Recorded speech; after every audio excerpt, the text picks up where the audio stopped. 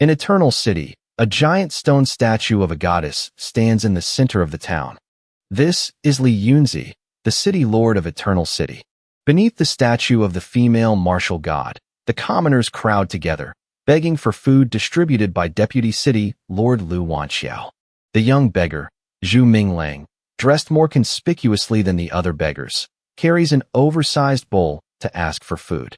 He never expected the ruler of this city to be a stunning beauty. Today, Wanxiao suddenly distributed free porridge. Minglang ate 3 bowls straight, finally having a full meal after many miserable days. Suddenly, a person's shout was heard. I told you, that female martial god isn't so benevolent. A year ago, the 5 stockade villages were all slaughtered by her. Why won't she spare us evildoers? Before Minglang's eyes, the people who had just eaten the porridge all vomited blood and died on the spot. Now it's his turn. After eating 3 whole bowls of porridge, how could he possibly survive? Minglang gradually lost consciousness, his mind unwilling to accept death. He was just a mulberry farmer from a small town. He became a beggar after being robbed while transporting silk to the city lord. Now it was all over. Minglang was thrown into the great prison of Eternal City along with someone else. In the middle of the night, he woke up with excruciating hunger, but what lay before him wasn't delicious food, but the beautiful and powerful female martial god, Yunzi. All in all, still consumable. Before dying, the heavens granted Minglang a taste of this flavor. He couldn't let it pass. He used all his experience to serve Yunzi. After a few hours, Minglang realized he was still alive. And the person before him was the real Yunzi, breathing evenly. Minglang scratched his head in confusion. This feeling was incredibly real. Had he truly become the luckiest man on this planet? In Minglang's palm, a pure white silkworm emerged. You're awake too? That's great. At this moment, Yunzi had also awakened. Minglang tried to explain repeatedly, but she wouldn't listen. What difference does it make? She has already achieved her goal. From outside, the vile giggling of that wench Wanxiao could be heard. Your complexion looks wonderful, older sister. It seems this beggar served you very well last night. Wanxiao was behind this scheme. She was certain that the story of the talented and beautiful Yunzi sleeping with a beggar would bring her utter humiliation. Wanxiao would surely spread this news to every single person, turning it into the topic of gossip over every cup of tea and meal. After she left, Minglang learned that Yunzi had also fallen into a trap. Yunzi punched him right in the eye that was staring at her body, ordering Minglang not to look. Minglang clutched his face, aggrieved. Didn't you look at mine too? It's not fair. Minglang squeezed his eyes shut. He just wanted to think of a way to get out. Minglang had his cute little silkworm chew through the iron bars of the window, creating an escape route for them in a matter of seconds. Minglang tilted his chin up arrogantly. My little worm is truly amazing. Seeing Yunzi look at him like he was a pervert, Minglang sulked in a corner. When Yunzi asked him for support to get up, Minglang was confused. Why would a powerful female martial god like her need his help? It turned out Yunzi was poisoned and had no strength in her entire body. Minglang waved his hand and pouted. I'm not helping. You punched my eye blind. I can't see a thing. Learning from her experience, Yunzi didn't punch his eye this time. She just held Minglang down and punched his stomach. With no other choice, Minglang had to obediently bend over and act as a stepping stool for Yunzi. At the end of the passage, Minglang squinted his eyes to peek up, only to get a foot kicked straight into his face by Yunzi. A few minutes passed with no sign of Yunzi. Minglang feared he had been left behind. It's true, the more beautiful a woman is, the less you can trust her. A sack fell from above, landing on Minglang's head.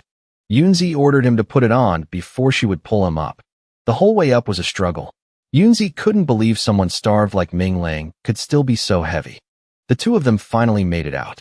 Seeing Yunzi's exhausted state, Minglang finally believed she was poisoned, as weak as any ordinary woman. Yunzi ordered Minglang to follow her without making a sound. She pushed aside a nondescript stone in the corner of the wall, revealing a hole. Minglang looked on judgmentally. Are you sure we can escape the city from here? But of course, in the end, Minglang still followed behind Yunzi. It was just that the entire journey cost Minglang a great deal of stamina and blood. With this view and a normal man's stamina, Anyone would end up in a situation of severe blood loss, just like Minglang. Outside the city, fire was spreading everywhere. It turned out the fire came from the mouth of a golden flame dragon, which was rampaging everywhere. Its master was Luo Xiao, a dragon master. He held no grudge against this city, but Luo Xiao would not stop until he found the person in the portrait, which was Yunzi. Witnessing Luo Xiao's power, Wanxiao couldn't help but covet it. She exposed the matter of Yunzi sleeping with Minglang, making her the filthiest woman in this city, then recommended herself. This humble girl is pure and elegant, and I possess some skill in leading this city. If you are not opposed, my lord, I can marry you tonight. Luo Xiao suddenly grabbed Wanqiao's neck tightly, lifting her up. What did you say? How dare you touch her? If she is a pearl, then you are nothing but filthy mud. Enraged, Luo Xiao directly ordered the golden flame dragon to breathe fire at them. If they dared to touch Yunzi, then no one is allowed to exist in this world.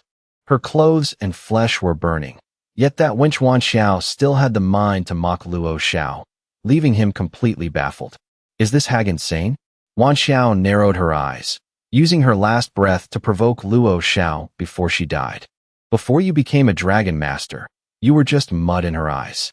You craved her, yet she treated you coldly like a servant. You finally tamed a dragon, hoping she would see you differently. And yet, she was ruined by me. The goddess you yearned for day and night was enjoyed by a beggar. Her laughter grew louder, striking the deepest part of Luo Xiao's heart. He vented his anger, burning Wanxiao until not even a bone fragment remained. The golden flame dragon unleashed a torrent of fire, turning the entire town into a sea of flames, the stench of burning flesh rising high into the air. Li Yunzi, even so, you can only belong to me, Luo Xiao. At that time, Yunzi had already successfully escaped with Minglang. They stood and watched as Eternal City behind them turned into a battlefield created by Luo Xiao. A second later, and they would have been barbecued meat. Minglang was curious what Yunzi planned to do next. Once the enemy discovered her escape, they would surely hunt her down. Moreover, Yunzi was still poisoned and hadn't recovered her strength. Minglang thought she should hide out at his place for a while. With no other choice, Yunzi agreed. After traveling for 3 days and 3 nights, they arrived at small Mulberry town. Minglang pushed some wooden tables and chairs together to make a makeshift bed, while Yunzi lay on his bed. In the middle of the night, Minglang heard sobbing from the other side. Even in her sleep, Yunzi was shedding tears. She had lost her position, her chastity had fallen into his hands, and the eternal city she had just conquered was destroyed. It was impossible not to feel aggrieved. In Yunzi's eyes, Minglang was just a lucky beggar. The next morning, a tantalizing aroma woke Minglang up. He immediately shot up, thinking he was about to have a hearty meal, but to his surprise, the thing Yunzi was about to drop into the frying pan was his precious silkworm. My silkworm is so adorable. How could you eat it? Yunzi was about to starve to death. She had already been eating some plump, crispy fried silkworms. Minglang had to hurry and buy some cakes for her before all his little silkworms ended up in Yunzi's stomach. On the way, Minglang couldn't believe that someone with Yunzi's celestial beauty and extraordinary aura could be so cruel as to eat his silkworms. Passing by a street stall, Minglang saw an old man telling something to a group of children. That dragons are the noblest of creatures. This continent possesses a very strange power. No matter the creature, there is always a certain chance it can transform into a dragon. Legend says that all living things have a dragon gate. After leaping over it, they can transform into a dragon. And among humans, there are special individuals. They seek the laws of dragon transformation, assisting other creatures to transform and leap over the dragon gate. They are the dragon masters. The children all dreamed of becoming dragon masters, but after becoming one, their hearts must be righteous, and they must not kill innocent people. A child said that finding a spirit beast that could transform into a dragon wasn't easy. The old man explained that there was a rumor that spirit beasts love to eat silkworms. If one appears, you must catch it, because its probability of transforming into a dragon is very high. Therefore, the price of silkworms has surged recently, and our Mulberry town, which lives by this trade, has also profited greatly. Only Zhu Minglang was crying his eyes out because his precious silkworms were now in Yunzi's stomach. Zhu Minglang finally returned with the pastries, but she was no longer there. Yunzi had left a note telling Zhu Minglang not to look for her, and that from now on, they should act as if they never knew each other. Zhu Minglang felt a pang of heartache. Had he become the greatest shame of Yunzi's life? In truth, he wasn't that kind of person. But halfway through his thoughts, Zhu Minglang stopped and confided in his little silkworm. Tell me, are we back to the stormy days of the past? But being ordinary is good too. No pressure, no worries, and no one needs us to take responsibility. Just as Zhu Minglang was about to take little silkworm to eat, Yunzi appeared and startled the daylights out of him. Yunzi's expression was grave. She told Zhu Minglang to pretend to be one of her clansmen for a moment. Just then, Luo Xiao burst through the door like an angry grandfather catching two people in the act. His expression was extremely grim. Is he the one you said you wanted to travel with? Yunzi coldly fabricated a story that Zhu Minglang had already reported her situation to the clan. She kept him here to heal his remaining injuries before immediately returning to the clan. Ancestral Dragon City-State. Zhu Minglang realized it was his turn to act. He immediately knelt down and put on the airs of a clansman. Female commander, the clan has ordered me to bring you back. No outsiders are allowed to accompany you. Your status is noble and dignified. This subordinate thinks you shouldn't trust those of unknown origin. The four words unknown origin struck a nerve in Luo Xiao's heart. Just as he was about to lose his temper, Yunzi coordinated with Zhu Minglang to continue the act. She explained that Luo Xiao used to be a servant in her father's inner court. Now he is a dragon master, not someone of unknown origin as you said. Zhu Minglang nodded. He can be considered a disciple of the clan. Then let's set off together. Luo Xiao rode his dragon, carrying the two of them. Along the way, Zhu Minglang couldn't help but tremble. Luo Xiao was the one who destroyed all of Eternity City to find Yunzi and the lucky beggar. Who was him? If he knew Zhu Minglang was the person he was looking for, he would definitely roast him into crispy pork belly. Zhu Minglang was curious about this Luo Xiao's background. Isn't he a servant of Yunzi's father anymore? Yunzi recalled that Luo Xiao had once peeked at her practicing with her sword. Because of that, her father kicked him out of the clan. Zhu Minglang was speechless, silently thanking his ancestors for looking out for him. Luo Xiao was kicked out just for peeking at Yunzi practicing, while he had been intimate with her and was still here, safe and sound. Zhu Minglang wondered if this Luo Xiao wanted to use the opportunity of finding Yunzi to return to the great clan. He was forcing them to return. It was hard to say what might happen along the way. Meanwhile, Luo Xiao stood above, secretly glaring at Zhu Minglang. Seeing him lean close to Yunzi and whisper something drove him mad with anger. Luo Xiao intentionally made the dragon dive straight down. Zhu Minglang and Yunzi slid on its back, nearly flying off the dragon. The gilded fire dragon landed. Throughout the journey, Luo Xiao stood straight-backed, unwavering. Meanwhile, Zhu Minglang was struggling to hug Yunzi's thigh, trembling. Are you trying to assassinate the female commander? Luo Xiao said his fire dragon had a violent temperament, so its landing was a bit rough. He then glared and warned Zhu Minglang. You are a clansman of the Li clan. How dare you touch the female commander's body? Yunzi immediately kicked Zhu Minglang to the ground. She had unconsciously let him cling to her without resisting, making Luo Xiao suspicious. Guard Zhu just entered the Dragon Taming Academy. His dragon hasn't even formed yet. Apologies for troubling you, Mr. Luo. Yunzi made up an excuse. Luo Xiao jumped to the ground and mockingly told Zhu Minglang he was very brave, daring to fantasize about the female commander without even having a dragon. Zhu Minglang ignored him. Forbearance is the better part of valor. Below them was the ancestral dragon city-state. Legend says it was formed from a primordial ancestral dragon. Today, Zhu Minglang witnessed it, and its reputation was well-deserved. Inside the clan hall, a teacup shattered, and a shard flew past, cutting Yunzi's face. The one who acted was the clan head, Liang. Beside him was his primary wife, Kong Tong.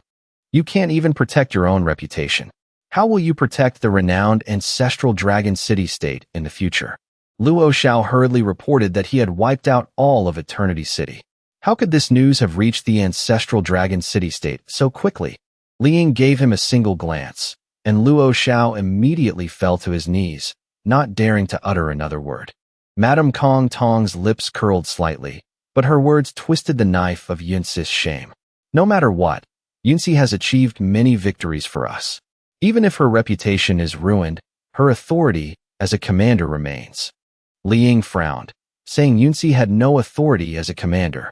The soldiers under her title as female commander also suffered the same humiliation.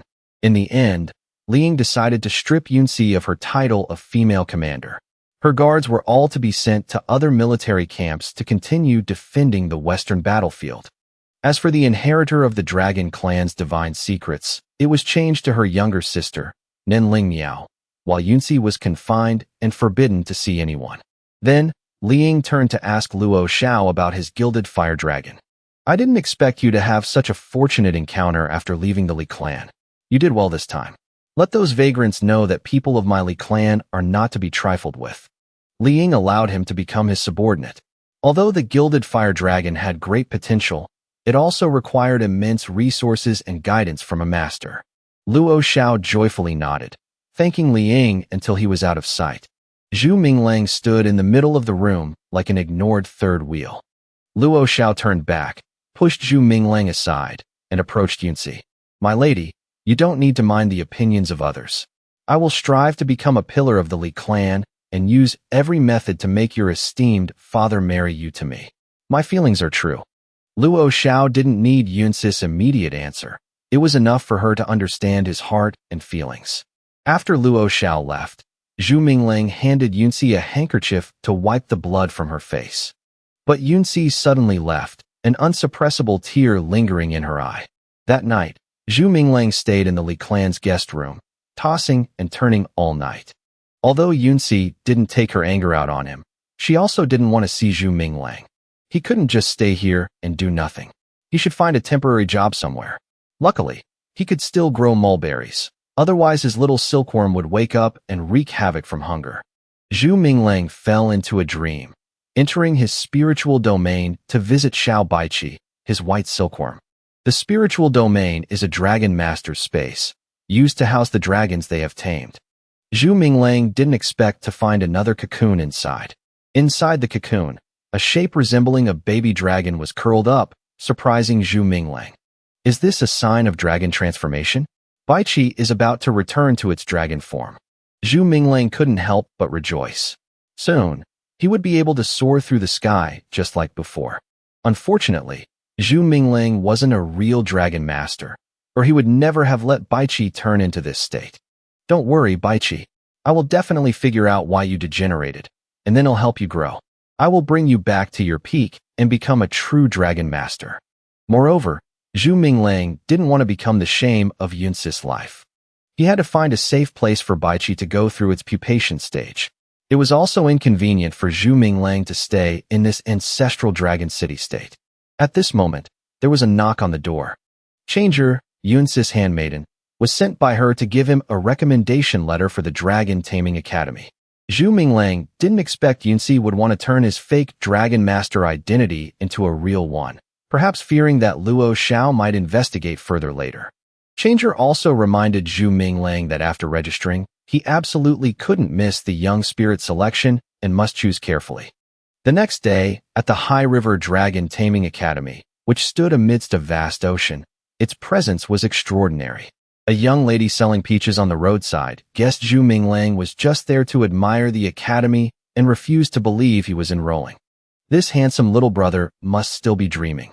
She said this while laughing at Zhu Minglang. She saw that he was dressed ordinarily, wasn't carrying a young spirit, and looked completely clueless.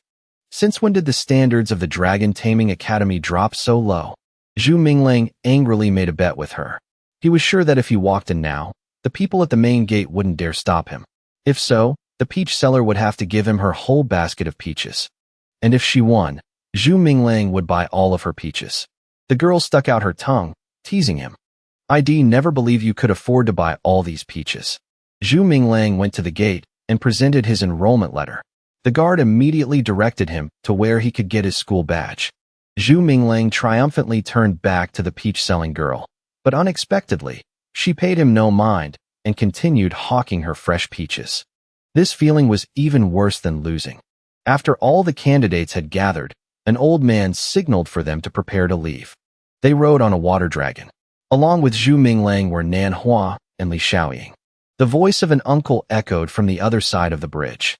Li Xiaoying, you are the hope of our village. No matter what, you have to become a dragon master. If not, that's okay too. Just come back to the village quickly. He also said the cows and sheep would be let out to pasture. If they don't get fat for meat, raise them for milk. If there's no milk, raise them for wool. He also told the young man to share the deer meat with his friends. Xiaoying blushed and waved his hands, wishing his uncle would stop talking. After that, the young man got to know a few people around him, including Zhu Minglang. The person sitting in front, Nanhua, remained silent and didn't bother to speak. The teacher reminded them not to waste any more time. Since they enrolled late, their journey would be longer. Now, at the Dragon Storage Hall, they could only choose from the leftover spiritlings.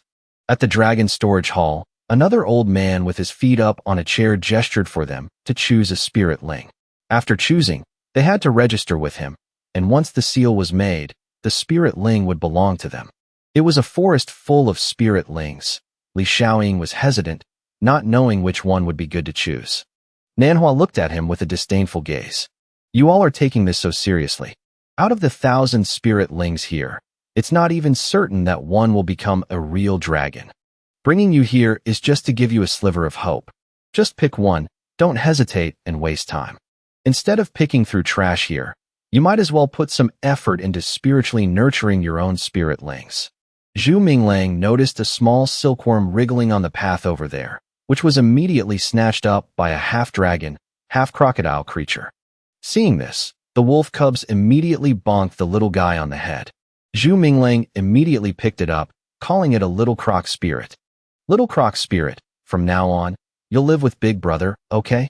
In response to Zhu Minglang's invitation, it gifted him a stream of yellow liquid to the face, and then snorted with laughter as if it had hit the jackpot.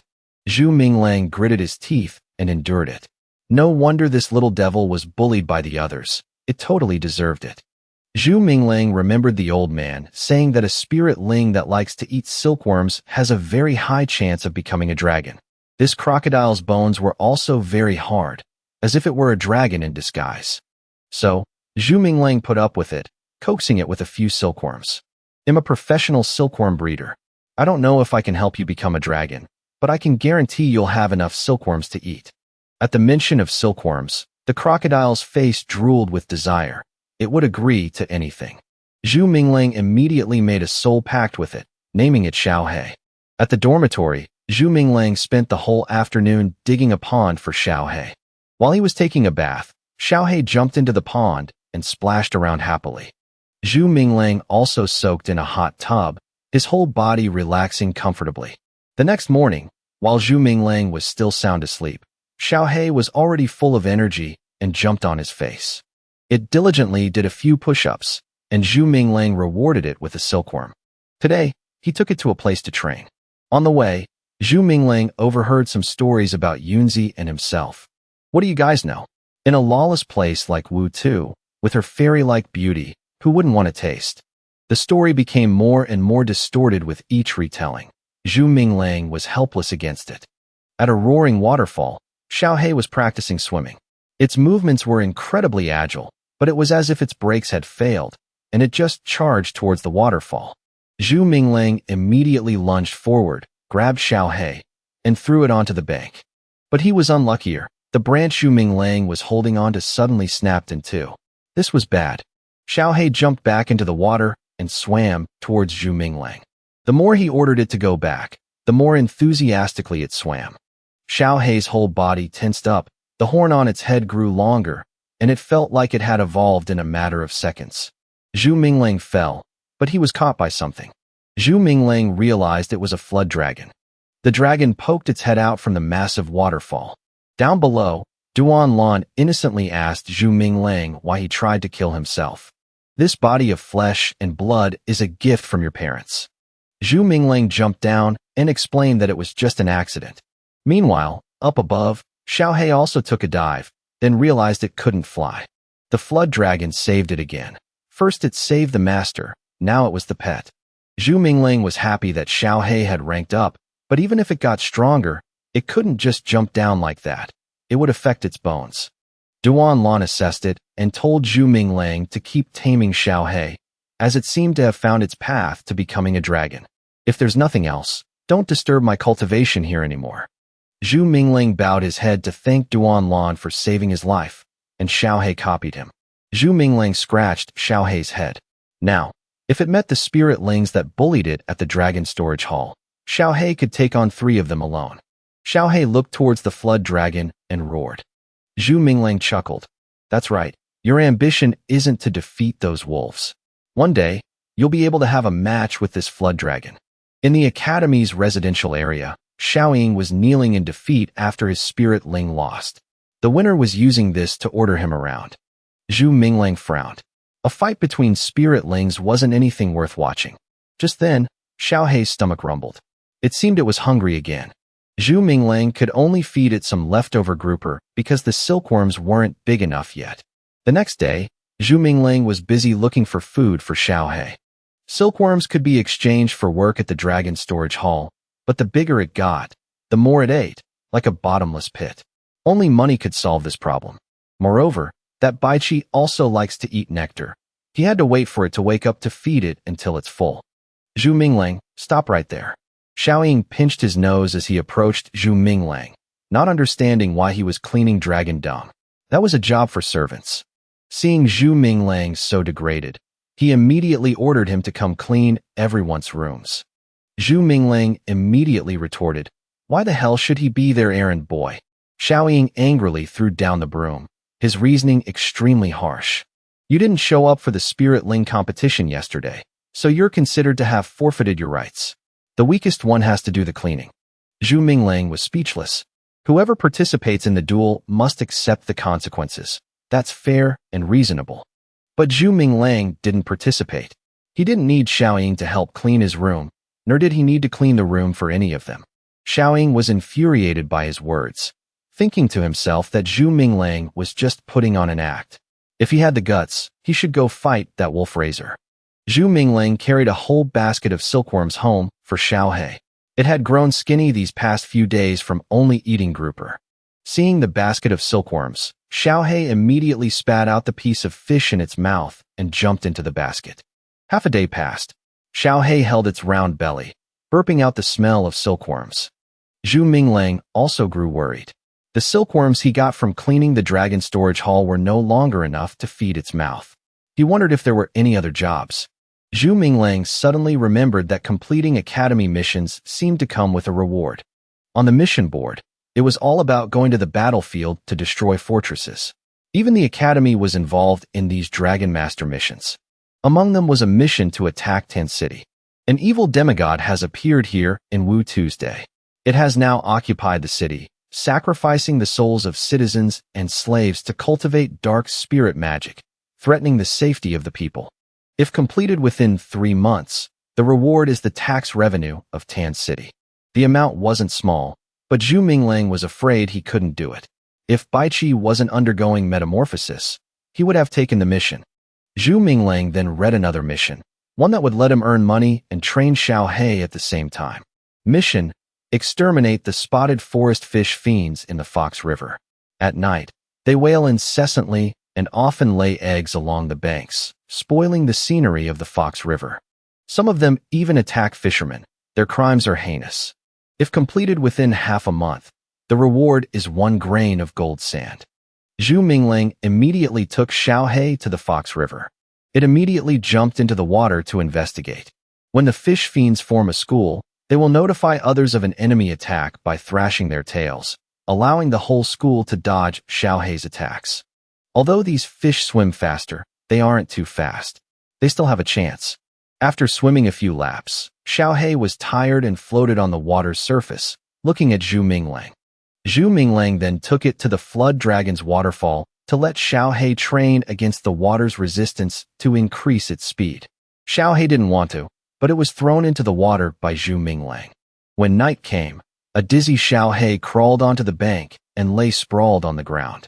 You could almost hear its inner voice cry out, "I'm so tired, I could die, boo-hoo." Zhu Minglang announced that today's training was over, and they could go home for a quick meal. And so, Xiaohei regained its energy and immediately prepared to run back. A week later, Xiaohei ranked up again. Zhu Minglang felt it was time to go catch those fish fiends. Xiaohei went down to attack, breaking their school and then hunting them down one by one. Xiaohei clamped each fish demon in its mouth and tossed it up for Zhu Minglang to catch. Mission complete. Zhu Minglang held the gold sand pearl in his hand. This could definitely buy lots of delicious silkworms and nectar for Bai Qi. Suddenly, someone called out to Zhu Minglang. I finally found you. Fang Yinyan, the peach-selling girl, found Zhu Minglang and demanded he buy her whole basket of peaches for losing a bet. Zhu Minglang then took out the token from the Dragon Taming Academy. Now let's see who owes whom. Yinyan was startled. You're really a student of the Dragon Taming Academy? Then where's your dragon? Zhu Minglang didn't let her change the subject. He wanted the biggest, freshest, juiciest peaches. Yinyan pouted. Her home was full of peaches. Once she sold today's batch, she would give them to Zhu Minglang. Zhu Minglang then asked if she knew where to buy nectar and silkworms. Yinyan immediately patted her chest, saying that in all of Phoenix Embankment Town, there was nothing her family didn't sell, with preferential prices and quality products. Zhu Minglang waved his hand, telling her to stop advertising. He pre-ordered some silkworms and nectar, saying that as long as the quality was good, he would buy from her from now on. Zhu Minglang wanted to order 10 baskets of silkworms and 10 jars of nectar, but he only had 1 gold sand pearl, which made Yinyan furious. Seeing how poor he was, Yinyan pointed to the houseboats in the distance. It's not just beautiful women over there. There are men too. If you want to earn money, go there. You're handsome enough. Maybe some rich ladies will like you. Zhu Minglang was angry. He was only patronizing her because he thought they were acquainted. He had no choice but to reduce his order to 10 baskets of silkworms and 8 jars of nectar. Yinyan still haggled, bringing both down to 7. She even said if Zhu Minglang could find a second place that sold nectar here, she would take his surname. Zhu Minglang was skeptical but finally reached a deal with Yinyan. Just then, Yinyan lashed onto someone else, her attitude doing a complete 180. Long time no see, big sister. You've gotten even more beautiful. I'm a girl, and even my heart is pounding. While Zhu Minglang was cursing under his breath, he realized the woman looked like Yunzi. Zhu Minglang happily asked, Could it be that you came to see me? The woman looked bewildered as if she didn't know Zhu Minglang. Yinyan pouted contemptuously. Little brother, don't try to climb so high with your status. Big sister Nan Lingyao have a peach. Ignore him. Nan Lingyao said she was returning to the academy for some business. Zhu Minglang vaguely recalled that name. Yinyan said Ling Miao is the great beauty of the Dragon Taming Academy, and you don't even know that? Zhu Minglang scratched his head, making the excuse that he only focused on cultivation and didn't know much about the academy's affairs. Yinyan explained that Ling Miao is the young miss of Nan City. Hearing this, Zhu Minglang frowned. Could he have mistaken her for someone else? Meanwhile, at the Li clan manor, Kong Tong was discussing something with Luo Xiao related to Yunzi's marriage. She handed Luo Xiao a written order, saying that the clan head, Li Ying, asked him to deliver it. The Wutu Alliance of Cities has started a riot to seize East Dawn City. The city's troops have already been deployed. Luo Xiao is to set out tomorrow and teach them a lesson. Unlike your previous achievements, completing this mission will greatly enhance your reputation in the city. Luo Xiao, believing he would be able to marry Yunzi after completing the mission, was determined not to disappoint Li Ying and Kong Tong. Additionally, Kong Tong suddenly asked if Luo Xiao knew Zhu Minglang. Luo Xiao was taken aback. Miss Yunzi said he was a kinsman. Could it be that he's not? Kong Tong waved her hand, saying there was no one named Zhu Minglang in their clan, but she didn't elaborate. She would investigate Zhu Minglang herself, while Luo Xiao should just go to Northeast City for his mission. Luo Xiao nodded, flames of hatred rising in his heart. He had long suspected something was off with Zhu Minglang, but why would Yunzi cover for him? At that moment, Zhu Minglang was sneezing non-stop at the academy. It must be that Luo Xiao guy cursing him relentlessly. Suddenly, his spiritual domain sent a signal. Bai Qi was finally about to hatch. It appeared with sleek, amber feathers and a sparkling crystal effect, completely different from Xiaohei. However, Zhu Minglang felt it didn't look much like the old Bai Qi. The adorable Bai Qi rubbed its cheek against Zhu Minglang's, coquettishly demanding food. Zhu Minglang understood immediately. Luckily, he had already prepared some nectar for it. Bai Qi cautiously tasted the nectar. The gluttonous Xiaohei also wanted to come up and have a bite. Zhu Minglang introduced the two to each other, saying they would be teammates from now on. Xiaohei eagerly wanted to get acquainted with the pretty girl, but Bai Qi shot at a cold glance. Xiaohei instantly froze. Who told it to have such a perverted look on its face? While the family of three was enjoying their time together, a crowd of students outside was heading to a festival. Zhu Minglang then suddenly remembered he had class today. He had almost missed his first lesson. At the lecture hall of the Dragon Taming Academy, there were rumors that some flowing gold fire spirits were wreaking havoc in East Dawn City recently. Even thugs wouldn't act like that. In ancestral Dragon City, quite a few people were cursing the dragon master of that flowing gold fire dragon. Just by hearing this, they knew it was about Luo Xiao. Although he was cruel and tyrannical, some people felt that a true man had to achieve merits on the battlefield. Someone said that after his wolf spirit transforms into a dragon, he would go and conquer a city and then invite everyone to visit his city. Xiaoying felt that if anyone's spirit was to become a dragon, it would be Manhwa, since his young spirit was already a dragon child. It could already cast some low-level magic, unlike them who had to struggle and rely on their own efforts. The crowd turned their admiring gazes toward Manhwa. Really? So Manhwa already has a young dragon? So impressive. The guy with the wolf spirit sneered that his wolf would become a dragon sooner or later. Forget about some dragon child. He was confident his wolf could even bite a dragon child to death. Manhwa frowned, scorning this blockhead. It seems you can't tell the difference between a dragon and a wild beast. Even as a young spirit, it could tear your wolf into 1,000 pieces. The owner of the spirit wolf changed the subject to Zhu Minglang, saying he had beaten everyone in the academy except for him. Now, he was provoking Manhwa to fight Zhu Minglang. Zhu Minglang thought he was just a brainless battle maniac, but it turned out he was a petty villain, trying to kill two birds with one stone using others. Manhwa also recognized Zhu Minglang. He remembered that he had a past of shoveling dragon dung and had probably found some decent treasure. Is that the chicken you're holding? To deal with it, my green dragon doesn't even need to act. I can crush it with one hand. Zhu Minglang received a second shock. To show off in front of the women, Manhwa had intentionally brought up the dung shoveling incident to humiliate him. Zhu Minglang could tolerate being humiliated, but if he dared to touch his adorable Bai Qi, he wouldn't leave here in one piece. Bai Qi, who was sleeping soundly, immediately opened its eyes and flew into the sky, showing off its sleek feathers. The women were immediately captivated by it. Wow, so beautiful. What kind of dragon is that? Manhwa was indeed green with envy. He said that Bai Qi was just using its looks to attract attention and had no real ability. Bai Qi landed on a nearby rock and glared at Manhwa. Manhwa was furious and wanted to use the ultimate move he had just learned yesterday. Damn it, this chicken dares to provoke me? You want to fight? Fine, I'll grant your wish. Both the men and women exclaimed, wow. Manhwa just enrolled, and he's already a true dragon master with his own ultimate move. Manhwa opened a summoning portal, and a huge, thorny dragon stepped out, making the nearby youths turn pale. The wolf's owner felt he was so clever for using Zhu Minglang to test Manhwa first. Otherwise, his wolf would have been sliced in two by now. Manhwa smoothed his hair, telling himself to maintain his cold and aloof, CEO-like image. See that? This is the gap between that chicken and my green dragon. The women screamed, claiming to be Manhwa's wives. Who would have thought he was this capable? Manhwa ordered his green dragon to pluck Bai Qi's feathers without holding back. The green dragon opened its mouth and roared loudly, but its attack was easily dodged by Bai Qi.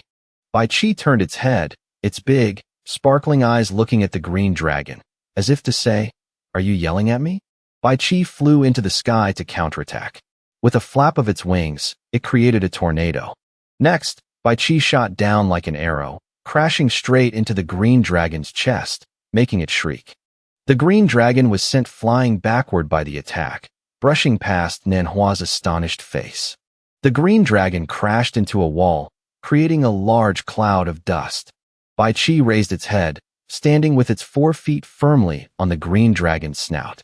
By now, the green dragon was unconscious. The crowd was completely stunned and dumbfounded, while the rest admired Bai Qi's beauty. They all wished for a dragon that was both beautiful and overwhelmingly powerful like that. Manhwa gritted his teeth and cursed, his face darkening with rising fury. Damn it! Zhu Minglang extended his hand and commanded, "Little Bai Qi, come back." It swooped down, its purple eyes sparkling amidst a pinkish aura. He smiled as the little spirit beast landed on his shoulder. Bai Qi gently flapped its white wings and nuzzled Zhu Minglang's hair. A voice spoke up, "It's real, it's a real dragon." Hong Hao spoke up, "I knew it."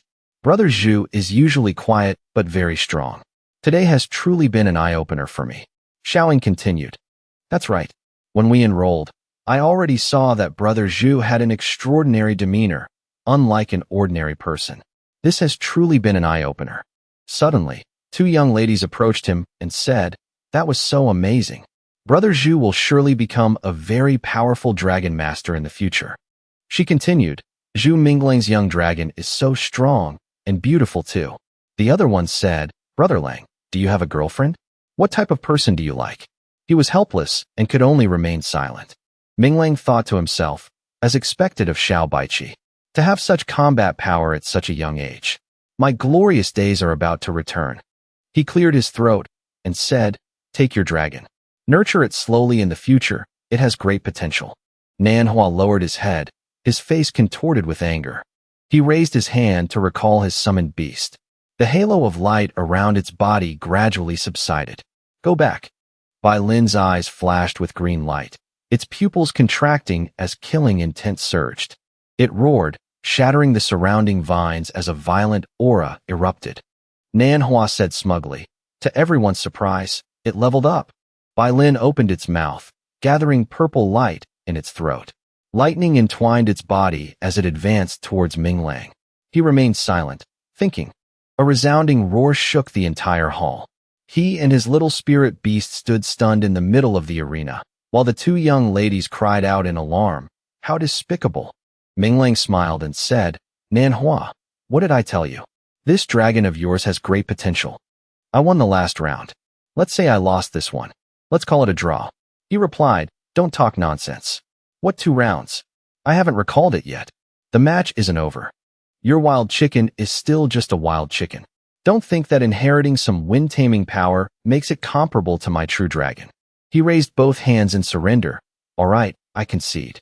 Suddenly, Baiqi shot forward, causing Minglang to shout in surprise, "Xiao Baiqi." It swooped down next to Bai Lin, its feathers vibrating intensely. He frowned, thinking this is Xiao Baiqi's fighting spirit. Is it being serious? Baiqi soared up to face Bai Lin, a brilliant aura exploding in midair.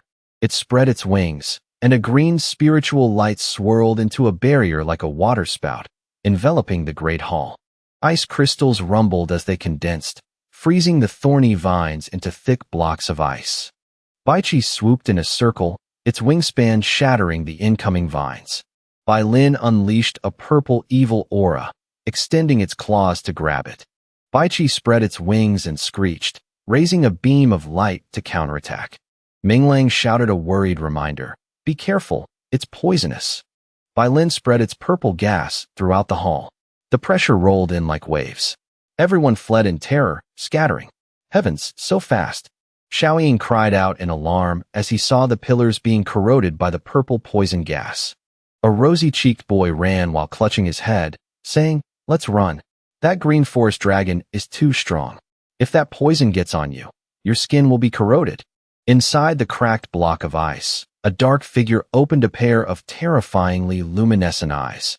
Baiqi curled its wings, forming a ring of ice crystals that blocked the poisonous liquid and thorns outside. It flapped its wings, bursting with spiritual light, and transformed into a drill-like tornado, plunging straight towards Bai Lin's head. Minglang shouted softly, cupping his 5 fingers to pull in swirling blue spiritual energy, compressing it into a palm seal that shot forward. He said, "Xiao Baiqi, fly outside. Don't fight it in here anymore." Minglang thought, this is not good.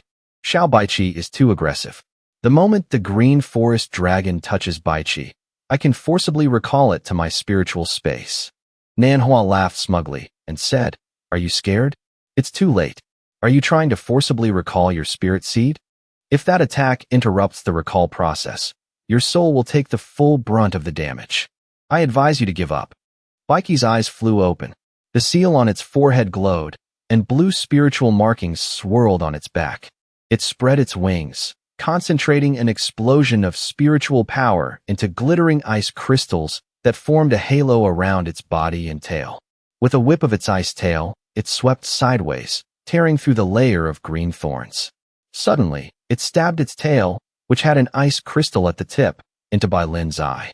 The ice tip shot through its pupil, sending a spray of cold energy everywhere. A column of light descended, causing the entire roof of the hall to shake and crack apart. Both the rosy-cheeked boy and Xiaoying exclaimed in terror, "Just what kind of monsters are those two? Are there really two true dragon masters among these new students?" A flap of its wings sent a cloud of dust exploding outwards, and silver feathers scattered across the hall. Through the screen of dust, Baichi spread its wings and soared up.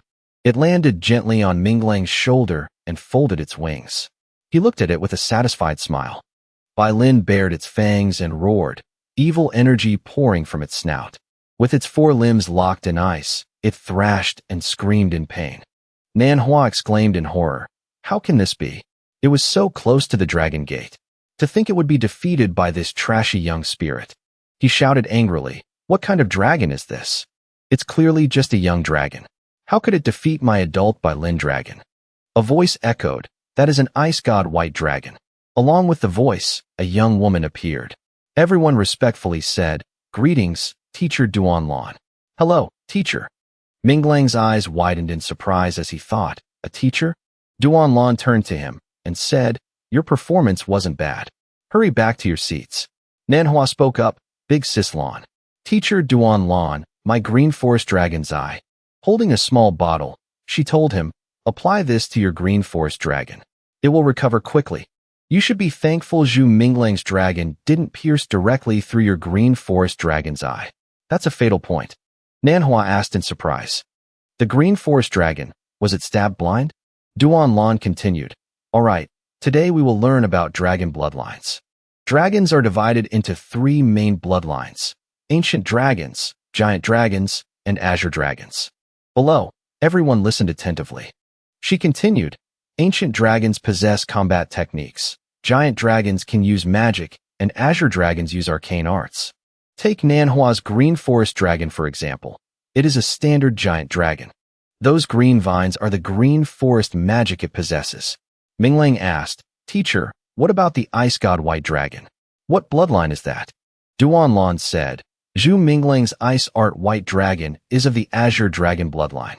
Its second bloodline is the star wind ice dragon, which belongs to the giant dragons. In the fight just now, it used wind magic, but not any azure dragon arcane arts. As I've explained before, all living beings must go through 4 stages: infancy, growth, adulthood, and maturity. True dragons are divided into the following ranks: Dragon Child, Dragon Lord, Dragon Sovereign, and Dragon King. Like Nanhua's green forest dragon, it only reached the Dragon Child rank after reaching adulthood. But the Ice God White Dragon is already at the Dragon Child rank in its infancy. If it reaches the maturity stage, it could possibly reach the Dragon Sovereign rank. Zhu Minglang, you must nurture it carefully." Baichi, lying on his shoulder, had fallen fast asleep at some point. Xiaoying said, "I can't believe this little white dragon is so powerful.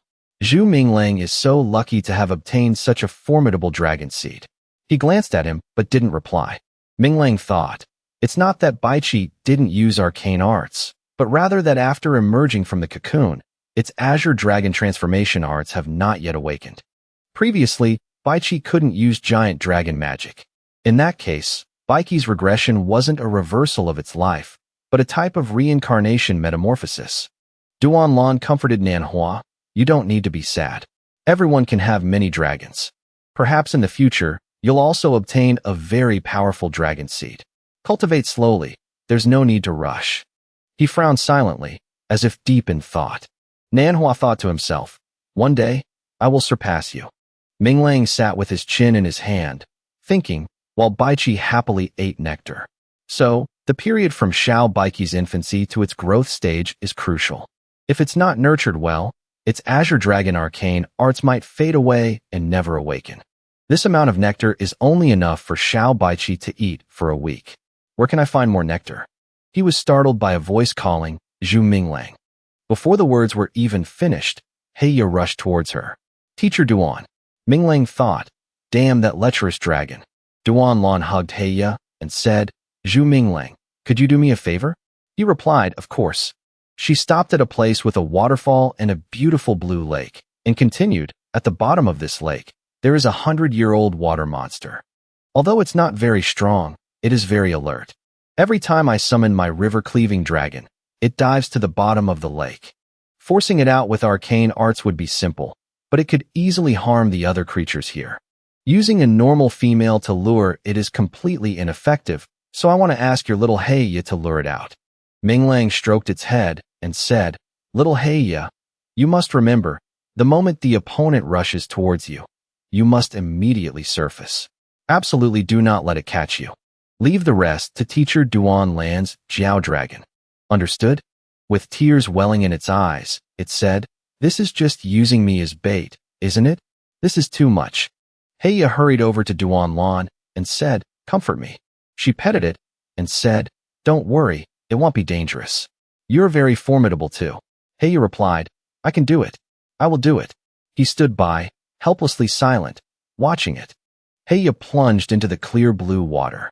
Minglang stood attentively, straining his eyes to follow the dark figure darting through the water. The lake's surface suddenly swirled violently. A streak of reddish-purple lightning traced the monster's hunting path. Heya crossed the water surface, so scared it cried out, Mommy! The force of the water splashed, sending schools of fish flying from the lake's surface.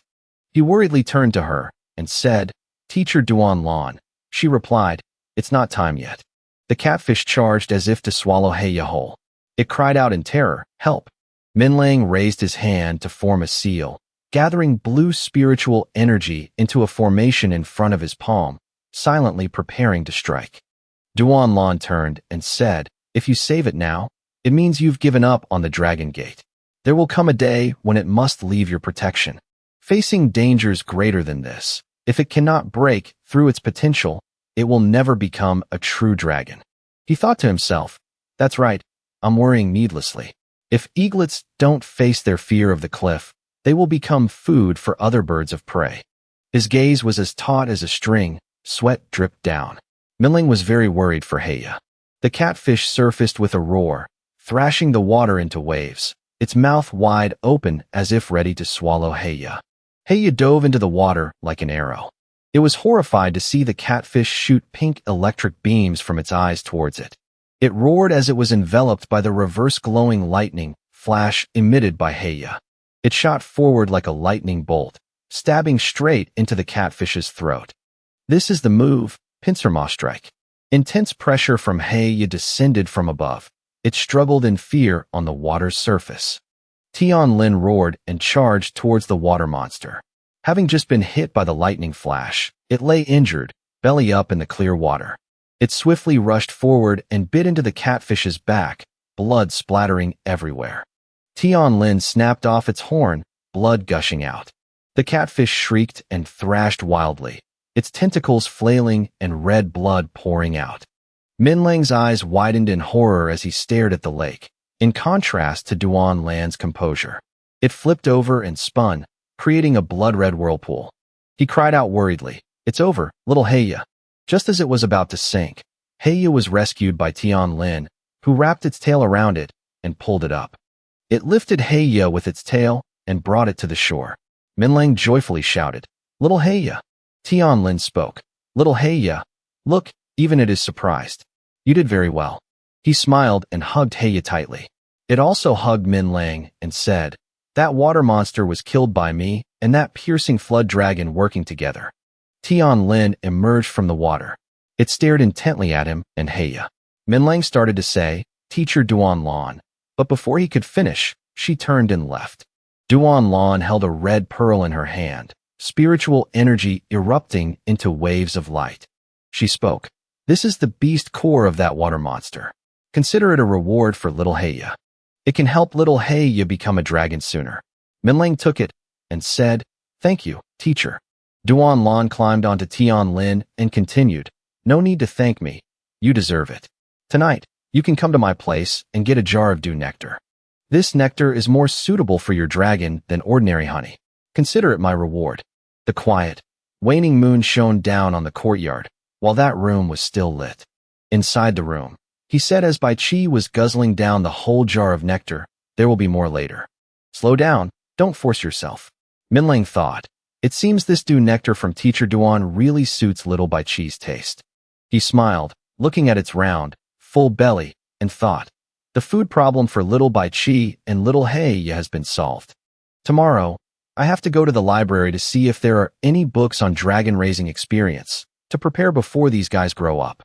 Morning at the Dragon Taming Academy library, Minlang thought, according to these two books, whether it's a silver moon eagle dragon or a star gale ice dragon, the time from infancy to adulthood is only about a year. This is a relatively fast-growing dragon species. He stared at the book, thinking, in that case, little Bai Qi also needs about a year to reach adulthood. Plus, with the spiritual domain and the nectar, 1 month should be enough. Minlang closed the book and continued to ponder, if I feed it entirely with dew nectar, could I shorten the time to 20 days? Furthermore, Bai Qi's ice velvet knowledge feather and ice magic will grow even stronger. He sighed thoughtfully. Little Heya's appetite is getting bigger and bigger. Raising dragons is really expensive. Minlang's eyes widened when he saw a book on the shelf. He read it with a smirk. Giant dragons often like to collect gold and jewels. Robbing for dragon's blood is the fastest way to make money. Minlang put the book back on the shelf, thinking, forget it. I guess I can only do what I did before. He suddenly froze, his gaze drawn by something. Minlang was stunned when he saw the person standing opposite him. He thought, Nen Lingsha, or Li Yunzi. Minlang forced a smile and said, "What a coincidence, we meet again." She said coldly, "You think this is a coincidence?" Not knowing who she was, he could only guess a name and asked, "Yunzi, did you come to visit me?" Lingsha, her face full of killing intent, replied, "I've come to kill you." Minlang thought sadly, "Does she want to kill me for ruining her reputation?" He asked, "Then why didn't you do it before?" Lingsha replied, "I've thought it through these past few days. Letting you live is like a poison, silently stabbing my heart every day. It tortures me. So, I might as well give you an end and finish this completely." Minlang continued, "Torture? I can understand that. Heaven clearly arranged and toyed with our fates. I'm hiding here raising dragons and reading books, leaving you alone to bear that filthy humiliation." Lingsha looked at him and asked, "Any last words?" As she was about to strike, he said, "I was thinking you're not like other women. Even after suffering such humiliation, you don't take your anger out on others. You're still very special in my heart." Lingsha remained silent, her face darkened, her arm trembling, and did not reply. Minlang continued, "Forget it. In any case, thank you for recommending me to this place. You've given me a good time here." Lingsha smiled, raising her hand to gather sparkling pink-purple spiritual energy. "She even brought you here?" Minlang pointed at Lingsha and said, "You are not Li Yunzi. You are Nan Lingsha."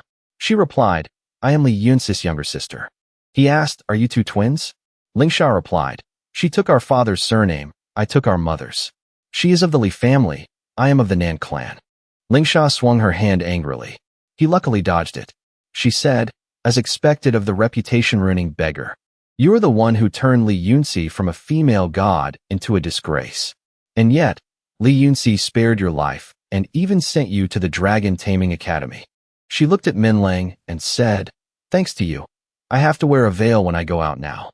If not for the fact that many people know we are twin sisters, I would have been completely ruined long ago." He tried to explain, "Miss Lingsha, things are not as you think. She can vouch for me. Prove the character of me, Zhu Minlang." Lingsha retorted, "Do you think we sisters have a harmonious and loving relationship? She probably thinks her current tragedy was orchestrated by me." Minlang smiled gently, "Is that so? Then I'm also a victim now?" He thought to himself, "I've been tricked by this little girl again. What should I do about this?" Lingsha said angrily, "Shut up. This young miss has nothing to do with you." She stared at him and said, "You look decent enough. Why are you rumored to be a filthy, stinking, lowly beggar? Minlang said smugly. Actually, I'm quite handsome, right? Lingsha said, utterly shameless. She grabbed his collar and asked, what's the deal between you two? You'd better confess honestly, or I'll make sure you die without a complete corpse. Minlang replied. Okay, I'll talk. He explained while crying, it happened like this. I originally lived south of Mulberry town. My family had mulberry trees and land, living a peaceful and leisurely life. Who knew those bandits would be so outrageous? They robbed me of everything, which is why I ended up on the streets. Who knew I would end up eating poison porridge? Lingsha kicked Minlang away, saying, you rotten scoundrel, stop putting words in other people's mouths. He said pleadingly, Miss, it's all true. She said, I know why Yunzi didn't kill you. Minlang asked why. Lingsha rested her hands on her hips and continued, with your reputation as a scoundrel and a beggar, you have no combat power. She crossed her arms and continued, if you died, you would die with the most lowly and humble status.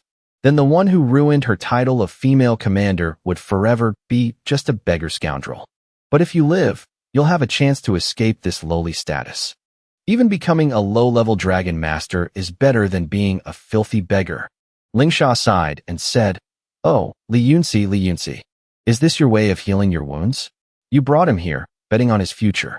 Lingsha covered her face with a veil, left, and said, you're on your own. Just as she walked out, a group of people walked in, discussing amongst themselves, that Luo Xiao is so powerful. Why haven't I heard of him before? Even the commoners in Wushou don't dare to cause trouble anymore. To build up a reputation so quickly. By now, many people in the ancestral Dragon City state probably know the name Luo Xiao. Luo Xiao's fame has already reached Wuzhou.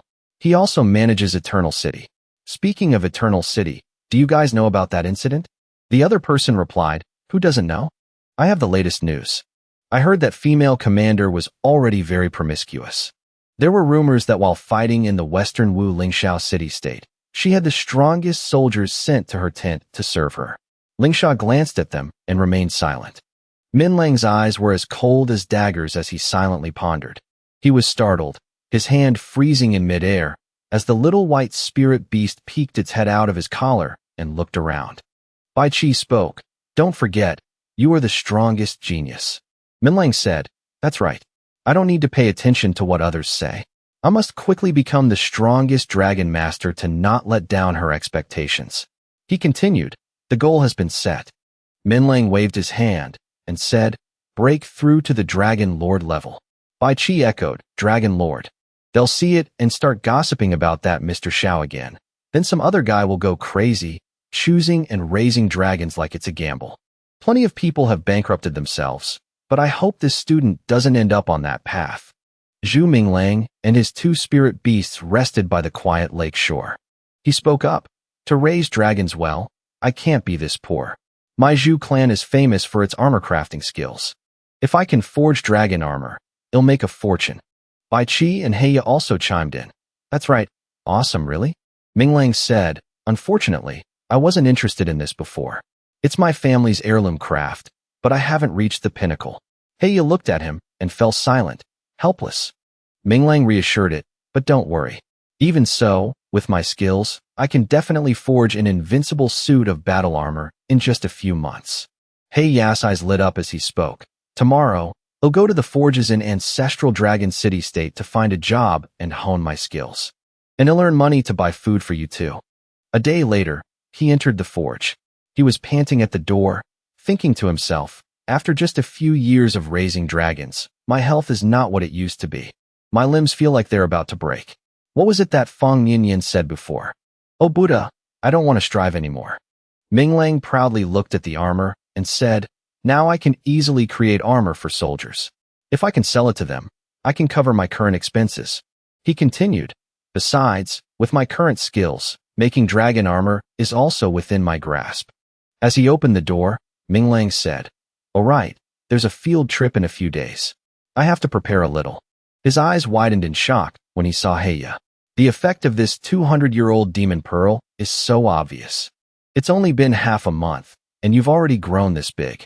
Looks like I'll have to call you Big Heya from now on.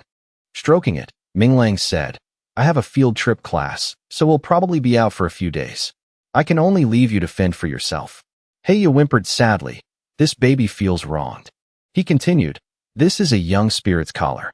Wear it on your tail for now, so people don't mistake you for a wild, big-toothed crocodile and slaughter you for meat. Minglang carefully instructed, every morning, go to the bridge. A young lady, who's quite cute, will feed you silkworms. It replied, got it. At the royal courtyard of the Li clan, Li Ying announced, today, 2 marriages will be declared. He continued, listen carefully. My words are a declaration. A Miss Mu spoke up. After all, a woman must eventually cross the threshold of a man's house. Mu Qing looked at Yunzi and said, that's right. I, Mu Qing, also like to do my duty well and advise women to remain pure. Mu Qing, when you reach a suitable age, marriage matters are decided by the elders. This is also considered a contribution to the clan. Yunzi glanced at her out of the corner of her eye, remaining silent. A voice rang out. Last year, Li Luoxi attended the New Year's banquet at the Ancestral Palace with the old madam and the 4th young master of the Ancestral Palace. Du Cheng fell for Li Luoxi at first sight. Li Luoxi, next month, you will come with us to the Ancestral Palace to move this marriage forward. She spoke up, Luoxi is willing to follow the elders' arrangement, but I still need to meet him myself. To understand the situation, if he has a bad temperament and shows no respect for his elders, I will ask the clan head and madam to reconsider. A young lady said, this Du Cheng fell for you after seeing you from afar? Little sister, you truly live up to your reputation as a peerless beauty. Mu Qing added, this Du Cheng is a good person. His good reputation is far-reaching. I heard that the eldest young lady of the Ling clan from Lingxiao city-state wanted to meet him once, but was refused.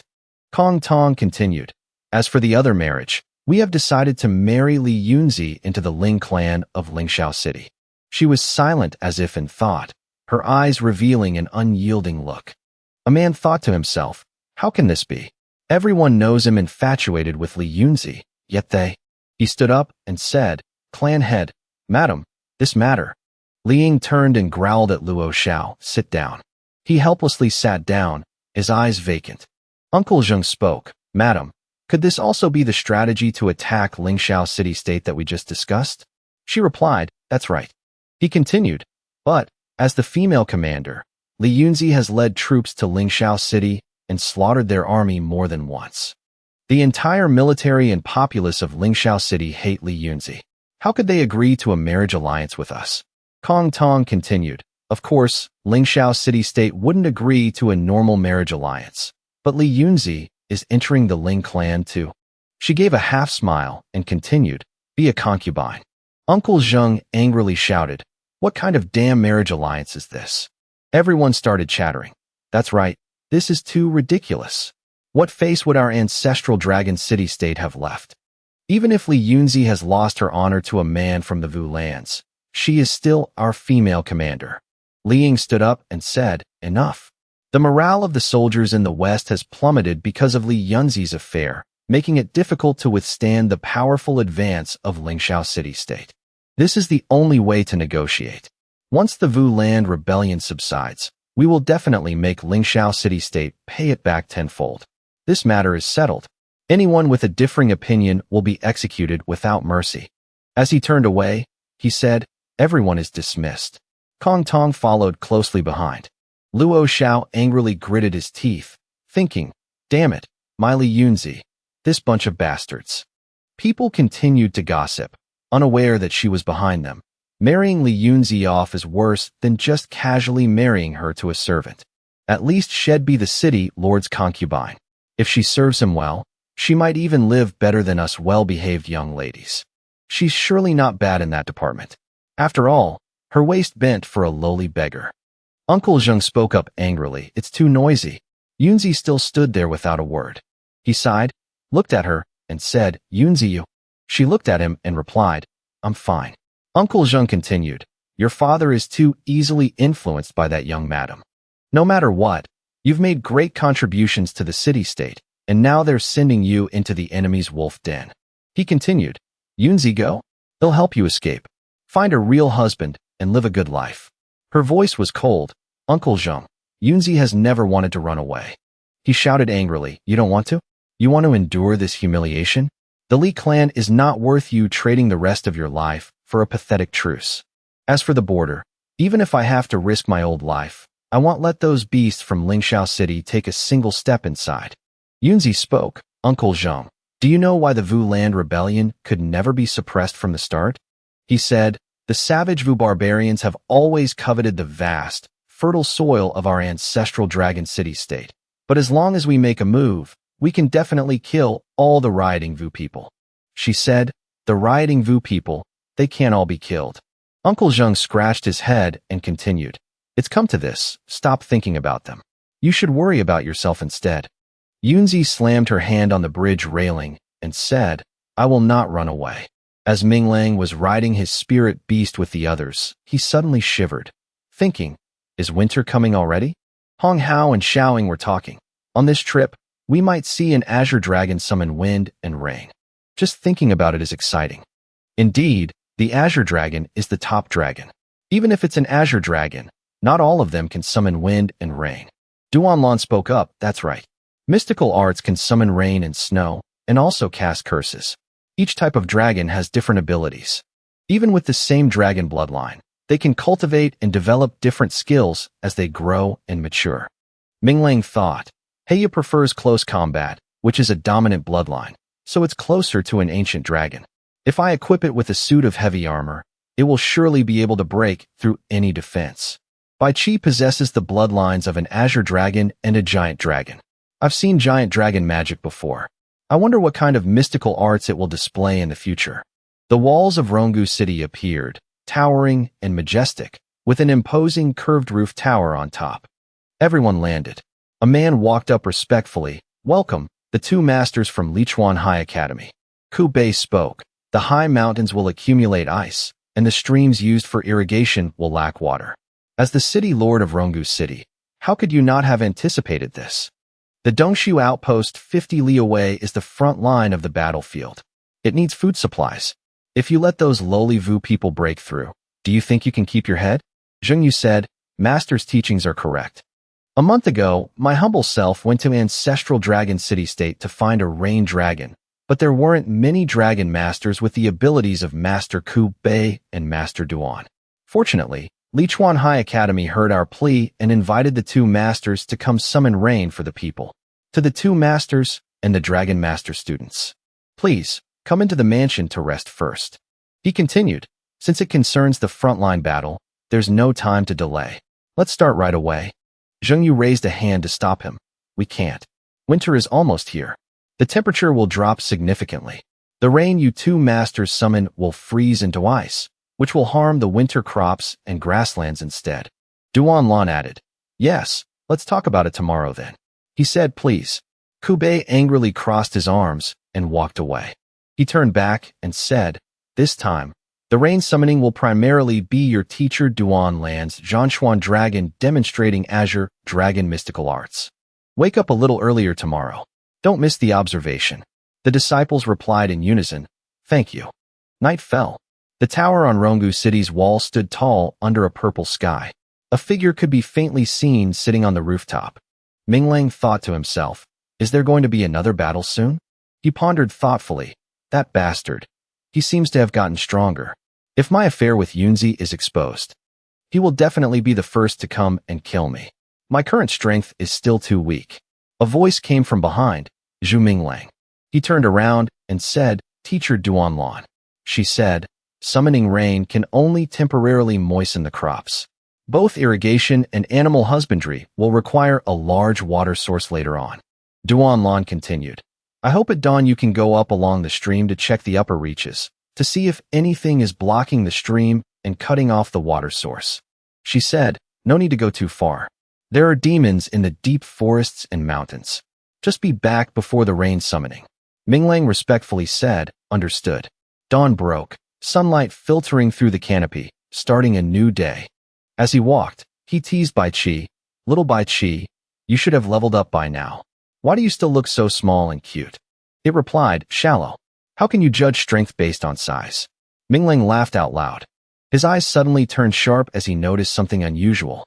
Minglang stood at a fork in the path and asked in surprise, "Strange, why is there a small branching path here?"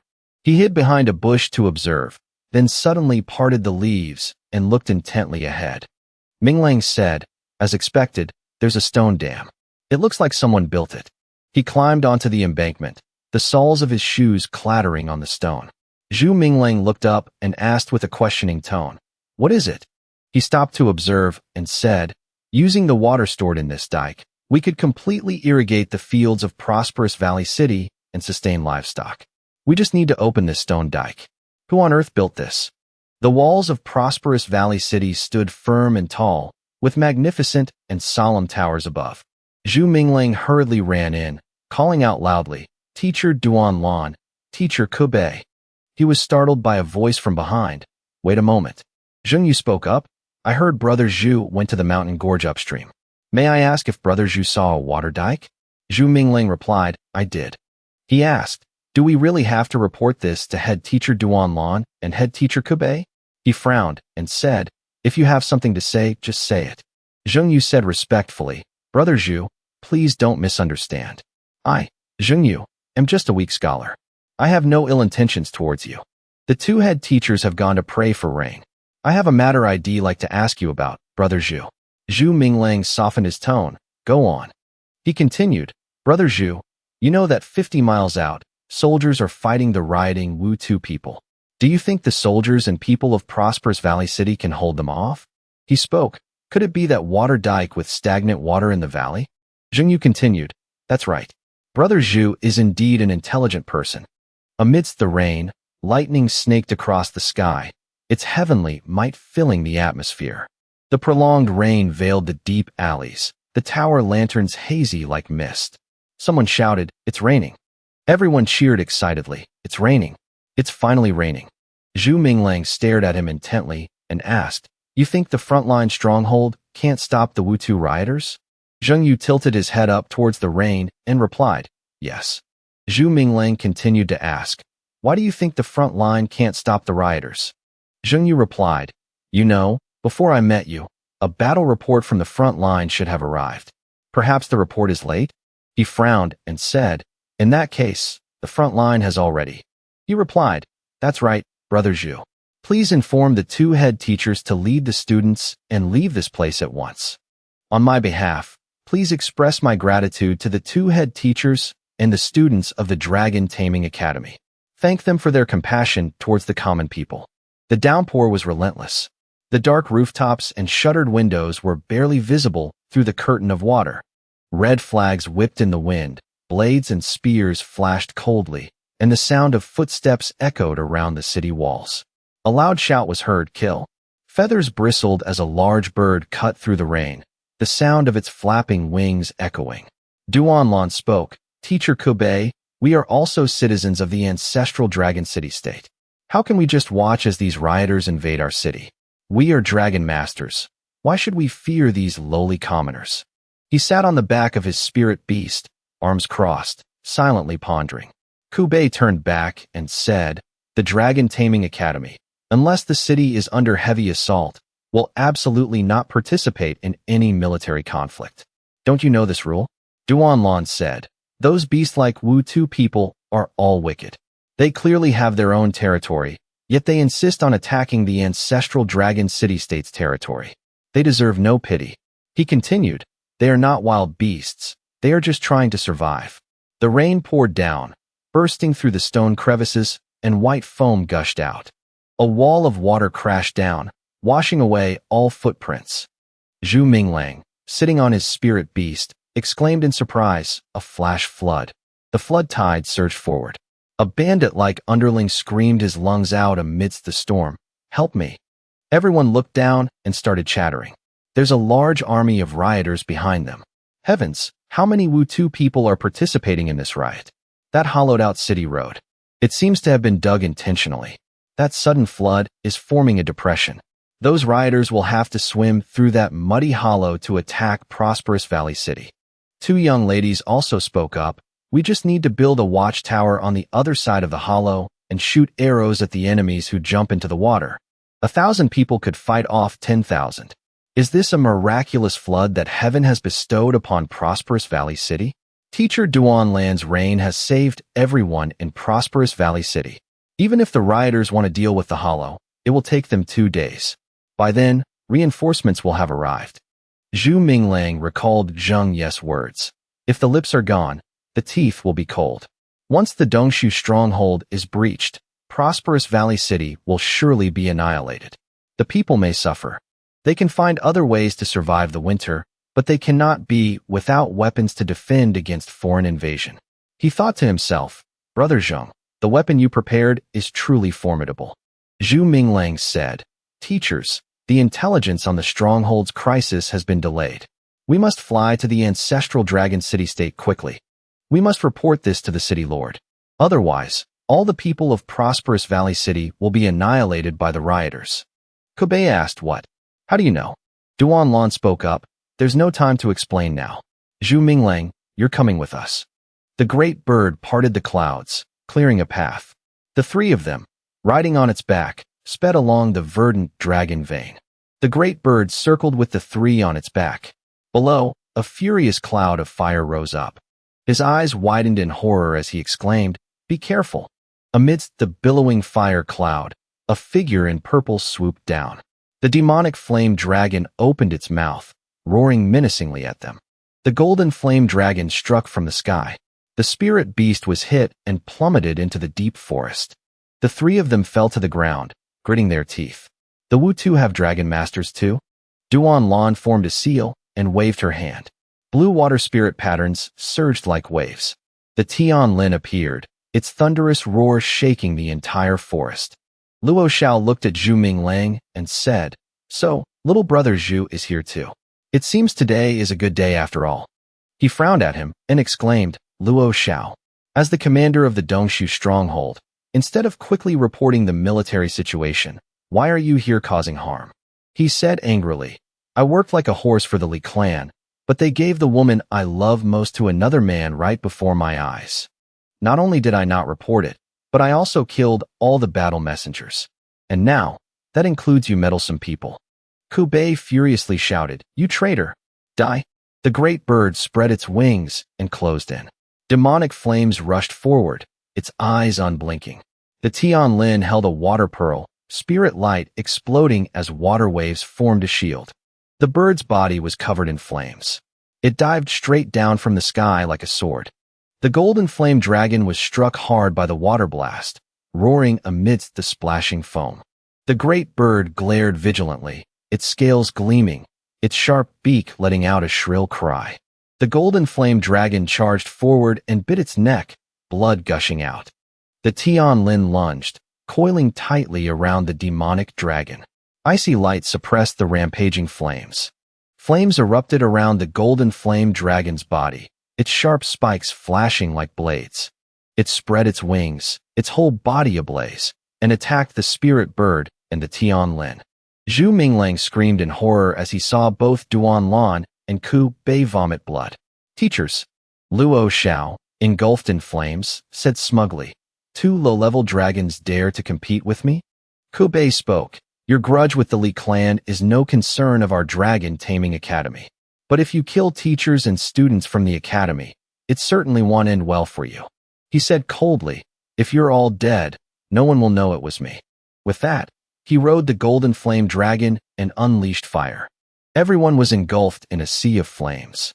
Zhu Minglang was shocked to see Bai Kai seemingly wanting to burst out of his chest. The golden flame dragon hovered in the air, its exploding flames turning the ground into a sea of fire. Luo Xiao gritted his teeth, his gaze tense as a sudden change occurred. Bai Kai spread its wings like a screen, protecting the three of them. He called out, Bai Kai. It raised its head, its gaze brilliant, as if sensing a celestial phenomenon. Its wings of holy light cut through heaven and earth, directly approaching the giant golden flame dragon, to the horror of the three people. Luo Xiao raised his hand to form a seal, fire patterns flaring up from below. He said, You think I have no defense? In an instant, Luo Xiao was clad in golden armor, his vital energy blazing like fire. He laughed smugly. With just this tiny breeze, how could you possibly injure me? From the void, Bai Kai charged at Luo Xiao. Red and white lights shot out, shaking the heavens and earth. It opened its eyes wide, starlight gathering between its brows. The pure white figure charged forward, its tail like a spear, breaking through the enemy's formation. He gritted his teeth and raised his hand to meet the sweeping blade of light. Bai Kai swooped down from above. Luo Xiao was hit and fell straight down, blood splattering everywhere. Duanlan thought to herself, has the ice dust white dragon reached its growth stage? Clutching his bleeding eye, he let out a low growl. Demonic energy erupted, his killing intent soaring. Zhu Minglang. The golden flame dragon tilted its head back and spat sun fire at Bai Kai. The heavenly fire roared, tearing through the clouds. The Tianlin turned to attack it. Bai Kai twisted and swept through the fire, a ring of light swallowing the fiery wave. Jade frost pierced the demonic armor. Its figure was like lightning, a single strike deciding the outcome, a python-like whirlwind. The Tianlin opened its eyes, its tide coiling around the moon, its spirit waves shaking the heavens. Bai Kai transformed into a serpent, squeezing the golden flame dragon tightly. The demonic flames died out in the icy current. An ice seal descended, layers of bone jade locking its dragon claws and sealing its will to fight. Kubei summoned his spirit beast, saying, Mud Dragon, now's our chance. Luo Xiao curled his lip into a cold smile, a dark thought flashing in his mind. Zhu Minglang screamed in horror, Teacher Kubei, be careful. He suddenly used a secret technique to launch a sneak attack. A beast's claw pierced through Kubei's chest. He tried to hold on, quickly. Kubei collapsed, falling to the ground before the horrified eyes of Zhu Minglang and his teacher. Luo Xiao said coldly, none of you will escape today. You will all die. Bai Kai folded its wings, gathering ice crystals to launch a counterattack. The giant purple dragon was hit by the ice arrow and roared. Bai Kai flew into the air, carrying the teacher and student away. Duanlan called out in grief, Kubei. He said, Teacher Duanlan, run. She hastily summoned her spirit beast, Tianlin, get back here quickly. Hearing the command, it twisted around, preparing to return. Luo Xiao, riding the flowing gold dragon, pursued them and shouted, still trying to run? Reaching a clear blue lake, he said, we've been running for so long, he probably can't catch up. We're very close to the Dragon Taming Academy. Duanlan said, no, that Luo Xiao has caught up. He rode the flowing gold dragon, closing in and swiping his claws at the two of them. Tianlin rushed out, to Duanlan's surprise. She shouted, Tianlin, what are you doing? Get back here. The forced recall failed. It charged forward to attack the flowing gold dragon. Duanlan coughed up blood and slowly collapsed, to Minglang's horror. He caught her in his arms, crying out, Teacher Duanlan. Minglang said, Teacher Duanlan, hang in there, we're almost there. Bai Chi, keep going. If you're too tired, use the wind riding art to glide. He gritted his teeth and thought to himself, I will definitely repay today's debt tenfold in the future. Meanwhile, Tianlin was locked in a life-or-death battle with the flowing gold dragon, with no clear winner. Suddenly, the flowing gold dragon bit hard into its tail. Luo Xiao yelled, Don't block my way, you beast. He said angrily, Damn it, ignore it. Hurry up and pursue them. The flowing gold dragon ignored Tianlin, who was falling into the lake, and pursued Zhu Minglang. It was heavily injured, fell into the water, and began to sink. On the shore, Ninian said, You're so stupid, you silly crocodile. Are you part pig? Why did you stop chasing halfway? Heya angrily replied, You're the one giving chaotic orders, telling me to catch this, and then that. She continued, To reward you, I've been feeding you fat silkworms and all the best food for days. And in return, you're this lazy and unmotivated just to catch a few fish. You're so lucky to have me. Suddenly, Nianian's eyes widened as if she had noticed something unusual. Tianlin, covered in blood, floated to the lake's surface. She cried out in alarm as it struggled. Heya quickly dove in to help. Big Head, what's wrong? Nianian shouted, This is bad. Big Heya, get up here. The water monsters want to eat the flood dragon's corpse. Many monsters appeared. It growled, preparing to fight. A monster opened its mouth and charged, about to attack Heya. It bit into the monster's back, blood spreading across the lake. Heya bravely fought the horde of water monsters alone. It suddenly saw another one leaping towards Tianlin. Heya rushed over and used its horn to deliver a fatal blow to the monster, saving its friend. It asked while crying, "Big head, are you okay?" Tianlin struggled to open its eyes to look at it, as if to reassure it. Heya shed tears. "Wake up. You can't die. In this world, only I am allowed to defeat you." Nyan said, "I'll go get help." "Big Heya, you two hang in there." At the Dragon Rearing Hall's infirmary, Tai Lu asked, "What happened?" Minglang replied, "Teacher Duanlan's spiritual domain was attacked. Her soul was injured, and she's unconscious." He said, "It's not just a coma. A little later, and she wouldn't have survived. There's nothing more for you to do here. We will do our best to save her. You should report everything to the headmaster immediately. But it would be better for you to go to the Li clan's royal courtyard and report the whole truth yourself. After all, this is no small matter," he replied. "Okay." Hong Hao, panting, said, "Zhu Minglang. A girl said your great crocodile dragon is being attacked by a pack of monsters at the waterfall. Go and see." He looked surprised and said, "What?" Minglang quickly jumped down and called out, "Bai Qi." He grabbed onto it and soared into the sky, not forgetting to turn back and say, "Thanks, Hong Hao." He exclaimed in amazement, "Is this an ice god white dragon? It's that strong? Just who in the world is Zhu Minglang?" Heya fought to the death to protect Tianlin, its body wounded and bleeding profusely. Riding on Bai Qi's back, Minglang shouted, "Little Heya." It roared loudly in response. It continued to fight back against the approaching water monsters, turning the lake red with blood. He frowned, gritted his teeth, and yelled, "Bai Qi, kill them." It spread its wings in the sky. A cold wind swirled, pulling in spiritual energy to form ice pillars and glittering crystal shards below. One by one, the water monsters were frozen solid. Minglang quickly supported it and said, "Little Heya, well done. It's a good thing you protected Zhan Chuanlong. It's not dead yet." At the infirmary, he said, "Rest and heal well. He'll be back soon." Minglang said to Bai Qi, "Let's go. We're going to the Li clan's royal courtyard." "Ming," he said in surprise, "it was just torn to shreds a moment ago. How did it heal in the blink of an eye?" Heya smiled and replied, "I don't know either." It emerged from the water, its back completely shed of its skin. The little girl exclaimed in shock, "Are you a snake?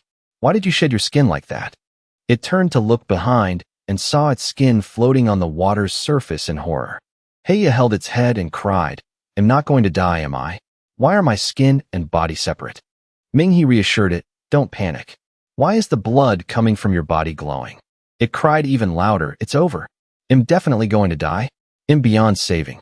The girl ran to Tai Lu and said breathlessly, "Master, this is bad. Come look at the big black crocodile. I think it's not going to make it. I'm a little scared." He turned and replied, "Silly girl, what's so surprising? Haven't you ever seen a dragon transformation before?" Ming He's eyes widened. "Dragon transformation? Oh my god. Big Heya is transforming into a dragon?" It happily chimed in, "I'm turning into a dragon?" Tai Lu said, "All right, don't get excited. It's not your dragon anyway. Go inform Duanlan's family. Go on, tell them." Before he could finish, the girl started crying. "Why do we have to inform her family? Master, please think of another way. I don't want to see Sister Duanlan die." He said, "Die? Who's dying? Her soul is just severely injured. I'm telling them to inform her family so they can find some spiritual medicine to help her wake up sooner." Ming, he said, "So she's not dying? We just need to find spiritual medicine to heal her soul. Then how long will it take for Sister Duanlan to wake up?" Tai Lu replied thoughtfully, "At least half a year. The injuries are too severe. Luckily, this crocodile dragon was here. Otherwise, Zhan Chuanlong would have surely died. Duanlan's injuries would have worsened, and even an immortal couldn't have saved her." Minglang observed his surroundings and said, "We're finally almost there." Suddenly, bats and soldiers from the Yang Palace appeared, ordering, "Whoever you are, descend immediately and submit to inspection." He stood still for their inspection, thinking to himself, "This looks like a bridal escort procession. I didn't expect them to have military protection. These people are not simple." The soldier asked, "Who are you? Why are you here?" Minglang looked at the soldier and thought, something's not right. These aren't soldiers from the ancestral Dragon City state. He presented a jade pendant and said, I am a student from the Dragon Taming Academy, on my way to the ancestral Dragon City-state to buy some dragon food. Minglang continued, I didn't expect to disturb your rest, sirs. I will leave immediately. The old man threw the jade pendant back and yelled, Get lost. Thank you, sir. The young soldier asked, Big brother, we've encountered so many people before and didn't inspect them. Why do we have to inspect this one? The old man replied, What do you know? Those before were ordinary people. This one is clearly a dragon master. Who knows if he's a soldier from the ancestral Dragon City-state? He continued asking, What if he's a scout from the Li clan carrying a war report? Then our plan would be ruined. The other person agreed.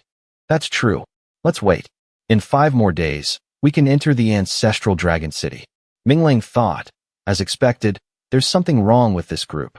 2 days later, at the Li clan's royal courtyard, a bustling voice said, Welcome, Mr. Yang, to our ancestral Dragon City-state to escort the bride. Li Ying continued, From now on, our ancestral Dragon City-state and Lingxiao City-state will be joined by a great alliance. Yang Xiu spoke up, Head of the Li clan, you are mistaken. The main reason for my visit today is this peace treaty. It's just that there's a problem with the treaty letter. Li Ying frowned, looking displeased, and asked, What problem does emissary Yang see? Yang Xiu threw the box in his hand to the ground and said, Head of the Li clan, we of Lingxiao City-state have brought so many betrothal gifts. That should be considered sincere enough. So why doesn't this peace treaty include the clause to cede the 4 western cities? And where is Her Highness, the female commander? Hearing this, Kong Tong, who was standing beside them, tremblingly reproached, Cede the 4 western cities? We clearly agreed before that the only condition was for Li Yunzi to marry into the Ling clan as a concubine. Yang Xiu sat down, a smirk on his face, and replied, We didn't say it before, but it's not too late to add it now. We can wait. Ping Hai couldn't take it anymore and wanted to rush forward and curse, Long gone, a mere emissary like you. Do you see our Li clan's royal courtyard as your backyard? Seeing this, Uncle Zheng in front reached out to stop him. May I ask, sir, why you suddenly want our 4 western cities? Such a disrespectful peace offering. Aren't you afraid we will declare war? Yang Xiu brought a jujube to his lips, licking it playfully, Commander Chung. As far as I know, your Eastern Sun stronghold has been breached by the savage army of Granary City. I'm afraid the stronghold has been completely plundered. He contemptuously spat the apple out of his mouth and criticized it. This jujube is terrible. Li Binghai immediately became enraged, stepped forward, and put his blade to Yang Xiu's neck. What? The Eastern Sun stronghold has fallen? The rebel army's weapons are crudely made. How could they defeat the regular army of our Li clan? I see that the soaring cloud city-state has no intention of negotiating peace at all, and even sent you to stir up trouble. You deserve to die? Suddenly, from behind, Yunzi spoke up as she walked forward, Li Binghai, stand down. Hearing her voice, both the soldiers and Yang Xiu froze. She walked forward majestically and ordered, spare his life. He is still useful to me. Yang Xiu immediately stood up and said respectfully, Your Highness, the female commander, if you like wearing this outfit to marry into our cloud-gazing city, our city lord will surely be even more interested. However, regarding the condition of ceding 4 cities, we will not yield. Her expression unchanged, she held out the bag in her hand. Envoy Yang, I have a gift here. Why don't you accept it on behalf of your city lord first? Seeing this, Yang Xiu covered his mouth and chuckled suggestively. Your Highness, the female commander, whatever gift you have, perhaps you should save it for the wedding night with our city lord. How could this humble one dare to accept such a grand gift? Without another word, Yunzi threw the blood-soaked bag in her hand onto the ground. Minglang smirked suggestively. Go on, open it. Isn't there a very familiar face inside? As soon as he opened the bag, Yang Xiu's triumphant expression gradually turned to one of utter panic. This is... He looked at the 3 heads on the ground. His face turned pale, and he let out a terrified scream. At this moment, he spoke again with a serious face. Envoy Yang, you used the peace talks to distract us. You secretly sent men along the river waste to sneak into our territory, planning to bypass our border defenses and seize the 4 western cities, didn't you? Yang Xiu trembled all over, unable to form words. You people. Minglang grinned and announced, "Unfortunately, the female commander had already sent subordinates to ambush the mountain passes you had to cross, wiping out your entire raiding party." The people behind who witnessed this immediately began to discuss. Those beasts from soaring Cloud City, negotiating peace on one hand while plotting to seize 4 cities on the other. Truly treacherous. No wonder that Yang Xiu dared to be so arrogant. Thank goodness for Yunzi. That's right. If Yunzi hadn't seen through their scheme, the 4 western cities would have changed hands by now. Cornered, Yang Xiu pointed at her and screamed, You want die a good death. Li Yunzi, you venomous bitch. You'll definitely go to hell." She calmly walked towards him and drew her sword. "Stop acting. I will spare your life." Yang Xiu's attitude changed instantly. "Thank you for sparing my life, female commander." Yunzi crouched down and asked in a low voice, "You couldn't find the one you were concerned about among these heads, could you?" She grabbed Yang Xiu's face, frowned, and ordered, "The young master of your Ling clan is still alive. This is what I want you to bring back to Ling Luotian. Now, you will write a letter to ransom the life of your young master. After that, eat everything on the ground." With fear in his eyes, Yang Xiu could only nod. Thank you." The people there immediately turned to her with sweet, flattering words. "Yunzi, you have done us a great service. You are worthy of the title female commander. It's a blessing for our ancestral dragon city-state. Her title of female commander must be restored. Yes, Yunzi has suffered a lot of grievances lately." She strode forward decisively and snatched the paper from Kong Tong's hand. She picked up a brush pen and wrote something on it, to the woman's astonishment. On the paper, Yunzi forcefully crossed out her own name. She threw the pen towards Mu Qing and Lu Shi, shouting, "This matter of seeking personal glory, why don't you leave it to them? If I cannot win this campaign, there will be high-quality goods to console the enemy city." Over on this side, Liang stepped forward to question Yang Xiu. "I ask you, is it true that the Eastern Sun stronghold was breached? How do we not know about this?" Minglang immediately spoke up. "There was a traitor in our army. Luo Xiao killed all the battle report messengers. If it weren't for City Lord Zheng Yu of Prosperous Valley City's thorough preparations, the water-blocking dam carts, and the painstaking flood control efforts, I'm afraid the rioters would have reached the gates of the ancestral dragon city-state by now." Liang pretended to understand, and then asked, "So that's how it is. You are Zhu Minglang, right? I remember you.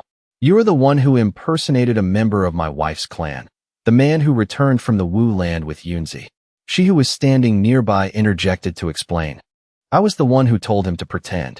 It was because Luo Xiao was with me at the time, and I had long been wary of his schemes." Liang turned and nodded in acknowledgement.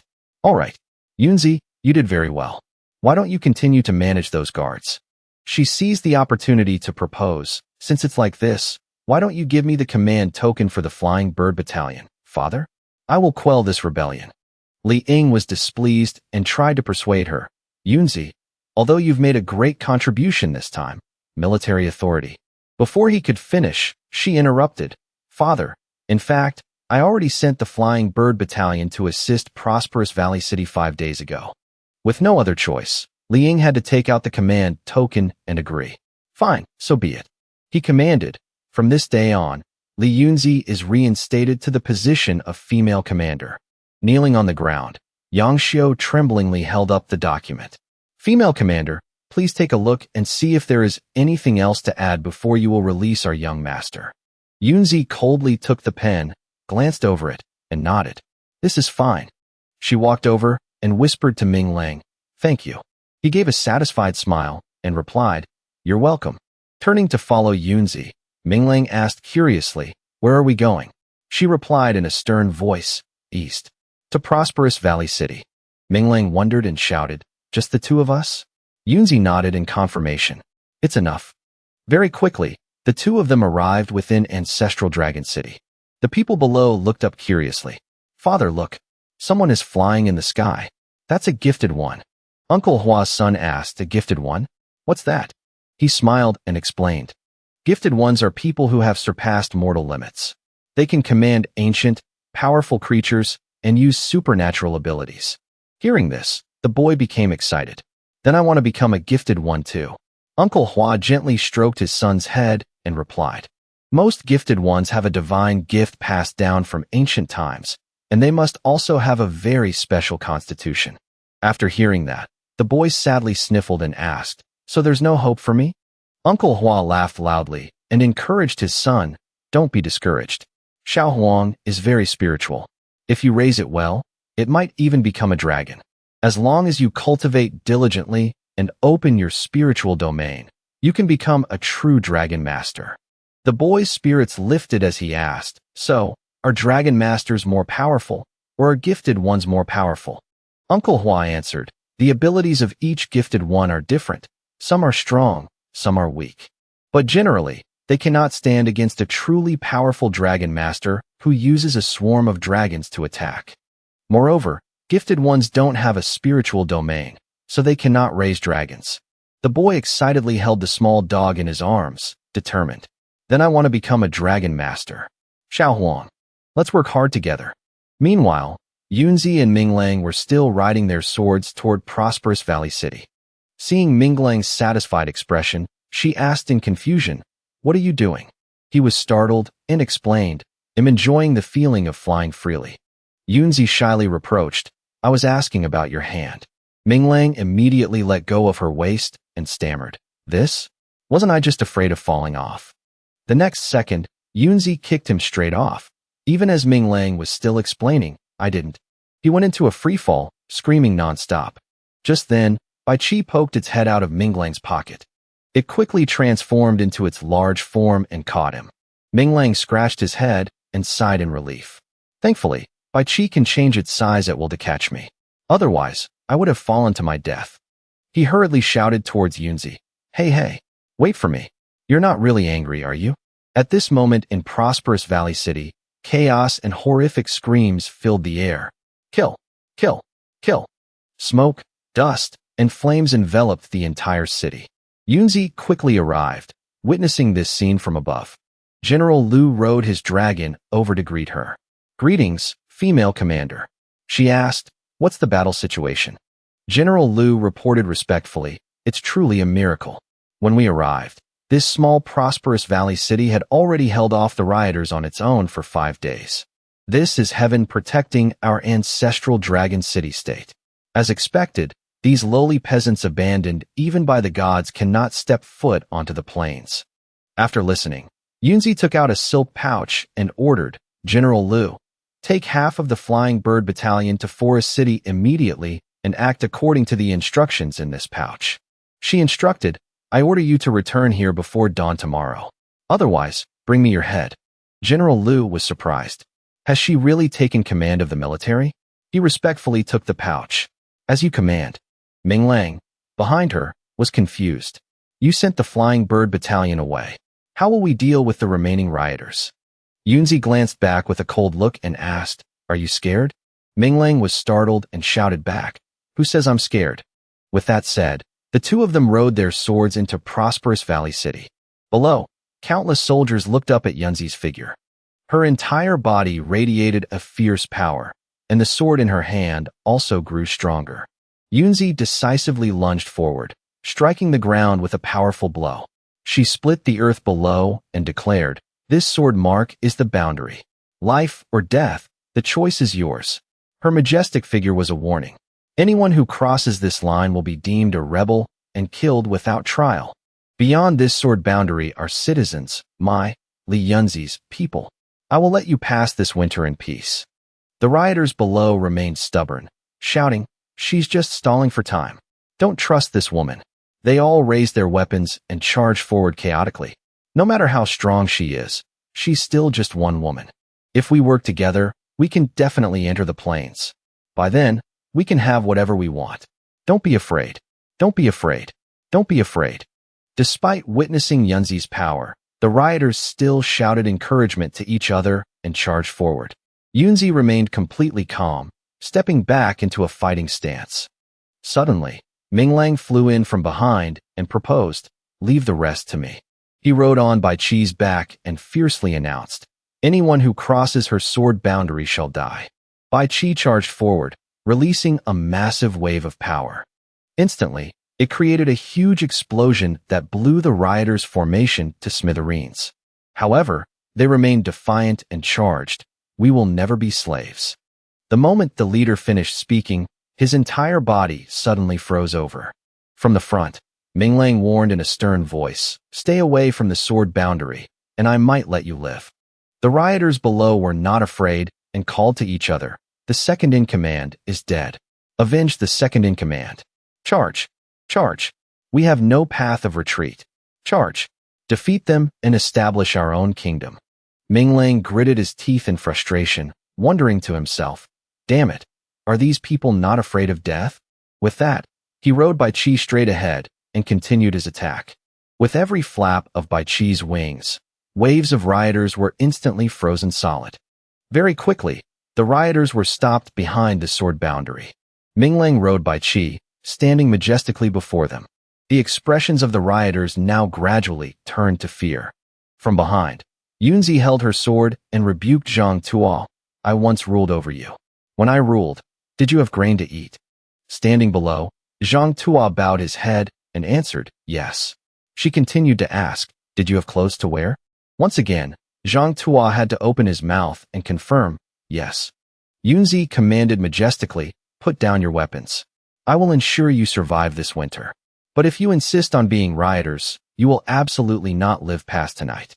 Zhang Tuo stood up with an aggrieved expression and pleaded, "I believe in your character, female commander. But how can I explain this to the brothers who have gone through life and death with me? If you truly care for the people of this land, please give us a way to live." Hearing this, Yunzi immediately used her sword to cut her own hand, drawing blood. She declared bluntly, "This is the way to live that I am giving you."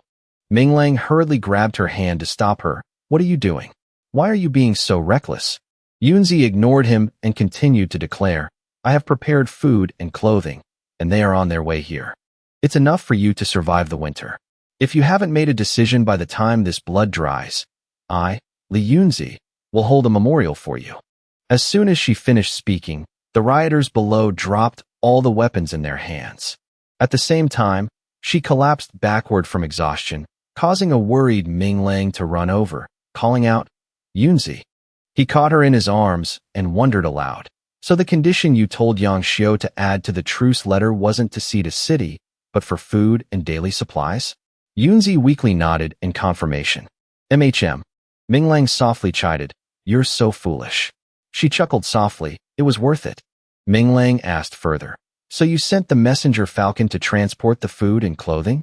Yunzi nodded, leaning on his shoulder. "I hope it can arrive in time." Just a few hours later, the sky began to brighten. The rioters in Glory Valley City cheered joyfully. "The food and warm clothes have really arrived. Long live the female commander." General Liu quickly flew over to report, "Greetings, female commander. We have completed the assigned mission." Still exhausted, Yunzi ordered, "Everyone, enter Glory Valley City and distribute the food and clothing." The rioters below knelt on the ground and shouted in unison, "Thank you, female commander. Long live the female commander." A while later, at the city lord's manor in Glory Valley City, she was brought back to the manor to rest. Minglang considerately brought a bowl of porridge over. "I just made some red date porridge for you. Come on, open your mouth." Yunzi shyly pushed it away. "I can eat by myself." He refused, reminding her, "Don't move. Just lie still so your blood can circulate properly." Having no other choice, Yunzi had to listen to him. "All right." After just one spoonful of porridge, she suddenly sat up and spat it out. "Are you trying to burn me to death?" Minglang gave a forced smile and explained, "Sorry, I didn't do it on purpose." Yunzi looked at Bai Qi lying at the foot of the bed and asked, "Is that the dragon you tamed at the Dragon Taming Academy?" Minglang shook his head. "No, you know him." She looked at him with a puzzled expression and said, "Huh." Minglang reminded her, "Have you forgotten? When we first met, it was the one who bit through the iron bars of the dungeon, allowing us to escape." Embarrassed, Yunzi raised her fist threateningly. "If you keep spouting nonsense, I'll cut out your tongue." He marveled internally. She's beautiful even when she's angry. So cute. Suddenly, Minglang remembered, "Oh right, I met your younger sister at the academy." Hearing this, she curiously moved closer and asked, "Who?" He adopted a serious expression and replied, "Do you have many younger sisters?" Yunzi was curious. "How did you two meet?" Minglang rested his chin on his hand and recalled, the first time was at the end of a bridge. I thought it was you. So I talked to her, but she didn't say anything. After that, it was in the library pavilion. She pretended to be you and brought up what happened between us. She immediately made a conjecture. You've met her already. She probably isn't involved, right? Hearing this, he probed, are you suspecting your sister and the Nan clan are the ones who framed you? Yunzi fell silent, looking down slightly as she answered, I have many enemies. Minglang immediately gripped her shoulders and promised, don't worry, I'll help you. Yunzi nodded slightly in agreement. In short, I won't be appearing at the academy. You must be careful of the one you met at the bridge. He also agreed, okay. Just then, someone opened the door from outside and called, female commander. Zheng Yu was just about to report, the matter of the rioters has been settled. Seeing the two people sitting in front of him, he suddenly stopped and blushed. Zheng Yu slammed the door shut and stammered, so sorry, I've got the wrong room. Minglang glanced after him and advised, Zheng Yu is a talented man. You can make good use of him. Yunzi moved her hand slightly, nodding in confirmation. I know. There's nothing else for you here. I still have many enemies in the shadows. They might use you to fabricate stories, so you should return to the academy first. You must be extremely careful.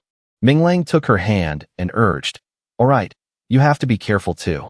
Don't do reckless things like this that harm yourself anymore. His expression was gentle and full of affection. If you faint, there won't be an upright person like me by your side to take care of you.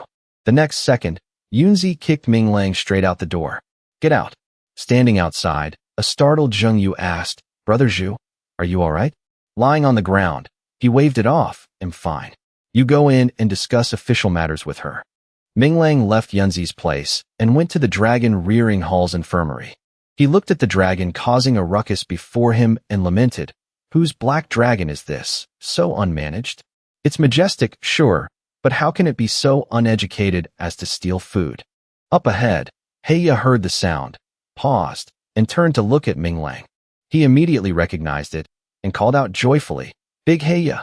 Minglang walked over and delightedly patted Heya's head. Big Heya, is it really you? You've turned into a dragon? That's great. We can form a spirit pact now. With that, he brought his hand to his mouth and bit down hard, drawing blood. A drop of Minglang's blood fell onto Heya's horn, causing it to emit a soft light. At that moment, the spirit pact was successfully formed. Heya quickly entered Minglang's spiritual space. He touched his chest and wondered, is this spiritual power? I feel like my 5 senses and observation skills have become much stronger. Thinking this, Minglang closed his eyes and slowly sensed the changes within his body. Inside, he looked curiously at a gate of light. What's inside this gate of light? Minglang reached his hand toward the gate, and a blue pearl slowly flew out from within into his hand. Minglang looked at it and guessed, this is the Grand Soul Nurturing Pearl. Very quickly, the Grand Soul Nurturing Pearl fused into his body.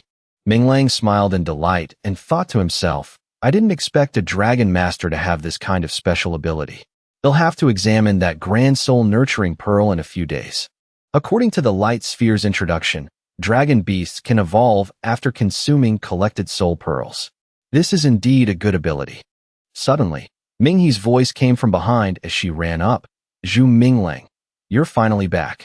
The girl then took out a long scroll and presented it to him, causing him to freeze. A while later, Minglang and Heya were hunting in a deserted forest. He sighed. The soul of a wild demon beast is indeed too bland. In front of Minglang, Bai Qi had also returned from its excursion. It spat out an enormous blood jade onto the ground. Inside it was filled with gold, silver, and precious gems, which made Minglang exclaim, Where did you get so many treasures? He asked suspiciously, Don't tell me you used some sneaky trick to find a dragon's lair. I never expected to find a dragon's lair just by taking Heya out for food. Please, take me to see it. Bai Qi chirped a few times, as if to confirm. That's right. With that, they vanished from the cliff in the blink of an eye. In another corner, a tiny young dragon cautiously poked its head out from the bushes. Zhu Minglang watched from a distance, wondering, a young dragon? Behind the young dragon, a ferocious forest beast suddenly emerged. It mercilessly swatted the tiny young dragon off the cliff. The pitiful young dragon screeched ceaselessly, crying out for help. Seeing this, Zhu Mingling decided to help. Bai Qi, quick! Fly down and save that young dragon. Bai Qi obeyed and flew straight down with him toward the young dragon. Zhu Mingling reached out, trying to catch it. Holding the young dragon, he advised, "Your own brothers and sisters won't spare you. You might as well follow me from now on. Whether you can survive or not will be up to you." Suddenly, a savage roar came from behind them. Startled, Zhu Mingling turned to look. Oh no! Judging by its looks, that must be this little one's mother. I hope it doesn't think I'm stealing its child. The ferocious forest beast lunged, wanting to devour Zhu Mingling alive. He anxiously looked back, watching its every move. Zhu Mingling quickly urged Bai Qi, "Oh my god, hurry up and run."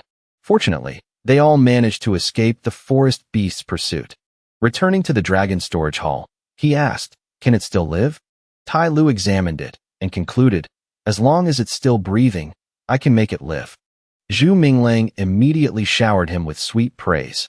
"On my first day at the Dragon Taming Academy, I could already tell you were a living immortal." Hearing this, Tai Lu nodded and stroked his beard in satisfaction. Ming He, standing nearby, immediately scoffed, "Such a flatterer." The girl crossed her arms haughtily. "But your judgment is really terrible. Making a spirit pact with a newborn forest giant dragon, and a crippled one at that. It has no future prospects for growth." However, Tai Lu at his side suddenly disagreed. No. This little creature is much stronger than a normal forest giant dragon. After it wakes up, feed it some ironwood sap. It's perfect for regenerating its vital blood. Hearing this, Zhu Mingling couldn't help but cover his mouth and laugh, which made Ming He shout in embarrassment, "What are you laughing at? You haven't even paid off your last debt. Add this time's debt to it too." He immediately found an excuse to flee. "I suddenly remembered I have something urgent to do. They'll leave it to you, Ming He." Afterwards, he left Tai Lu and Ming He and went to the foundry. Inside the foundry, hot flames blazed and billowed with smoke. Zhu Mingling excitedly took out a suit of armor from within, exclaiming, "The dragon armor is finished." Suddenly, from behind, He Chung approached with a piece of paper. "Little Zhu, hurry and look. Is this you?" He frowned at the paper and wondered, "Who drew this? Is it really that ugly?" Ming He asked in surprise, It's really you? I heard a rumor on the streets today that this person is the vagrant who was with the female martial god back then. A lot of people are saying they want you to atone with your death." He advised, "You should still find an old doctor to alter your appearance." Zhu Mingling calmly waved it off. "It's fine. They're just rumors. Thank you for your care during this time. I won't come to bother you anymore." With that, he waved his hand, turned, and left. "I'll take my leave." He Chung could only sigh from behind. These days, rumors won't let a peaceful young man live in peace. Zhu Mingling quickly returned to the academy's classroom. As he was sitting at his desk, a voice came from outside, "You're Zhu Mingling." He turned around, annoyed. "What's the matter? I'm not taking on any underlings." Behind Zhu Mingling, a group of people strode forward aggressively. Young Master Yin Yaozu, pointed straight at his face and said arrogantly, "Who's your underling? Let me ask you, are you the one rumored to be the Wutu vagrant?" Zhu Mingling calmly explained, "Vagrant? That's definitely just a rumor. The truth is, the female commander and I hit it off the moment we met in Wutu. We fell for each other. Those people are just jealous of me, so they're making up stories to demean and insult me." Hearing this, Yaozu's group was struck speechless. He became furious and cursed, "Do you have no shame?" He deliberately provoked him further. "The female commander would fall for you? Classmate, are you questioning the female commander's judgment?" Frightened, Yaozu covered his mouth and waved his hands. "I didn't mean to doubt the female commander. Don't talk nonsense." Zhu Mingling frowned and rebuked him. "You already suspect the female commander and the so-called vagrant of having an illicit affair. How is that not slandering her?" Yaozu immediately stammered, unable to form a sentence. In his mind, he cursed, "Damn it. This guy is clearly the shameless one.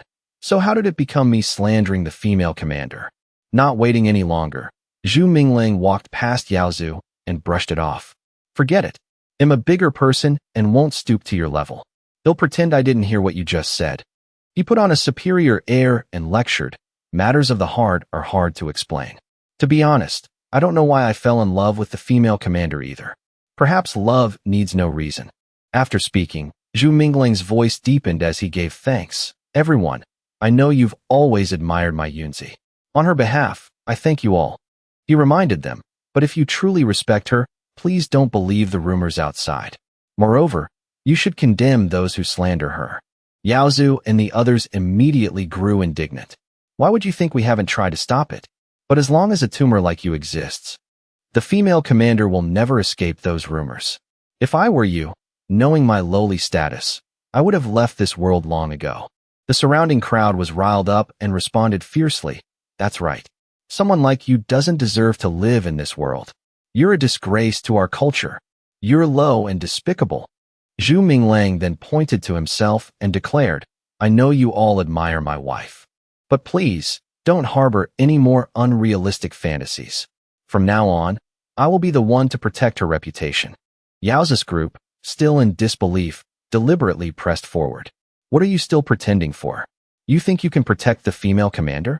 If you have the skills, let's have a duel. Yeah, that's right. If you've got what it takes, show us your strength. Don't just run your mouth and brag. Zhu Minglang was about to retort, there are so many of you. Are you all issuing a challenge? Yaozu couldn't wait and cut him off. To deal with you, I alone am enough. Do you think we're as shameless as you? Hearing this, Zhu Minglang gave a knowing smile. That's not what I meant. He clenched his fist, his expression turning serious again as he said, what I mean is, there are many of you. Fighting one by one is too time-consuming. Why not write a joint letter of challenge? Have everyone who wants to fight sign it, and then we can all go at it together. For a moment, Yaozu and his cronies were stunned into silence. He stammered, pointing at Zhu Minglang. You're too arrogant. He casually shook his head. No, I'm just giving you all a chance to challenge me. One of Yaozu's underlings behind him yelled, you arrogant, shameless brat. Fine, we'll see you at the He Lu Dragon dueling arena. He too nodded resentfully, accepting the challenge. That's right, Zhu Minglang. You chose this yourself. Don't blame us for ganging up on you. At the training grounds of the Dragon Taming Academy, a news crier's voice rang out. Hot news, hot news. He announced loudly, Zhu Minglang has accepted the challenge. It's an earth-shattering battle of 1 against 20. Everyone, come and watch. The news crier's voice continued to echo down the street. Latest news. Coincidentally, Yusha was hiding nearby and overheard everything. At the same time, at the He Lu arena, many people had gathered on both banks. Yusha, in a gorgeous outfit, walked over gracefully, causing the surrounding people to gasp in admiration. The female commander, the female commander. Startled, Zhu Minglang turned and asked, why are you here? Yusha replied casually, you said it yourself, that we have such deep feelings for each other. For me to appear here to see whether you live or die, isn't that perfectly normal? Zhu Minglang immediately whispered into her ear, but you're an Yusha, right? You and I have nothing to do with each other. Yusha smiled knowingly and asked back, do you think they think that way?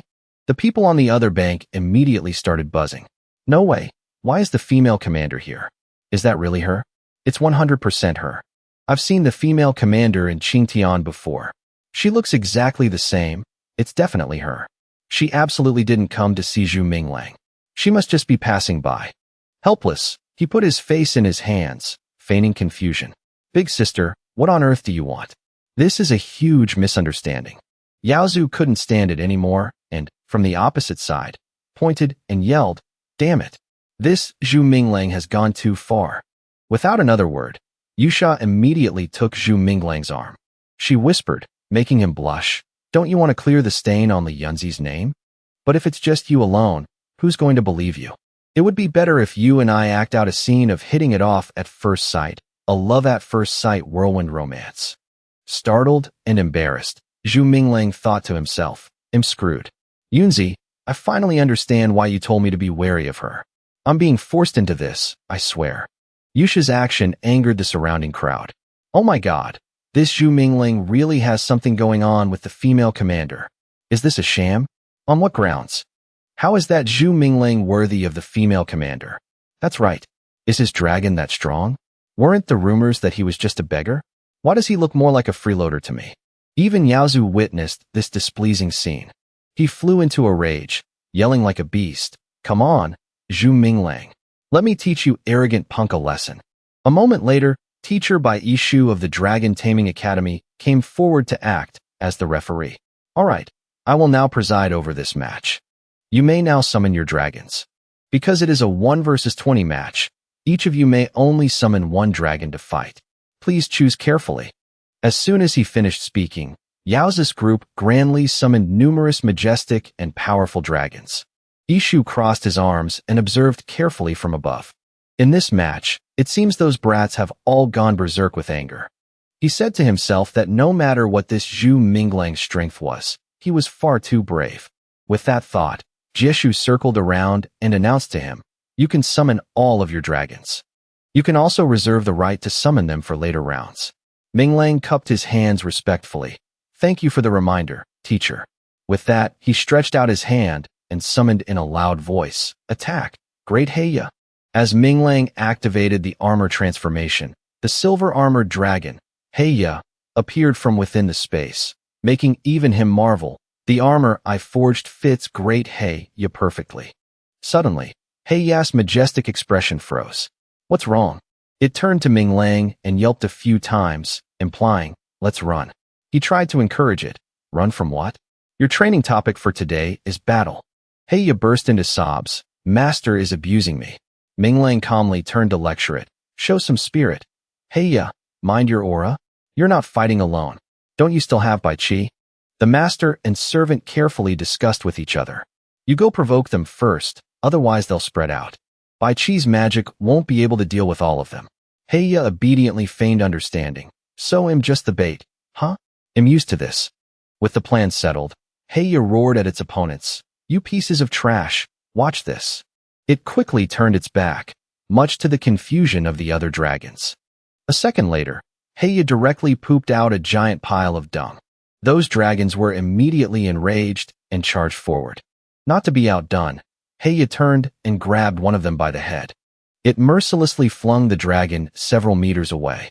An enraged Wanzu commanded, "Red-clawed swift dragon, kill that despicable dragon for me." Following his command, the red-clawed swift dragon quickly leaped into the air. It let out a piercing roar, extending its sharp claws forward. Seeing this, Heya trembled in fear and cried out, "Mommy." Heya swiftly dodged the red-clawed swift dragon's killing blow. It rushed another demon wolf, threatening, "A wolf pup like you wants to bite me?" The horn on Heya's head grew longer, and its entire body became more imposing. It decisively thrust forward, unleashing its dragon horn charge attack. After felling the demon wolf, Heya even made a smug face, provoking the people in front of it. A few people clutched their heads, sobbing, "My leopard wolf dragon. That black dragon is as insidious and hateful as Zhu Minglang." The furious Wanzu shouted a command, "Everyone, attack. Get it." Seeing this, Heya jumped in fear and cried out, "Mommy." From behind, he frowned and focused his summons. "Bai Qi, freeze all of them in the back."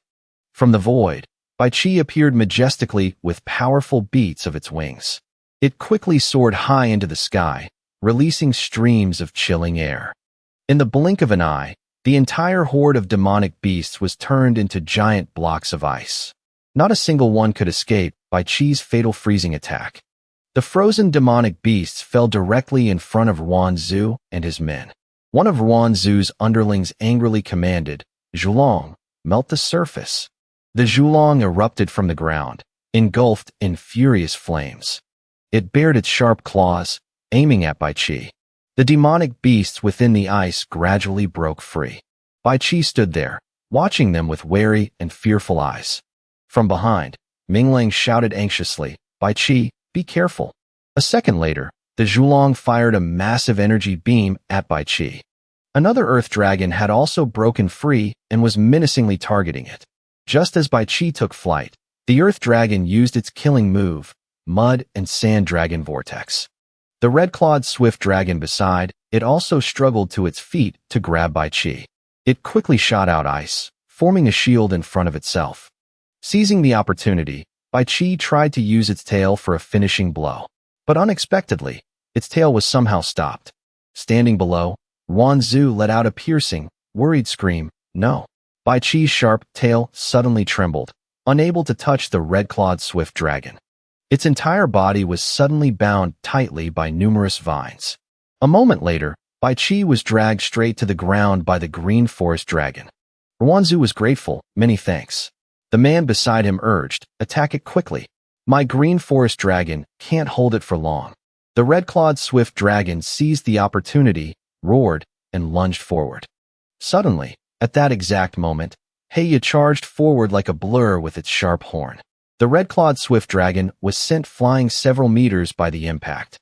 The green forest dragon was also dazed by the tremor and fell to the ground, dizzy. Riding on Heya's back, Minglang asked with concern, Bai Qi, are you all right? Bai Qi slowly freed itself from the vines and cried out, I'm fine. As it finished speaking, the sound of footsteps suddenly came from behind. Startled, Minglang turned his head to look behind him. The Zhulong from before had found him, opening its sharp-toothed maw to attack. Minglang immediately raised his hand, condensing a stream of power to deploy the armor shadow skill. The Zhulong still charged forward fiercely with its mouth wide open. He punched straight forward, attacking it head-on. From above, Jieshu couldn't help but marvel. Is this a dragon armor skill? He carefully analyzed. I heard that after a dragon forms a soul pact with a dragon master, they just need to craft a specialized set of dragon armor for it.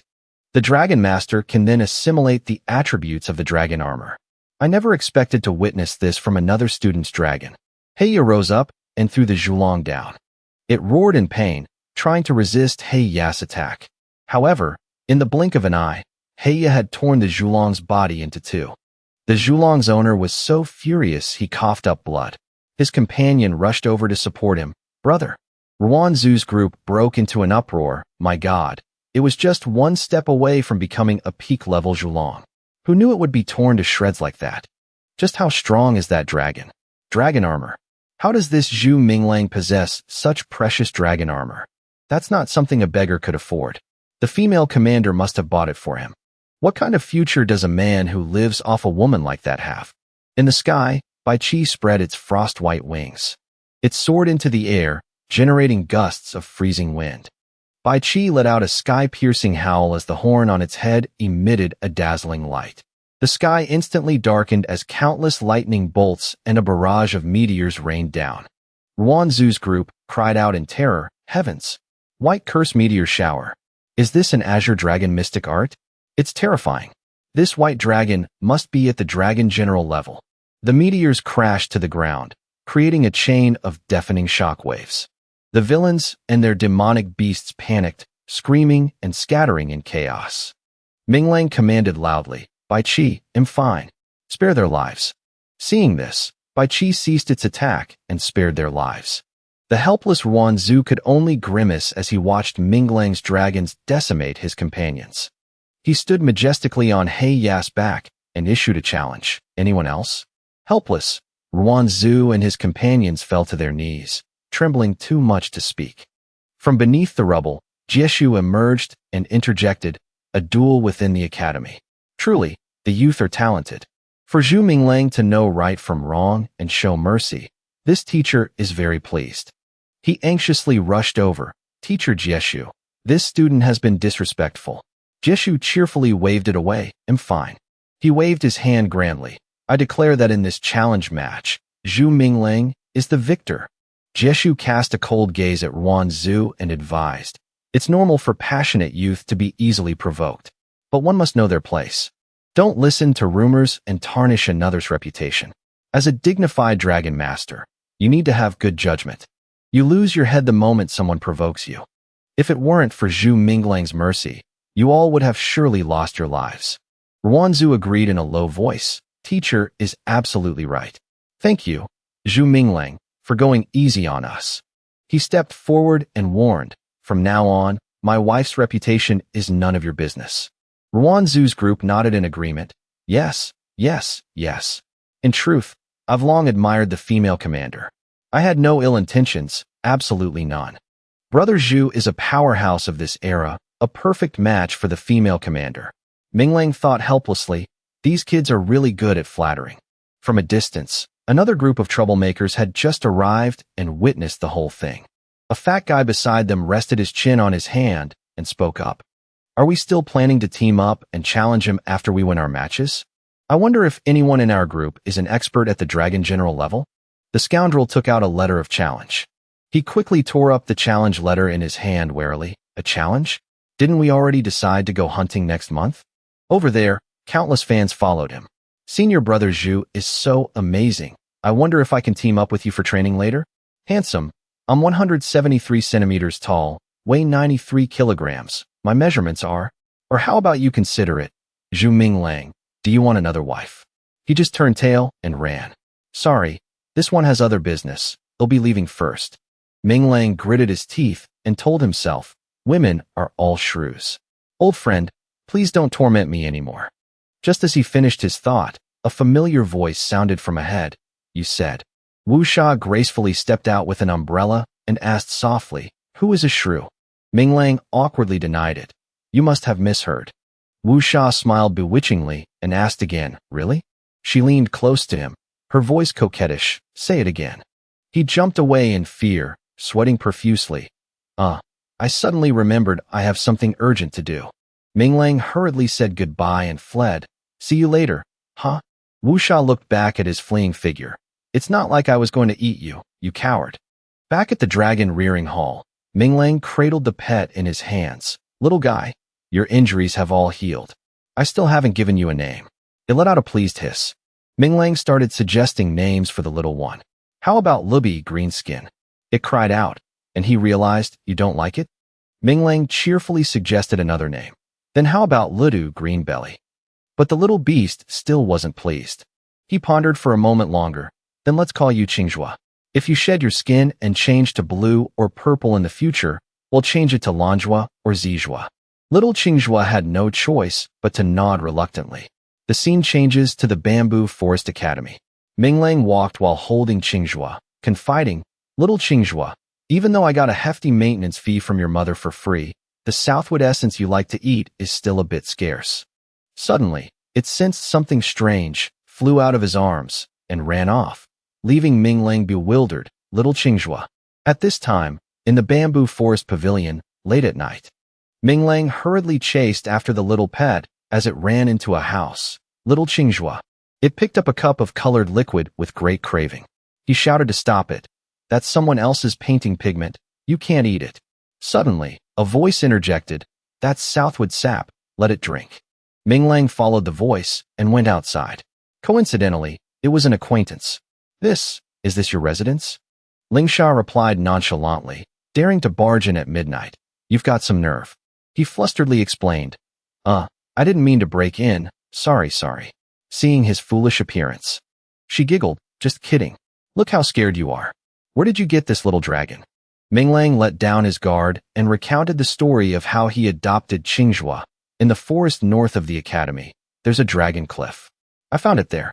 She knew of this dragon. It just so happens I'm a bit unclear about it. It seems there are no records of its bloodline and race in the books. Lingsha focused on him as he spoke. It's a divine wood green sacred dragon, the leader of the forest dragon clan. Unfortunately, its aura is too weak. Qingjua, who was engrossed in drinking the divine liquid, also listened in. Its aura is too weak, probably because it was severely injured when it was born or during a crucial growth stage. Even if it reaches its peak in the future, it will be difficult to unleash the true power of a divine wood green sacred dragon. It wiggled around and accidentally knocked over the cups of divine liquid next to it. Minglang's eyes widened in panic as he cried out, "Oh no!" Cup after cup toppled over, splashing liquid everywhere. Lingsha immediately used her powers. He was surprised by her skill. Turns out she's also a demigod. With a single move from her, every drop of water returned to its proper cup. The sound of clapping rang out in applause. Minglang praised her admiringly. That's an impressive technique. Lingsha moved closer to him, her voice suggestive. I have even more interesting techniques. Do you want to experience them? Minglang's handsome face flushed red, and he was at a loss for words.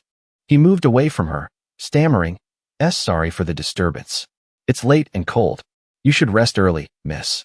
He quickly grabbed Kingswoe's leg, leaving it dazed and confused. Minglang swiftly fled for his life, escaping from that place. He clutched the little one's leg and ran through the forest. After a while, Minglang stopped to catch his breath, panting heavily, while Qingzhua was still giggling. He raised his fist, threatening it. You're still laughing? This was all your fault. Even so, he still had something on his mind. It's a pity I forgot to ask Nan Lingsha where to buy Southwood essence. Forget it, he'll ask next time. It's late anyway, and a lady needs her reputation. Scene change. Minglang was strolling through the streets when he saw a crowd gathered around something. The thing everyone was jostling to read was a notice from the academy. After observing the content of the notice, he felt helpless. I have to form a team? In the academy, I only know Li Xiaoying and his group, but they haven't even passed the Dragon Gate yet. Who can I team up with? Suddenly, someone called out, Zhu Minglang. He turned in surprise. It was Yin Yin and her companions. Looking for teammates? Want to join my team? Minglang was overjoyed as if head struck gold. Just when I was stuck. Perfect timing. Yes, thank you, senior sister. Scene changed to Little Ji Mountain. Everyone walked together under Yan Yan's guidance. Junior sister Yang chirped. With senior sister Chu's Wind Chime Dragon, we should be able to find those spirit beasts quickly. Suddenly, Qingzhua tried to fly out from inside Minglang's robes. He looked up at its departing figure with emotion. The Southwood essence really worked. Little Qingzhua has grown wings. It was thrilled, laughing gleefully as it flew alongside its own kind. The large bird accidentally hit it with its wing. Qingzhua lost its balance and fell. The other bird panicked. I didn't do it on purpose. Minglang was extremely worried and reached out to catch his little one, Little Qingzhua. It flailed its limbs wildly, playing in midair. Xiao Yao and her friend teased him. Is that a wood-carved dragon? Maybe it's a rotten wood dragon. Rotten wood or carved dragon. Making Minglang blush. Suddenly, the bird from before sensed something and turned its head. Then it flew after Minglang's group. Yin Yin urged, let's go quickly. Here, he reminded everyone. Be careful, they could be hiding in the trees. However, the one named Mei Jun suddenly rushed forward. Cowards. Looking at that inexperienced back, trying to act tough, spirit beasts, come and die. He felt helpless. Are all young people so reckless these days? Suddenly, a creature leaped out from the bushes. A monster was about to attack Minglang from behind. Qingzhua was furious, its eyes glaring daggers at the enemy. Instantly, hard, thorny vines shot up from the ground, cutting into the monster's flesh. Minglang proudly praised it. Well done, little Qingzhua. Among the canopies, glowing red eyes were watching them. They were hybrid monsters, part monkey and part rat, clinging to the branches, hunting. Unable to wait any longer, the monsters leaped out, targeting Mei Jun. He used a move and sent them flying, raging tyrant flame. Yet another creature appeared, causing a commotion. The bird from before also charged in, joining the fight. It landed on Yan Yan's shoulder, screeching to protect her. She breathed a sigh of relief, though ugly eyes still watched from all around. But right after, a monster loomed behind her, preparing a sneak attack. Minglang, hiding in the bushes, gave a cold command. Heya, clear a path. Heya quickly spat a straight line of fire. That monster was immediately incinerated. Qingzhua also wanted to contribute. It mumbled a few words. Heya praised it. Not bad, kid. Minglang worriedly ran out to check on her. Senior sister, are you all right? Where are the others? Yin Yin stopped him. Don't come over. The surroundings are covered by a layer of rattan vines. It can't support a giant dragon, so they fell through. But before he could process her words, little Heya took a step forward. As soon as it set foot, the ground sank deep. It fell into a huge pit. From above, he worriedly called, Heya? Heya stomped hard on the stone ground, its sharp claws tearing it up, sending rock and dirt flying. Minglang watched it worriedly from above. He watched intently as the two creatures prepared to fight. It tilted its head back and roared, revealing sharp, cold teeth against a blazing red background. Minglang exclaimed, Great Heya, you must be careful. He turned to Yin Yin and said, Senior sister, I'm going down to save them. You keep watch up here and be careful. She replied, All right, you be careful too. The forest shook, and the vines sprang up in unison, sending bushes flying. Minglang leaped down, his hair and clothes fluttering against the dense backdrop of vines. Landing on the ground, he stood firm next to little Qingzhua, his gaze wary. Minglang was stunned to see a young lady step out of the mist. He stared in surprise and exclaimed, Yunzi. Minglang hurried forward and softly called out Yunzi, as little Qingzhuo watched warily. She came close to him and reached out to stroke his hair. Little Qingzhuo's eyes widened, and it cried out upon noticing something unusual. Minglang suddenly snapped awake as a wooden vine shot out and wrapped tightly around the beast's claw, blocking the blow right in front of his chest. Minglang thought to himself, a night flood dragon vine rat wolf. It said they absorb hypnotic elements from the night flood dragon vine and secrete the hypnotic effect as a gas. They can even create illusions. Did I just fall for its trick? He said, that was dangerous. Luckily, I have you, little Qingzhuo. It squinted its eyes, smiling smugly. The beast struggled, shattering the wooden vines. The frenzied wolf lunged at little Qingzhuo. Minglang shouted, not good. Little Qingzhuo, come back. You're no match for it. He continued, I'm afraid this beast has over 900 years of cultivation. It's already become a demon. A claw shadow flashed across, but little Qingzhuo dodged it by a hair's breadth. Minglang formed a hand seal, gathering a blue spiritual light. Next spirit beast, Bai Qi, I'm counting on you. A blue vortex of spiritual power erupted, trapping the fierce wolf in the center of the formation. Its flesh torn by blades of wind, it roared madly and counterattacked. Bai Qi coiled into a surging wave, crashing down to trap its opponent. A ray of dragon light tore through its body, and ice crystals embedded in its forehead stunned it. The dust settled, revealing the fierce beast sealed within a red crystal block. It was bound by ice crystals, with blood streaming down, staining its ferocious face red. A golden demon core shot out from amidst the ice fragments and bloodstains, glowing dazzlingly. Minglang caught the pearl and said, the soul pearl of a demon. Excellent. He'll give this to little Qingzhuo. Its strength will surely increase significantly. He hurried over to my Jun and said, Senior brother Kim, is everyone all right? He cried and said, thank you, junior brother Zhu, for saving us. Unfortunately, junior sister Yang has been killed. Minglang said sadly, the dead cannot be revived. Let's leave this place first.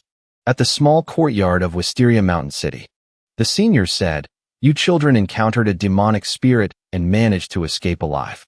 You're already incredibly lucky. The old man continued, I've received news that even an elder teacher couldn't escape the demonic spirit's blood formation. Your survival is a great achievement that has brought more peace to Wisteria Mountain City. Now, return. My Jun respectfully said, Elder, we will personally bring junior sister Yang's body back to the academy. The senior continued, Zhu Minglang, your strength is on par with some of the instructors. Are you willing to go to Clear Stream River City to assist a team of demon-subduing instructors? The main academy's reward for this is very generous, he added. Minglang replied, I am willing. The old man instructed, remember, if you encounter a man-eating demonic spirit that is 3,000 years old or more, do not act recklessly. The first thing you must do is report it to the guardian of Red Lotus City and let her handle it. Understood? Minglang replied, understood. At Yofa Mountain, Red Lotus City. He leisurely walked down the steps amidst the lush green forest. Minglang suddenly looked up and froze when he saw a person standing by a stone platform in the tower's courtyard ahead. He said, I never expected the guardian of Red Lotus City to be you. Lingsha spoke, what? I can't be the guardian of Red Lotus City? Minglang quickly clarified, I didn't mean that. She sat majestically on a long couch and asked, what business do you have with me? He said, following the elder's arrangements, I went to Stream River City to assist a team of demon-subduing instructors. When I arrived, 3 instructors were already dead. Their deaths appeared normal, and the demonic beast was gone. Lingsha asked, even the instructors were killed? Minglang replied pensively, that's right. The demonic beast probably has at least 3,000 years of cultivation. Suddenly, he looked at her with a start. Before him, Lingsha waved her hand and shouted, painted dragon, Qilin dragon. He thought to himself, a painting dragon master. Sitting on the spirit beast, she said, you guard Red Lotus City for me. I'll go take a look. He asked in astonishment, me? Guard it? Minglang followed. Wait, it's dangerous. I'll go with you. Suddenly losing her footing, Lingsha fell to the ground. She landed right on top of him, and they both tumbled to the ground. Lingsha's head hit Minglang straight in the face. He instinctively reached out and wrapped his arms around her waist and neck. That wasn't all. Lingsha's rear and landed squarely on his vital parts, causing Minglang to scream, his face turning pale. "My eggs are broken." Minglang cried out in pain. "It hurts like hell." Lingsha, back on her Qilin, said, "Serves you right.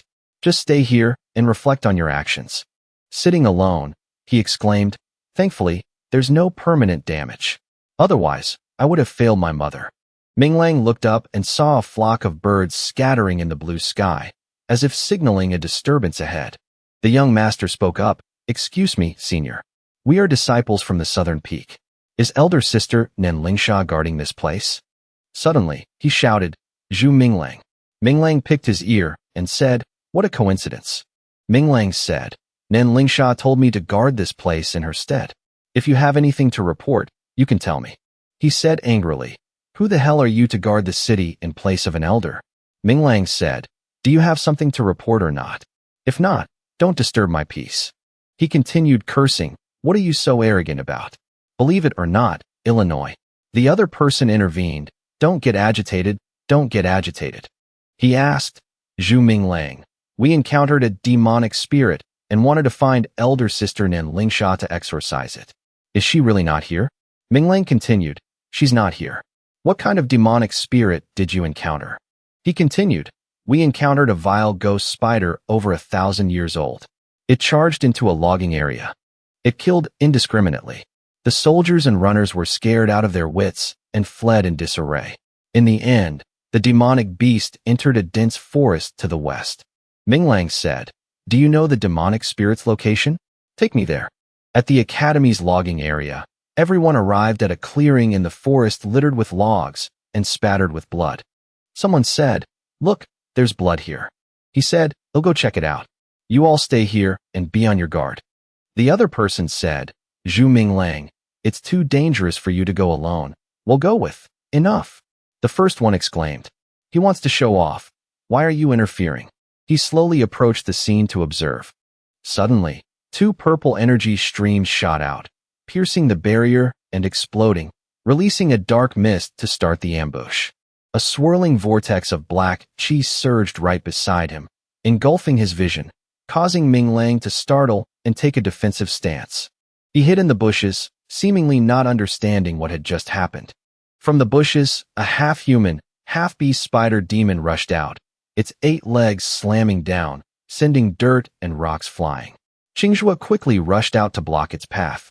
It opened its mouth, gathering a ball of dark purple poison, its sinister aura swirling. The spider demon spat out a glob of viscous purple poison, which splattered on the ground and spread quickly as if to devour the path. A swarm of winged poisonous spiders shot out purple silk, pinning Qingjue in midair, while the female spider behind them commanded her young to attack relentlessly. Minglang frowned, thinking, could it be that the vile ghost spider eats people to give birth to more crimson spiders? But that forest giant dragon swallowed them all. Qingjue was swarmed by the poisonous spiders, pinned by purple silk all over its body. One clung tightly to its back, making it writhe and struggle. He thought to himself, that's little Qingjue's mother and older brother. The ghost spider bared its fangs in a sinister grin, exuding killing intent. It turned and leaped down from above. It swung its claws, about to strike, attacking towards Minglang. He crouched into a defensive stance, thinking, I'm done for. Little Qingjue erupted with a green spiritual light, its aura surging as if summoning a mysterious power. Minglang thought, little Qingjue. The ghost spider lunged, its claws swiping down at him, inches away. Minglang formed a hand seal, and a green spiritual sigil lit up in his palm. Qingjue transformed into a wood dragon and dove from above, unleashing a barrage of crisscrossing thorny vines to bind her, much to Minglang's surprise. Bound by the thorny vines, the ghost spider shrieked and struggled amidst the purple demonic chi. He looked at it and said, Qingjue, have you completely absorbed the soul pearl energy from the night flood dragon vine rat wolf? Excellent. It squinted its eyes in agreement. It spat purple poison, causing the vines to hiss and smoke before melting away. The purple poison gas billowed fiercely as thorny vines sprouted all over the ghost spider's back. Minglang immediately covered his mouth and nose, retreating from the spreading poisonous mist, thinking, not good. Qinghua leaned over him as if trying to say something. It pressed close to Minglang's shoulder and gently tugged his sleeve. Suddenly, Qinghua forcefully threw Minglang onto its back. In a flash, Qinghua shot into the sky, carrying him along. Minglang held on tightly and said, Qinghua, in the future, can we please not play such thrilling games? Riding it, he stopped before the billowing black fog and said, that place, it seems to be the forest giant dragon's location. The forest giant roared, knocking a poisonous spider away. A golden shockwave exploded, repelling the stabbing spider legs. The enraged ghost spider splayed its legs, its body covered in glowing red gashes. Having taken a fatal blow, it opened its mouth and spewed thick purple blood. The entire swarm of spiderlings fell from above, and the forest giant looked up to face them. The ghost spider dove in pursuit, pinning down the spiderlings. Riding Qinghua, Minglang said, this monster is truly cunning. It wants to use the poisonous smoke and the red-faced spiders to wear down and kill the forest giant dragon. Minglang formed a seal, activating a golden wheel to summon the next spirit beast, Big Black Tooth. It appeared, floating in midair next to Minglang. The result was Black Tooth falling to the ground with a thud. He crashed to the ground next to the demon spider, startling it. Hey Ya's golden patterned body protection erupted, its whole body glowing brilliantly as it roared, preparing to accelerate. The demon spider was knocked away, rolling into a metallic ball on the ground as it shot forward in pursuit. A wave of green spiritual light erupted, sweeping across the forest hillside. It shrieked as the green wave, created by Zhu Minglang riding Qinghua, washed over it. Heya gave a fawning grin as he and Qinghua landed. It growled as if it had discovered something unusual. Suddenly, the demon spider dove, throwing purple poison smoke straight onto Heya's back. Its poison smoke exploded in a flood of purple, swallowing a large section of the forest. Zhu Minglang frowned and said, damn it, that was careless. Big Heya. The Sun Lin, having inhaled the poison smoke, shrieked and writhed in agony. The purple poison smoke exploded, engulfing the entire area. Heya exclaimed in shock, how am I not hurt? Zhu Minglang, riding Qinghua, shot upwards. Below, the Sun Lin tossed the giant demon spider aside. As the two spirit beasts faced each other, he said, it recognizes you, Qinghua. It stared at the other without blinking, as if in thought. The small dragon on the Sun Lin's back whimpered, as if trying to say something. The Sun Lin giant dragon gritted its teeth and ripped a scale from its shoulder, blood spurting out. Zhu Minglang looked at the scale the Sun Lin offered and thought, is that so? After the mother and child left, Zhu Minglang said, it tore a scale from its body for me? He continued, it's expressing that its debt is repaid. From now on, whether they live or die has nothing to do with me, right? A purple dragon pearl appeared in Zhu Minglang's hand. He had just used it to control the demon spider while saying, 1700 years. If it eats this and also eats dragons, I'm afraid no creature in this forest could stand against it. Even the cities out there would face disaster. Before everyone's horrified eyes, Zhu Minglang shouted, Divine Wood Green Dragon. Someone thought, this is bad. I heard the Nan clan has a sacred dragon birthing ground with an ancient divine with sacred spirit inside. It combines with the deep forest giant dragon to produce the forest dragon clan, becoming the hereditary pet dragon of the Nan clan. The Divine Wood Green Sacred Dragon is the leader of the Forest Dragon Clan, a sacred beast in the Nan clan's sacred forest. They want suspect Qinghua's origins, will they? Someone approached him and asked, Zhu Minglang, did Big Sister Lingsha give you this sacred dragon? He waved his hands, trying to explain.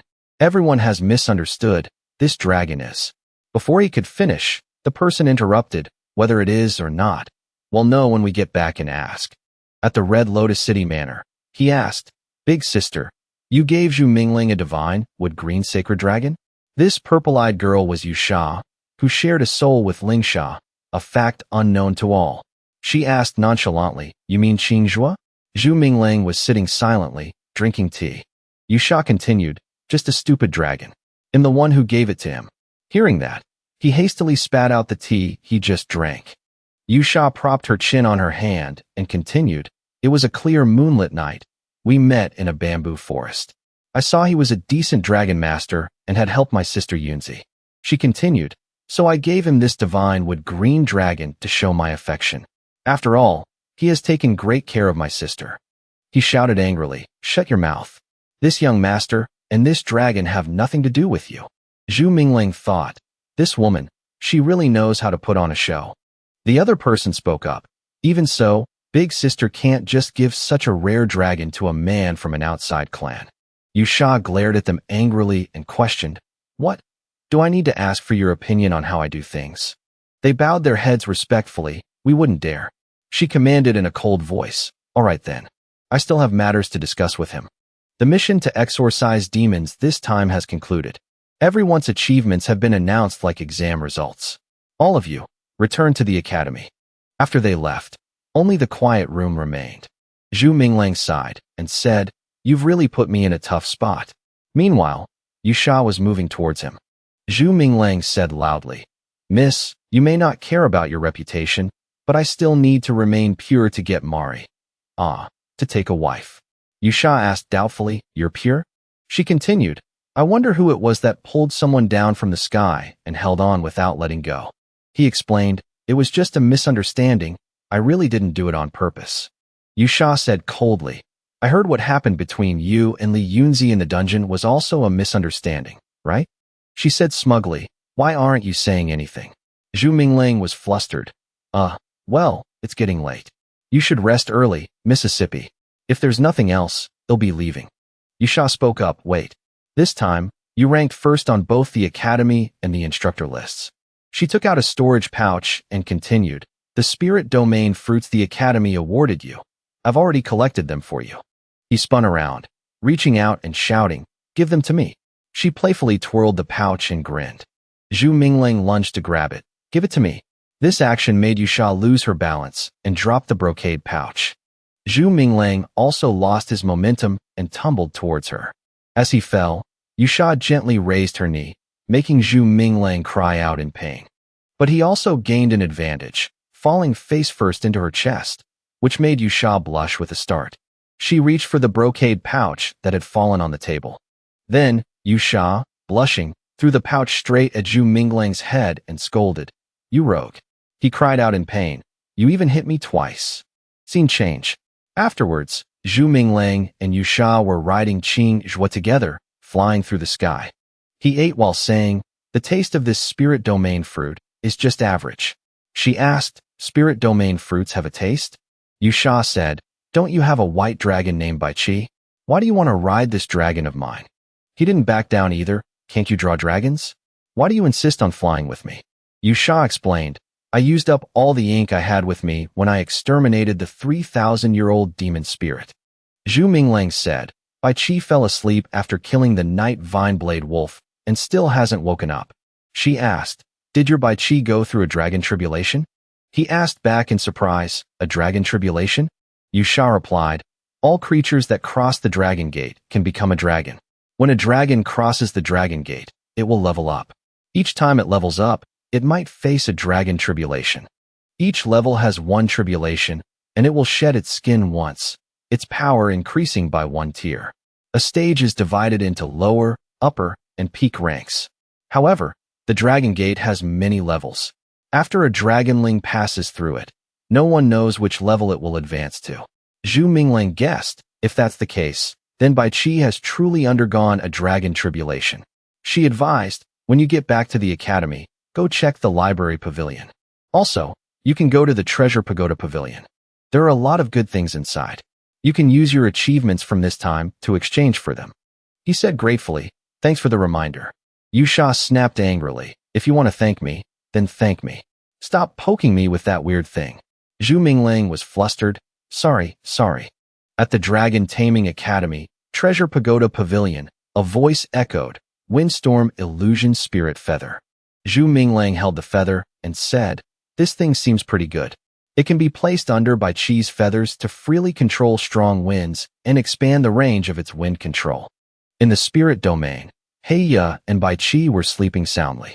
Bai Chi pressed its cheek against the ice, its light breath creating ripples of mist, quietly listening to the power source deep beneath the lake. Bai Chi's eyes snapped open, a purple light spreading as if it had received a summoning signal from a crystal. Heiya was surprised when Bai Chi tilted its head to the sky, spreading its wings as if to fly. Suddenly, it shrank, to Heiya's astonishment. Zhu Minglang saw Bai Chi and said happily, "Bai Chi, you're awake? That's great." Zhu Minglang was surprised by its unusual behavior and stared intently. Bai Chi waved its tail, gathering a stream of purple spiritual light. Zhu Minglang saw the brightly shining Dharma pearl appear before him, which made him halt and suspect its unusual origin. He wondered, a Dharma hidden in heaven and earth? Zhu Minglang waved his hands in alarm. "No, you can't take things from here. It's life-threatening.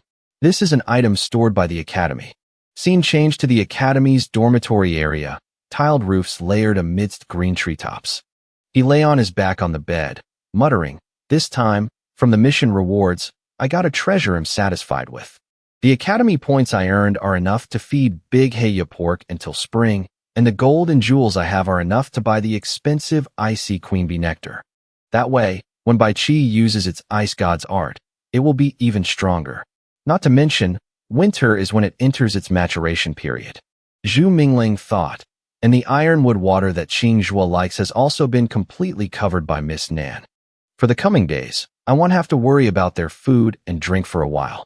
He held the Sun Lin scale and said, "Right, what should I do with this reverse scale?" Suddenly, Zhu Minglang sat bolt upright and exclaimed, "I have an idea." Half a day later at the Academy, he said, "You were made from the reverse scale of the Sun Lin giant dragon, so we'll call you reverse green soft scale armor."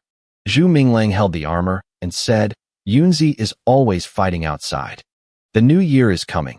She should be returning victorious soon. I can give this soft armor to her then. She'll definitely like it." Outside the Li clan grand courtyard, Zhu Minglang stood under a tree, thinking, "Yunzi will definitely look captivatingly beautiful wearing the soft armor I give her." Chen Shuanger appeared and said, "Young Master Zhu." He replied, "Miss Shuang."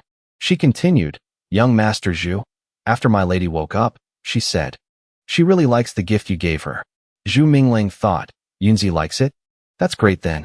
He said, "I heard she was injured again and isn't seeing visitors. Please send my regards to your lady."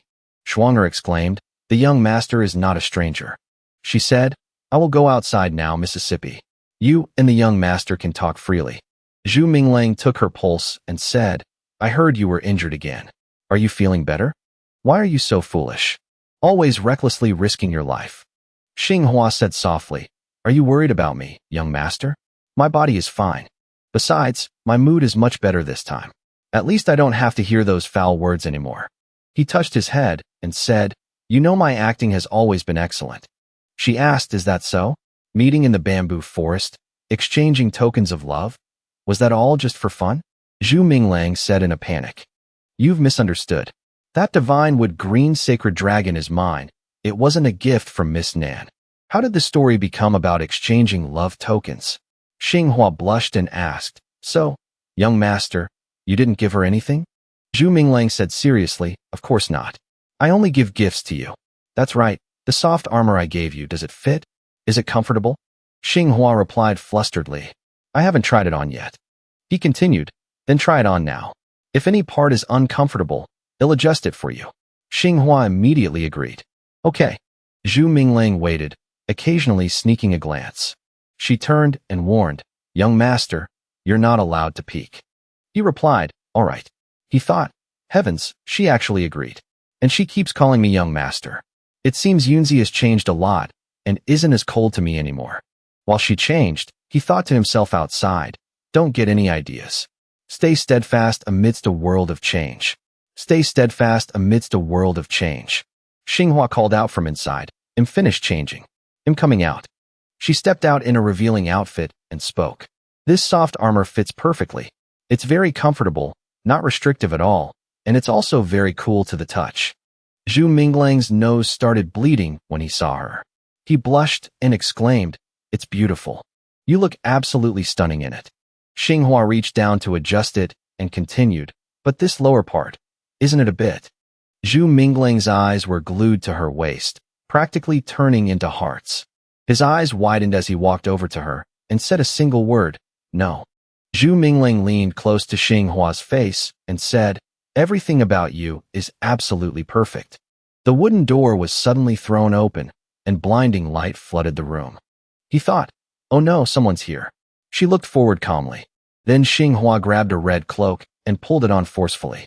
She draped the red cloak over herself, and they both looked at the door. Yusha walked in and said, "No wonder you tried to stop me.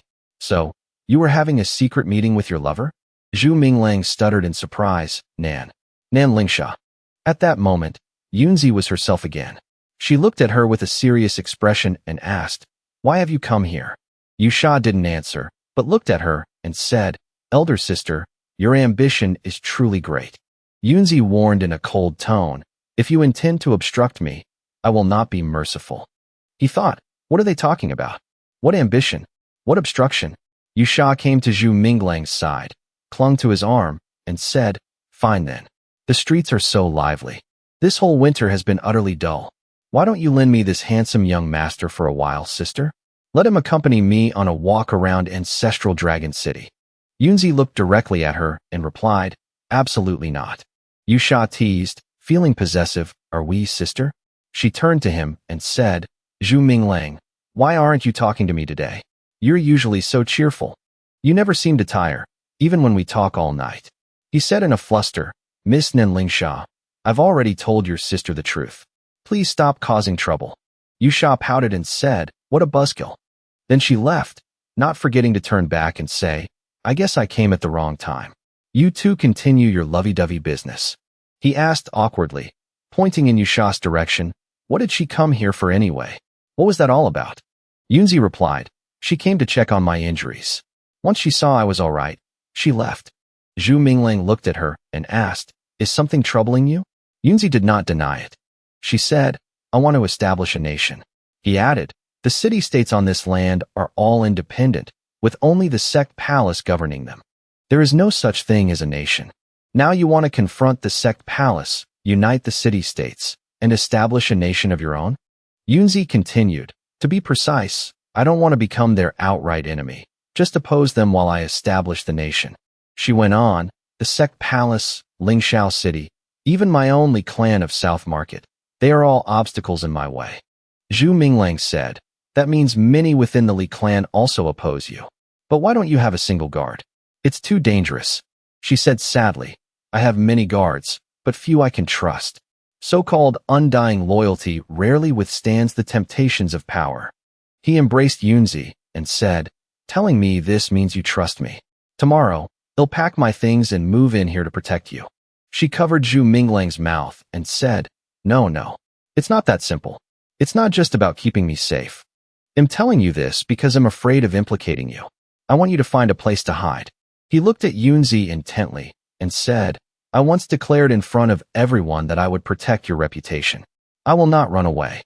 Touched, she placed her hand on Zhu Minglang's cheek and said, "Thank you." He embraced Yunzi again and exclaimed, "Between us, is there any need for thank you?"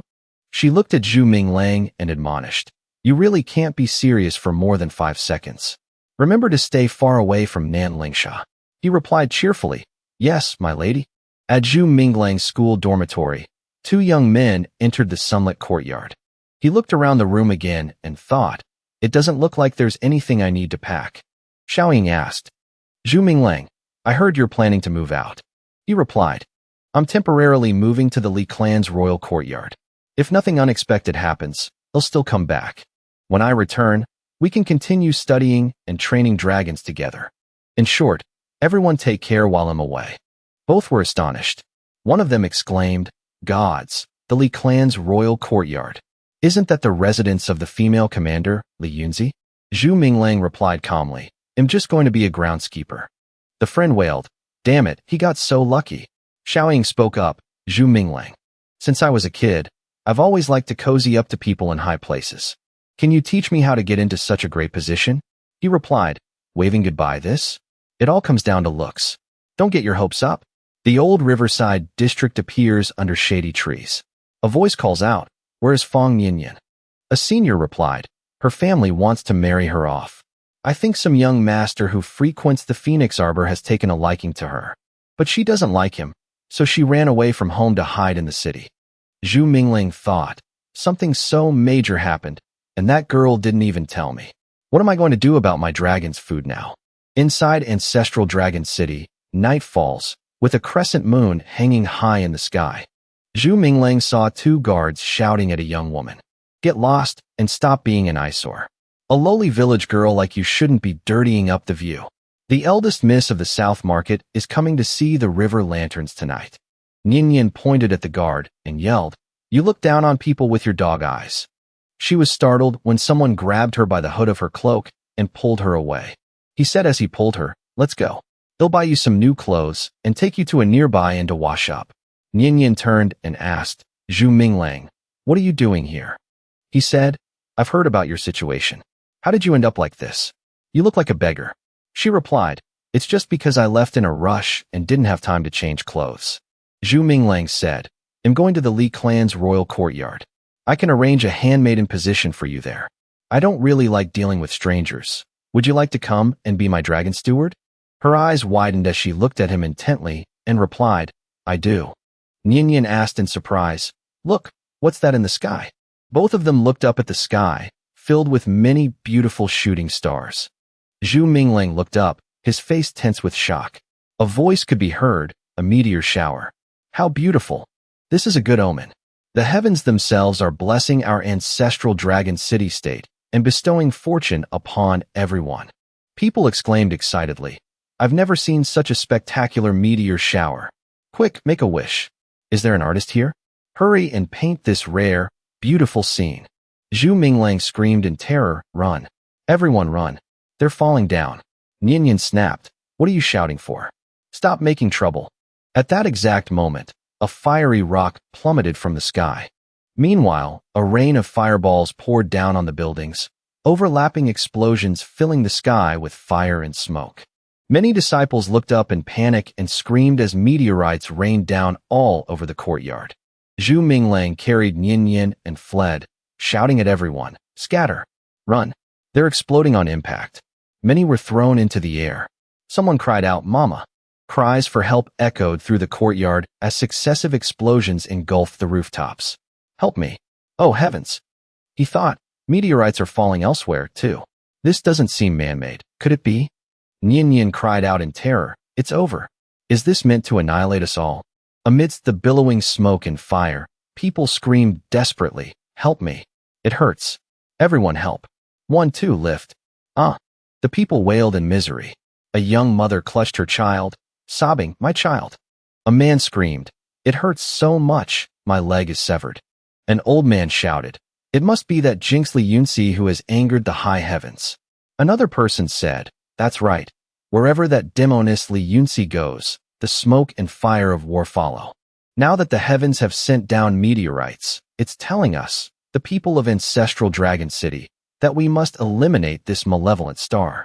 Li Yunzi's cruel actions have angered the high heavens.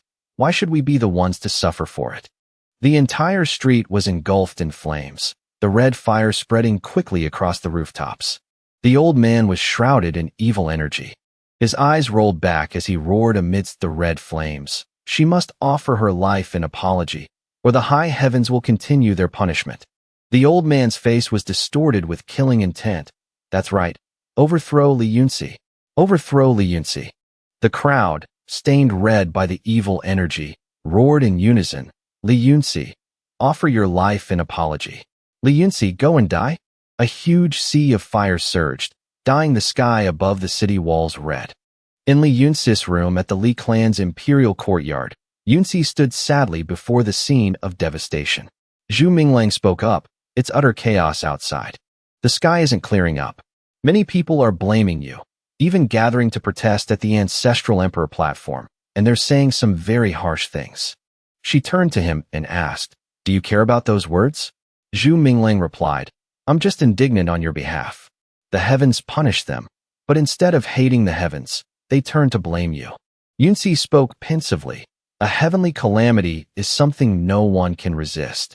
Anger needs an outlet. In the end, someone must be the target of everyone's criticism. If they think it's all my fault, then let them think that. He hugged her tightly and said softly, "Don't worry. No matter what they say, I will always be by your side to protect you." From outside came Shuanger's voice. "Young miss, young master Du Cheng from the ancestral temple has arrived. The clan head wishes for you to be present at the main hall, otherwise it would be discourteous." Zhu Minglang turned and said, "There's no need. Inform the messenger that the young miss is recuperating and will not participate in any duties or meet any guests." Shuanger exclaimed, "Young miss." Yunzi spoke, her eyes still looking forward. "Do as he says." She peeked inside, her eyes full of worry, and replied, "Yes, yes." Before a large gate hung with bright red lanterns, a silver-haired senior stepped inside. Today was Nan Taegong's grand birthday celebration. The old masters gathered to offer their birthday wishes. It was said that the head of the Li clan, the director of Soaring Cloud City, and the young master of the ancestral temple had all arrived. Two men standing before the gate spoke with surprised expressions. The head of the Li clan is Nan Lingsha's father, after all. It's understandable for him to come offer birthday wishes. But why are Soaring Cloud City and the ancestral temple also here? The other person explained. Nan Taigong is an extremely formidable dragon master. He once served as the dean of the Dragon Taming Academy. He also single-handedly supported the Li clan and the Nan clan. Taigong is a true elder who would dare not show him respect. A foot wearing a golden shoe slowly stepped inside. Lingsha, wearing a purple veil and clothes similar to Yunzi's, her blue eyes sharp and cold, walked through the lantern gate, stunning everyone. Du Cheng, the young master of the ancestral temple, stared at her intently, not blinking until a servant gently nudged him, causing him to blush in embarrassment. Young master, young master. Lu, she thought to herself. Du Cheng, we are engaged, yet you stare at another woman right in front of me. Truly a lecherous pig. He asked, "Who is this young lady?" Lu, she replied, "She is the head of the Nan clan, Nan Lingsha." Du Cheng smirked and said suggestively, "Is that so?" Immediately after, Lingsha placed her golden heel on the step, the hem of her purple dress lightly sweeping across its edge. Her deep blue eyes glinted with coldness as she commanded, "Close the doors." The subordinates replied in unison, "Yes," then pushed the great doors shut with all their might. Everyone was shocked to see her, exclaiming, "Li Yunzi? Why is she here? Nan Taigong, what is the meaning of this?" Nan Taigong, head of the Nan clan, spoke up, "Everyone, do not be alarmed. She is the head of our Nan clan, Nan Lingsha." They replied respectfully, "Yes, yes, so it is the head of the Nan clan. Forgive our rudeness, forgive our rudeness." The old man called out, "You come out here." A man in red armor stepped out from within. Li Ying announced, "Everyone, we are gathered here today to punish my unfilial daughter, Li Yunzi." Nan Taigong continued, "That's right. Li Yunzi seized the witch lands and usurped the city-states. Even the Heavenly Road city-state in the southeast has secretly submitted to her. Only the Soaring Cloud city-state has yet to fall." He continued, "This daughter of mine has the heart of a wolf. Her intentions are clear. Sooner or later, she will eliminate us all. Today, I must eliminate my own kin for the sake of justice." Yang Xiu spoke up. "This crusade against Li Yunzi is a matter of great importance. Our Soaring Cloud City has already dispatched troops for many days, which is enough to show my clan's sincerity. Everyone, please do not hesitate any longer." Elder Fan of the Ancestral Temple also said, "Our Ancestral Temple has also sent young Master Du Cheng. He will strike when the time is right." Lingsha held up a scroll and announced in a firm voice, "Below will be the names of those who agree to join the Crusade army." She continued, "I will temporarily replace Li Yunzi and completely eliminate her guards. You all need not worry about her loyalists seeking revenge." Another person asked, "How will you temporarily replace her?" He continued, "Will Li Yunzi's loyal guards really listen to a young lady from the Nan clan like you?" Li Ying said, "There is something you all do not know. My daughter Li Yunzi and Nan Lingsha are twin sisters. Li Yunzi's guards do not know Nan Lingsha's true face. After Li Yunzi secludes herself to recuperate, no one will know their master has been replaced by Nan Lingsha. Everyone was shocked when they heard him speak and looked towards her. Nan Taigong announced, "This is the Nan clan's guarantee to everyone." Yang Xiu said, "All right, if that's the case, count me in on this crusade army."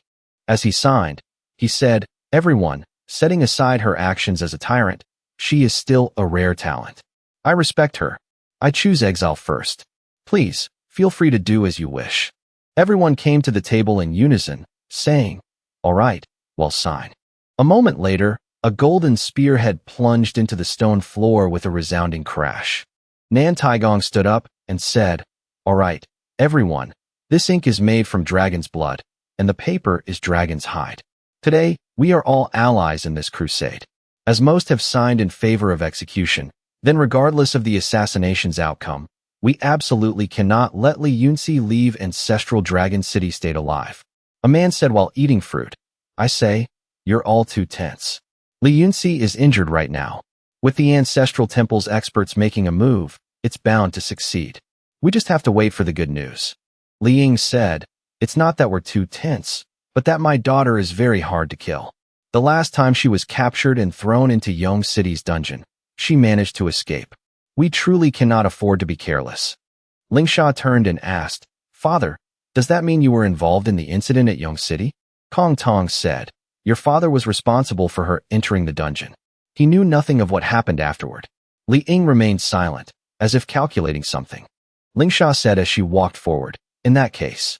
She stood before her and said, "Was it you, Madam Kong Tong, who humiliated her in that prison?" Slightly surprised, Kong Tong remained silent. Seeing this, Li Ying shouted, "Insolent! How dare you speak to an elder like that?" Lingsha said as she walked, "Colluding with soaring Cloud City, uniting with the ancestral temple, the Li clan, and the Nan clan, all just to drive a woman more brilliant than 10,000 others to her death. Father, you should be glad you didn't get fully involved in the Yong City affair." Lingsha laughed and said, "You all are truly." She erupted with purple spiritual power, ribbons of light lashing through the air as she spoke, with hearts that reach for the heavens, yet woven as thin as paper. The proclamation was swept by the purple spiritual power, and the red characters gradually blurred and then vanished. Glowing red ropes wrapped tightly around the large bell, as purple spiritual power exploded around it. Lingsha continued, "Everyone, you wrote the names on this list yourselves." Red ropes suddenly flew out from the large bell, wrapping tightly around the necks and hands of the crowd, causing them to scream in panic and pain. The crowd was hung suspended in the air by the red ropes, frantically begging her for their lives. "Damn it! What is this? Why can't I get it off? Help! I was wrong, spare me." She turned away with a cold voice. "I, Nen Lingsha, will respectfully see off anyone who can survive and escape from this place." Li Ying furiously roared, "Bastard, release us now." Nan Taigong, with a trembling hand, pointed at her and said, "Nan Lingsha, what is the meaning of this charade?" Li Ying collapsed and exclaimed, "Why? Why did Nan Lingsha turn against us?" She opened the door and stepped out, leaving him to wonder, could it be that the discord between the sisters was fake from the very beginning? He spun around and shot forward, pulling the red ropes taut. Li Ying collapsed to the ground, his eyes rolled back, blood seeping from the corners of his eyes and mouth. Lingsha recalled how difficult it was to act out a sisterly feud to deceive even their own family, unless that desire had been buried for countless years. Finally, she had said, "Father, I want to overthrow Li Yunzi." Li Ying died with his eyes open, as if still holding onto his resentment, and the red ropes snapped on their own. The red blood rune bindings erupted, and strange characters swirled through the space. Yang Xiu, terrified, prostrated himself. "Thank you for sparing my life. Thank you for sparing my life," he said in terror, crying, "Thank you for sparing my life." Bloody footsteps slammed down on the slightly trembling stone floor.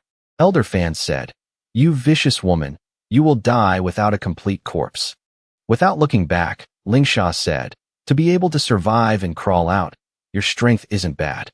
"A pity," she said, her hand gently brushing over a blade's edge as a purple spiritual light flashed around her hem. Lingsha unleashed a strike to finish them. "In the end, you still have to die." Nan Taigong knelt and begged Lingsha, We old men have been conservative our whole lives. It is our fault for obstructing the great cause of ancestral Dragon City. I, Tai Gong, can swear to my ancestors that from now on, I will not interfere in any clan matters. I will live in seclusion and enjoy my old age." She held a brush in her hand and said in a commanding tone, "All right, let me draw a coffin for you to enjoy your old age in." The old man screamed in terror, "No, no, I don't want to die." In the quiet of the night, a crescent moon hung over the ancient courtyards. In the Li clan's imperial courtyard, on a stone bridge over a green stream, with the majestic old courtyard on the bank, a large crowd had gathered. Someone said, "Past this point is Li Yunzi's residence. Now that she's been betrayed by everyone and has no more guards by her side, we'll be able to take her down easily." Many experts appeared on the bridge. They were the ancestral palace's elegant hero, the female hero, the bone-faced hero, the old man hero, and the high-forehead hero. The high-forehead hero spoke up, "Don't be careless. I can still sense the aura of a dragon master." Zhu Minglang spoke, "That's right. I've been waiting for you for a long time." Bai Qi appeared behind him. Zhu Minglang said, "Consulting the fates, it seems you've all come here to kill my wife, haven't you?" Du Cheng spoke up, "You're that beggar who was having fun with the female commander in the dungeon, aren't you?" It seems the intelligence was flawed, but that's to be expected from a commoner's life.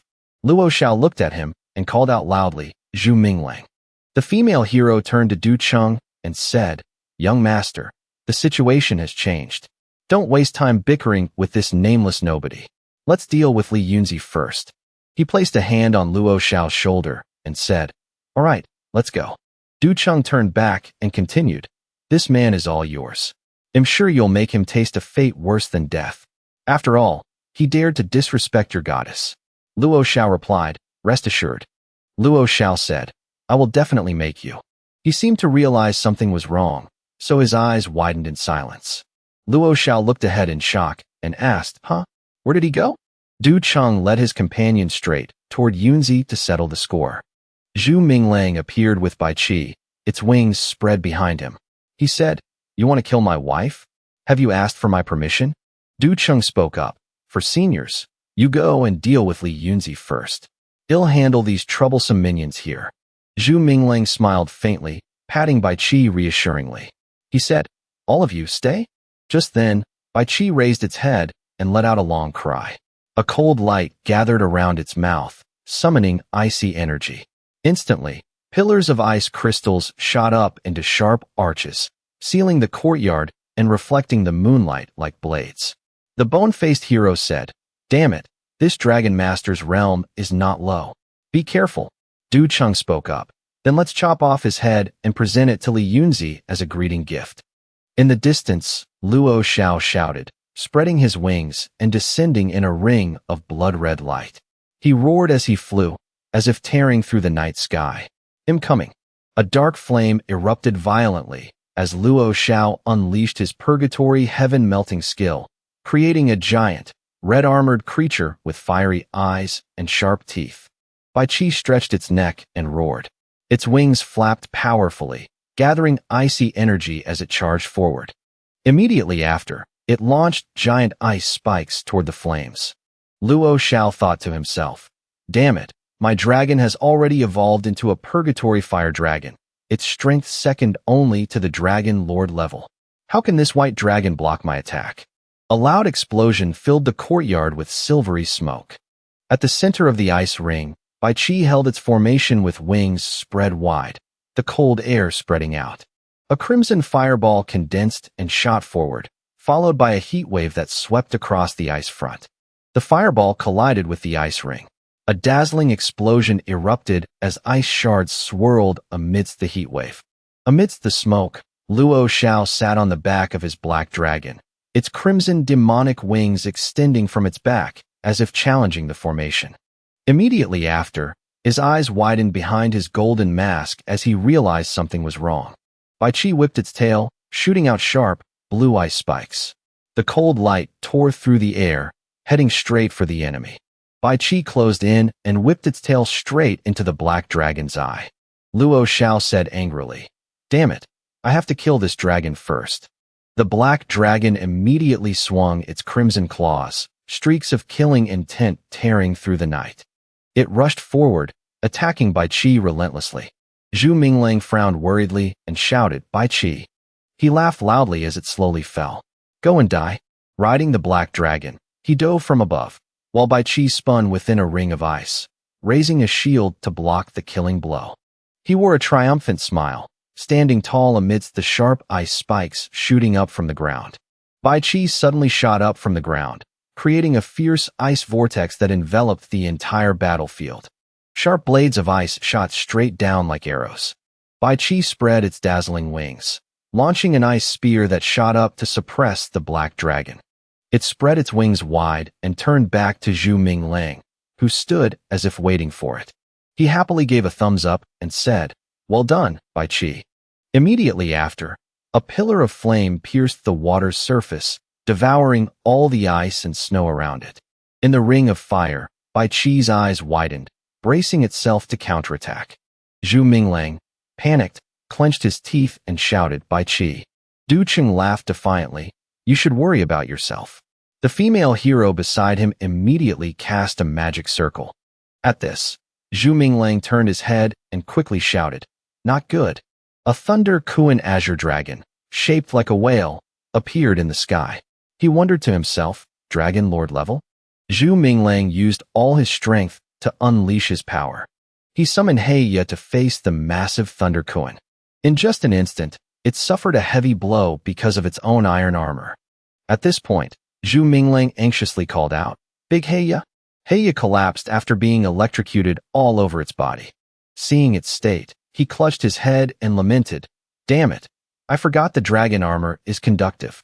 Seizing the opportunity, Du Cheng charged forward to attack. "Go die?" Zhu Minglang played another trump card, Qingzhua, and then questioned, "I didn't expect you to be a gifted one as well." Qingzhua immediately entered focus mode. Traps flew out one after another, but Du Cheng skillfully avoided them. While riding Qingzhua, he called out, "Big Heya, take off the armor." On the other side, Heya was still caught in the electric current. It's so numb. After removing the armor, it was as if it had discovered a whole new world. Heya sat up excitedly. "I'm okay." A magical light emanated from the pile of ashes. It was Bai Qi, appearing just in time to help everyone. Seeing it, Zhu Minglang was overjoyed. "Great, everyone is all right." Before he could celebrate for long, another melting suppression attack rushed over. Luo Xiao's appearance was very ostentatious. He rode his pet and charged forward, shouting, "Young master, stay out of this. Let me kill this kid myself." Armored Purgatory Violent Yama Dragon. Not discouraged, Bai Qi let out a cry. Luo Xiao completely disregarded it. Just a mere beast. Does it really think it's that strong? He ordered Lu Jin to breathe fire. "Let me show you the power of the Purgatory Violent Flame Dragon." A dazzling light shone from Bai Qi's horn. It spun around, creating a stormy illusion spirit dance tornado with increasing amplitude. Watching this, Zhu Minglang remembered. This is the stormy illusion spirit dance under Bai Qi's control. He marveled. It's so powerful. Bai Qi looked up at the sky as if summoning its comrades. Tens of thousands of crystals fell down at once. This scene shocked and terrified Luo Xiao, causing him to utter a single word, "No." Lu Jin growled, having already lost one of its eyes. Du Cheng angrily gritted his teeth. "Damn it, this dragon is so strong." At this moment, the crystals were falling like rain. The crystals fell to the ground, forming a layer like ice. That crystalline ice covered everything beneath it. Luo Xiao urged Lu Jin on, even though it was already battered and broken. "No, Purgatory Violent Flame Dragon, get up, and we'll keep fighting." Even as he coughed up blood, he refused to accept the truth. As he was dying, Luo Xiao was still unreconciled. "Damn it, why you?" Zhu Minglang stood calmly before him. "So it was brother Luo Xiao?" He rested a hand on Qingzhua and replied arrogantly, "I didn't recognize you just now. How rude of me." Luo Xiao crushed the fragment in his hand. "No, I can't die." His mind was filled with images of Zhu Minglang. "I won't accept this." Luo Xiao gritted his teeth, his eyes wide. "Yunzi, she is mine." A kick from Qingzhua put an end to his rambling. From behind, he emanated killing intent. "You dare target my wife. You deserve to die. As he finished speaking, his head exploded into pieces. Nearby, Du Qing's voice was low with anger. Damn it, you dare to injure this young master. He raised his hand and ordered, go and kill that beast. They gathered into a large group, each one summoning their pet at will. For beasts appeared just to fight the one by Qi.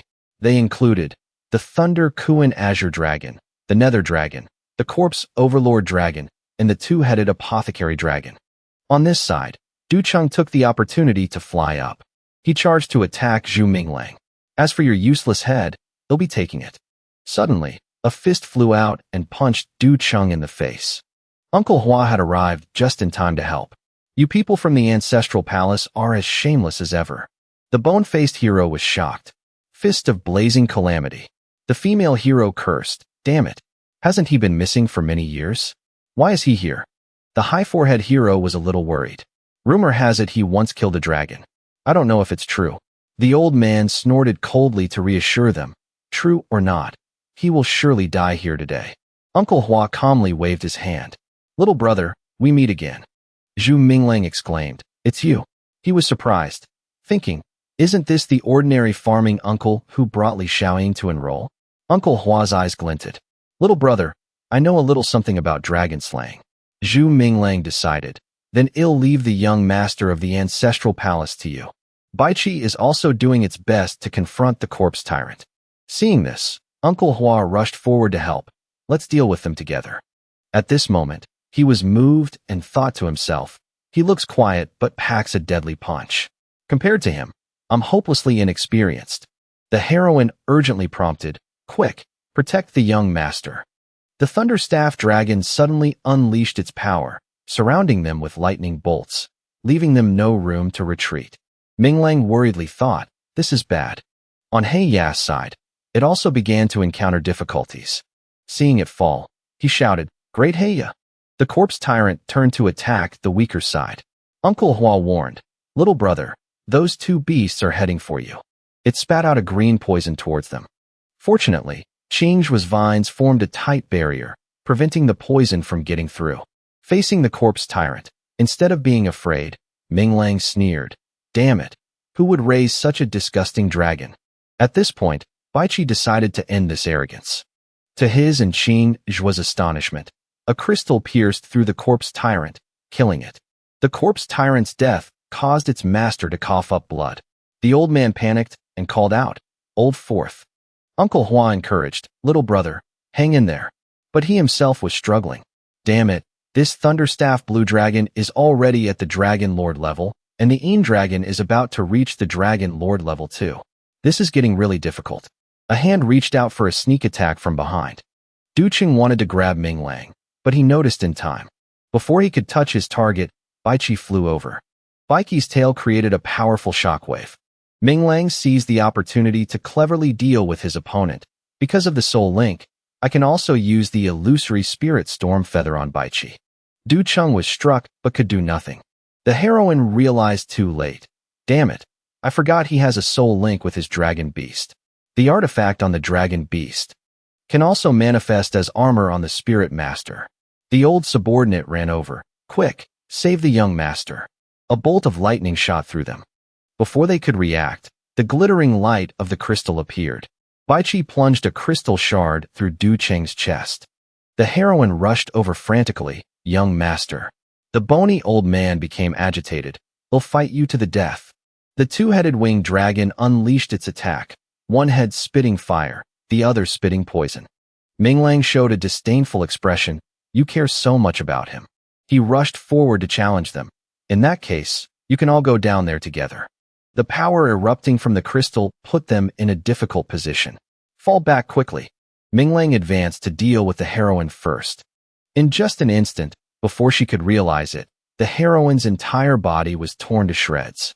Her fall enraged the beasts. Uncle Hua remarked in amazement, I didn't expect these beasts to be so protective of their master. The Thunderstaff Dragon's lightning bolts, like the Grim Reaper, struck right behind Uncle Hua. He was caught off guard and submerged in the electric current. The Thunderstaff Dragon swooped down with a triumphant expression. He calmly summoned for backup, Baichi, Qingzhua. Baichi was not about to let the Thunderstaff dragon run rampant like that. It flew over and shot a crystal into the Thunderstaff dragon's eye. Qingzhou was responsible for dealing with the two-headed winged dragon. Qingzhou quickly severed its fire-breathing head, causing it to scream in pain. The old man and the bony one's faces turned pale. No. Minglang stopped his companions. Don't be hasty. He finally gave them an easy way out. You can all leave now. The old man recalled his Thunderstaff dragon. Retreat. The bony one replied, understood. Unexpectedly, Minglang was caught by a force. The insolent bony one and the old man wanted to use the dragon to escape. He shouted, don't run. At this moment, Yunzi appeared, her eyes flashing with killing intent. She decisively drew her sword. A devastating slash caused the dragon to explode. The old man cried out in regret, my dragon. The explosion was so large that they were injured by the sparks. Uncle Hua watched in awe. So this is the female commander's true strength. So powerful even when injured. The love-struck Minglang puffed up his chest. I could have handled it. Seems she was very worried about me. Uncle Hua replied helplessly, so smug. The two-headed dragon staggered with only one head left. Qingzhou looked excited, as if its prey was cornered. The vines bound the two-headed winged dragon tightly, leaving it no way to escape. The last head was completely severed. The blood that stained the sky symbolized the end. Baichi was still struggling with the Thunderstaff dragon. He urged impatiently, Baichi, stop playing around and finish it off quickly. Baichi turned its head and gave a charming smile. It raised its sharp tail. A single strike took the Thunderstaff dragon's life. Like a great wave, the Thunderstaff dragon crashed into the ground, causing it to explode. Uncle Hua clicked his tongue. What a pity I'm not a dragon master. With so much loot, this brat has really lucked out. Besides, you're quite skilled at refining soul jades. Minglang smiled casually. It's decent, I suppose. I specialize in this. He was happy, while Heya had been unconscious this whole time. This time, this soul pearl will probably only have a minor enhancing effect on Great Heya. As soon as it heard about its favorite food, it shot up, its eyes shining, drool dripping, and it cried out, eat, eat. Minglang immediately saw through it. Damn it, this cowardly dragon. It wakes up as soon as it hears about goodies. Uncle Hua lifted Du Chung like a toy. This kid still has the twin shadow armor on him. He was immediately fascinated. No wonder his movement technique was so strange. So it was because of this armor. Uncle Hua sighed. Like master, like dragon. Minglang was extremely grateful. Great uncle, you truly are a hidden master. This time, I was lucky to have your help. Uncle Hua immediately brushed it off. All right, stop flattering me. All this loot is yours. After all, you're the one who killed them. It has nothing to do with me. He said humbly. I only came to help repay the female commander. Now, I must be on my way. Scene change. In Li Yunzi's room, a few days later. At this time, Minglang, standing behind her, spoke up. You seem to have a lot on your mind these past few days. He said with regret. You were already injured, yet you still used that sword intent that day. It was a bit reckless. Actually, we could have handled it. Minglang's eyes were worried. What are you thinking? Meanwhile, Yunzi had suspicions in her heart. I'm thinking, why would an ordinary silkworm breeder from the land of Wu meet me? Why would he become such a powerful dragon master in such a short time? What is his true identity? Minglang reassured her, you're overthinking it. I'm just. He coughed. I was actually a divine mortal before, but I lost my powers as a divine mortal. After that, I came to the land of Wu.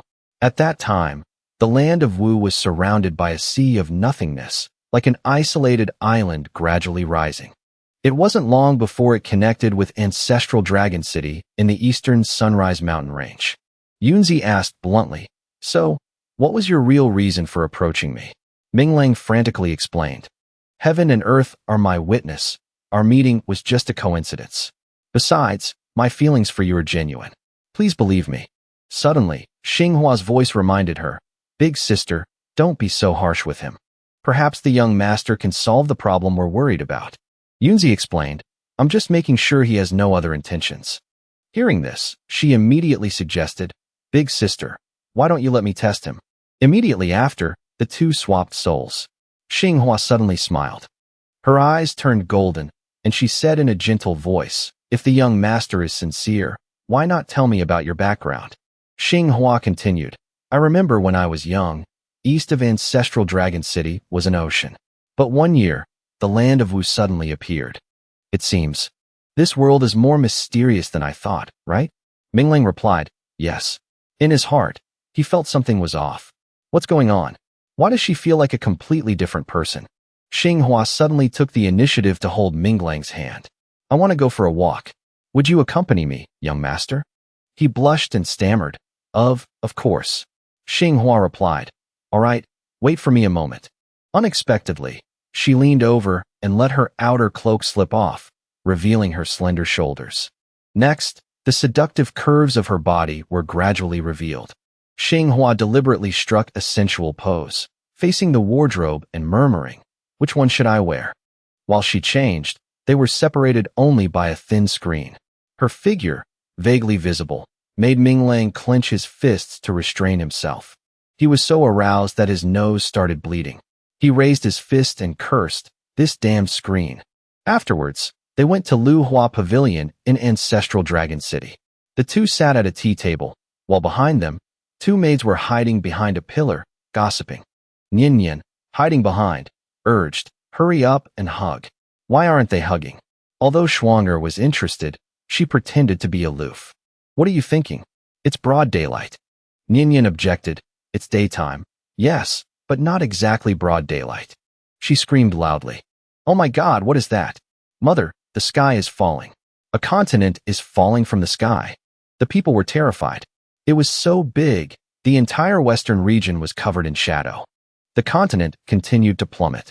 Zhu Minglang temporarily took Xinghua away from there. He said ancestral Dragon City was finished. Skyward City and other western cities had fallen into eternal darkness. She asked naively, Wutu, did it appear just like that? Minglang replied. Xinghua gazed into the distance. I thought it would float above, like Wutu. I never expected the continent to fall, like a star from the heavens. He asked, confused, what do you mean? Did you know this day would come? Is this why you were so melancholic? She replied with a worried expression. I just had a slight ominous feeling.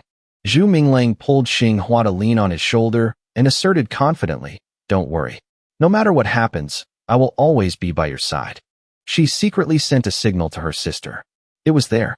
Yunzi, back in her own body, replied, I know. She turned to him and said, thank you for having tea with me. I should go now? Zhu Minglang agreed. All right. Your injuries haven't healed yet. He'll go with you. Yunzi refused and instructed, I will go to the western border first to guard against the coming danger. You stay here and help Lingsha stabilize the situation. Zhu Minglang hugged her from behind. Yunzi, be careful. I will help you protect everything here.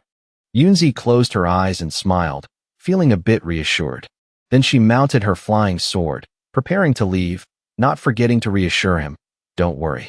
Zhu Minglang thought to himself, forgive me for not telling you. I am from the Apex continent. I was once a godly mortal sword cultivator. He recalled, while traveling, I encountered a mysterious king-level expert. He devoured the power of the spirit Vane's essence. That's why the white azure dragon at that time was affected by his plundering ability, its life force withering away like all living things. I couldn't allow his methods, so I had no choice but to fight this bizarre, mysterious expert.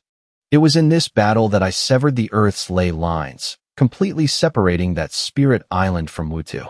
My sword cultivation was destroyed, and I fell into a void vortex, arriving in your world. Back then, Zhu Minglang saved Baichi. Baichi was also severely injured in that battle. To save it, I became a dragon master. He thoughtfully watched the collapsing continent before him. I never thought the entire Apex continent would come here now. Zhu Minglang stood there and said to himself, no matter why you've come, you'd better not upset my wife, or he'll turn you all to dust. A flame flickered in his eyes, revealing his determination. Zhu Minglang pondered. I heard the fractured region near the fallen continent, and Skyward City is called the West Cliff. Unfortunately, too much has happened there recently. Baichi replied, otherwise, that place might have had quite a few spiritual fragment crystals. He breathed a sigh of relief with joy. Luckily, Yunzi helped collect them. Now there are enough crystals for you to eat for 2 months. By then, You should be able to solidify your position in the high-tier Dragon Master realm. Baichi cried out with delight as it was fed. Zhu Minglang was a little concerned. Although your mystical arts come from the star and moon, eating nectar is useless for your growth. But eating crystals like candy, you're not something an ordinary person can raise. He was worried about the future.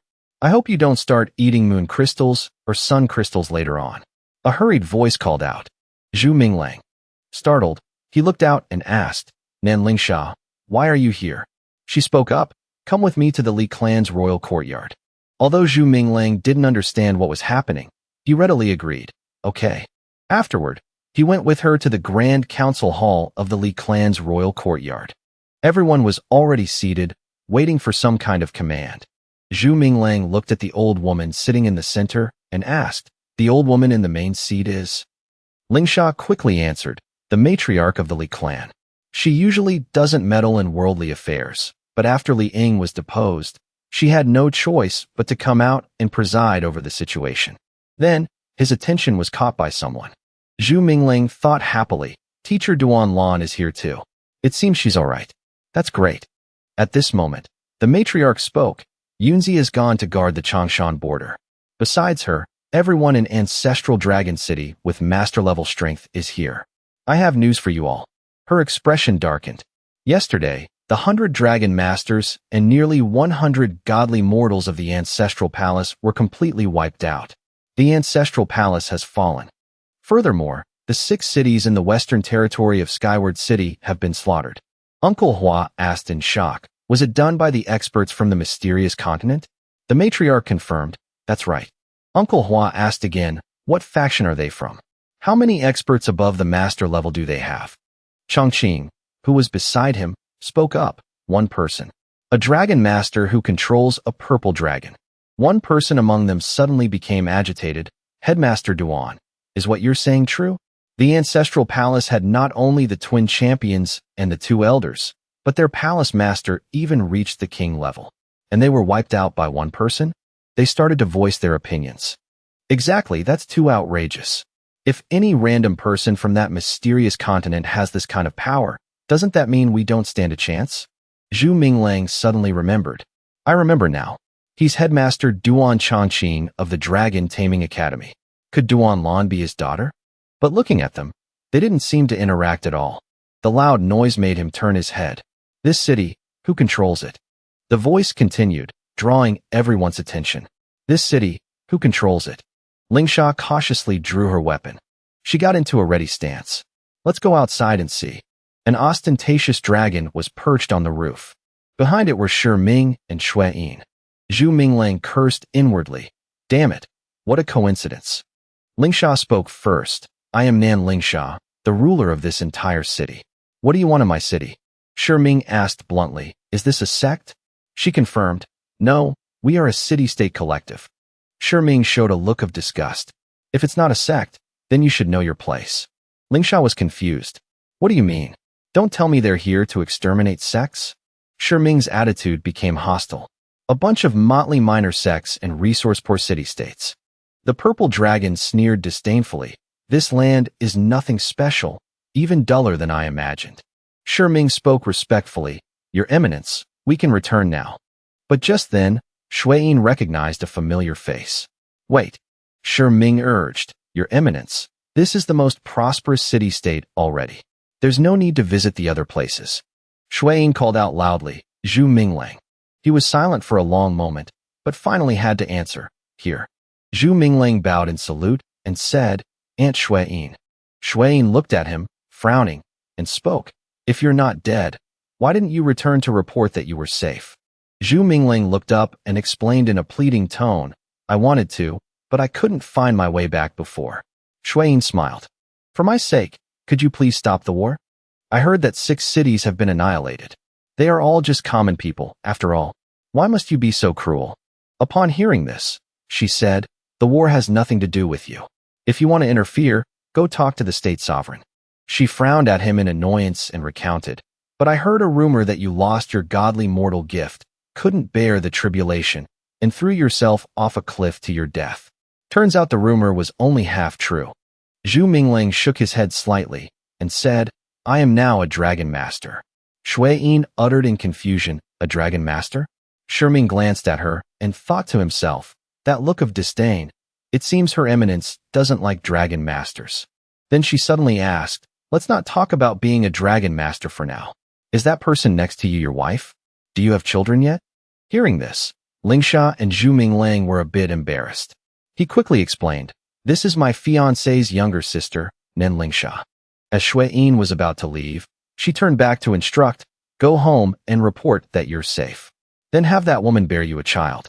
If it can inherit the godly mortal gift from either of you, it would somewhat make up for our clan's regrets. Zhu Minglang's face darkened as he thought, do you have to be so disappointed? I think I can still be salvaged. He then replied, although I've let down your years of dedicated teaching, am doing very well as a dragon master now. On the side, a blushing Lingsha exclaimed with wide eyes, bear a child. As Shui-yin left, her voice echoed back, since you have spoken, I can guarantee we won't raid the sects. We won't kill wantonly. But as for disputes over land and city-states, we can only leave it to fate. At this moment, Sherming smiled and spoke up, a dragon master, you say? There aren't many dragon masters in the Zhu clan. We should spar if we get the chance. Hearing this, Zhu Minglang scratched his head and replied cheerfully, sure. Afterward, Sherming and Shui-yin left. He stood below, waving and shouting, farewell, Annie. Up above, Sherming suddenly remembered and thought to himself, wait a minute, Her Eminence just called him Zhu Minglang. He immediately turned to ask, Your Eminence, that Zhu Minglang just now. Is he the godly mortal sword cultivator genius, Zhu Minglang, who swept across the continent at the age of 15? Shui-yin casually retorted, even a dragon master like you has heard of him? Hearing this, he was stunned and thought, it seems Her Eminence really doesn't like dragon masters. Then he said aloud, I have heard of him. She glanced at him and asked, are you scared? Sherming raised his fist and stubbornly said, how could I be? His godly mortal gift is gone. If we're comparing dragon-taming abilities, I'm not afraid in the least. Remembering Zhu Minglang's smiling face just now, he broke into a cold sweat and cursed inwardly. Damn it, why did that face seem so terrifying? On the ship flying in the sky, Lingsha walked over with her arms crossed, asking somewhat angrily, aren't you going to explain? Hearing this, he answered in a fluster. Actually, I'm from the Apex continent. That person just now is my aunt. She seems cold, but she's actually a very good person. Headmaster Chongqing also came over and asked, Zhu Minglang, are you from the Zhu clan that specializes in the art of forging? He glanced over and spoke. That's right. I was unlucky enough to fall into a whirlpool in the void sea. When I woke up, I was already here. Could it be that you, headmaster, also? He replied in a deep voice, that's right. Thinking of a map, he sighed pensively and said, the appearance of the witch's land has made me understand some laws of this vast world. For all these years, I have been searching for the secret of the void vortex everywhere, from high mountains and deep seas to islands shrouded in mist. Who would have thought that the apex continent would fall from the sky? Hearing this, Zhu Minglang thought to himself, I've only been here for a few years, but the headmaster has been trapped here for decades. I feel for him. I must find a way to comfort him. Acting on his thought, he scratched his head, smiled brightly, and said, Headmaster, don't be sad. Isn't there a way home now? Besides, your daughter is all grown up now. Zhu Minglang's clumsy attempt at comfort left the man speechless. An old woman walked up from behind and spoke. You two can reminisce later. Tell us about the apex continent first. Hearing this, Chongqing replied, all right. The lesson began as he started to speak. The apex continent has an imperial court and many city-states. The power disparity between these city-states is not small, and conflicts are endless, but they must still abide by the laws set by the imperial court. Additionally, the apex continent has other factions like sect forests, clan sects, dragon palaces, the church, and academies. But they are not allowed to arbitrarily interfere in the wars between city-states. Below, someone suddenly stood up and raised his hand with a question, sect forests, clan sects, dragon palaces, the church, academies. Does that mean the apex continent has 4 other factions that can rival the headmaster's dragon taming academy? Hearing this, Chongqing stroked his beard and spoke thoughtfully. The main campuses of the two great academies, the Divine Mortal Academy and the Dragon Taming Academy, are both located within the Apex Imperial Court. The scale of our Lichuan Dragon Taming Academy is not even a fraction of the academies in other minor nations. In the eyes of the Apex continent, we are like backward outer-world primitives. Any city-state could send an army and level us.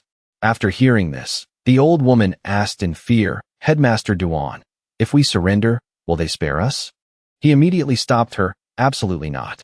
Many city-states on the Apex continent still practice slavery.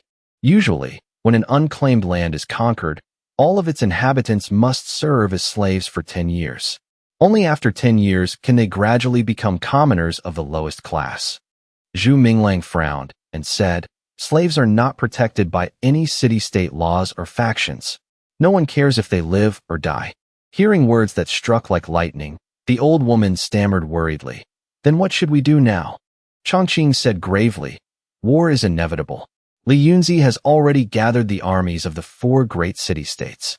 They are defending the Long Gorge defensive line. As long as the major factions don't intervene, we still have a chance to fight back against the city-state armies. Hearing this, she grew even more worried and said, Yunzi has always wanted to establish a nation. Could it be that she also knew about the Apex continent, that this day would come? The people below began to voice their confusion. It seems we have misjudged Li Yunzi. But even if she establishes a nation, the Apex continent will still see us as an unclaimed land, unprotected by the laws of the Imperial Court. Those factions will still make a move against us. At this moment, all eyes turned to Zhu Minglang when he said, actually, there is a way. He said with a serious face, a way to prevent other factions from moving against us. The old woman excitedly asked in a loud voice, what way? Zhu Minglang calmly explained, my clan sect is fortunate to be one of the 6 great clan sects of the Apex continent. I can represent the Zhu clan and swear an oath to the Imperial Court. The ancestral Dragon City-State will belong to the Zhu clan. By paying annual taxes, this place will no longer be an unclaimed land, so other factions cannot touch it according to the nation's laws. After hearing this, her attitude changed. She pointed at Lingsha and said, then since Yunzi is not here now, Lingsha will have to marry you in Yunzi's place immediately. Declare that the ancestral Dragon City-State belongs to the Zhu clan. Coincidentally, the city-state's great seal is in Lingsha's hands, so no changes are needed. Zhu Minglang broke out in a sweat, thinking, a marriage is a major event. How can there be a substitute? He raised his hand to stop her and said, Matriarch, don't be hasty. Let me finish speaking. Hearing this, she turned and shouted at the people behind her. All right, you speak. No one else is allowed to talk. The man behind her thought helplessly. Clearly, you're the only one talking. Zhu Minglang said seriously, such a major affair is not something I can decide on my own right now. I must return to my clan sect and discuss it with them. After all, it is the prestige of a great clan sect that can intimidate the other factions. Hearing this, Chongqing looked at him and said, I, Duan Chongqing, am also willing to personally go to the Apex continent and strive to win the support of the Apex continent. He replied, I hope my old friends at the Apex Dragon Taming Academy still remember me. At this, the old woman calmed down and said, that's very good. We're counting on you.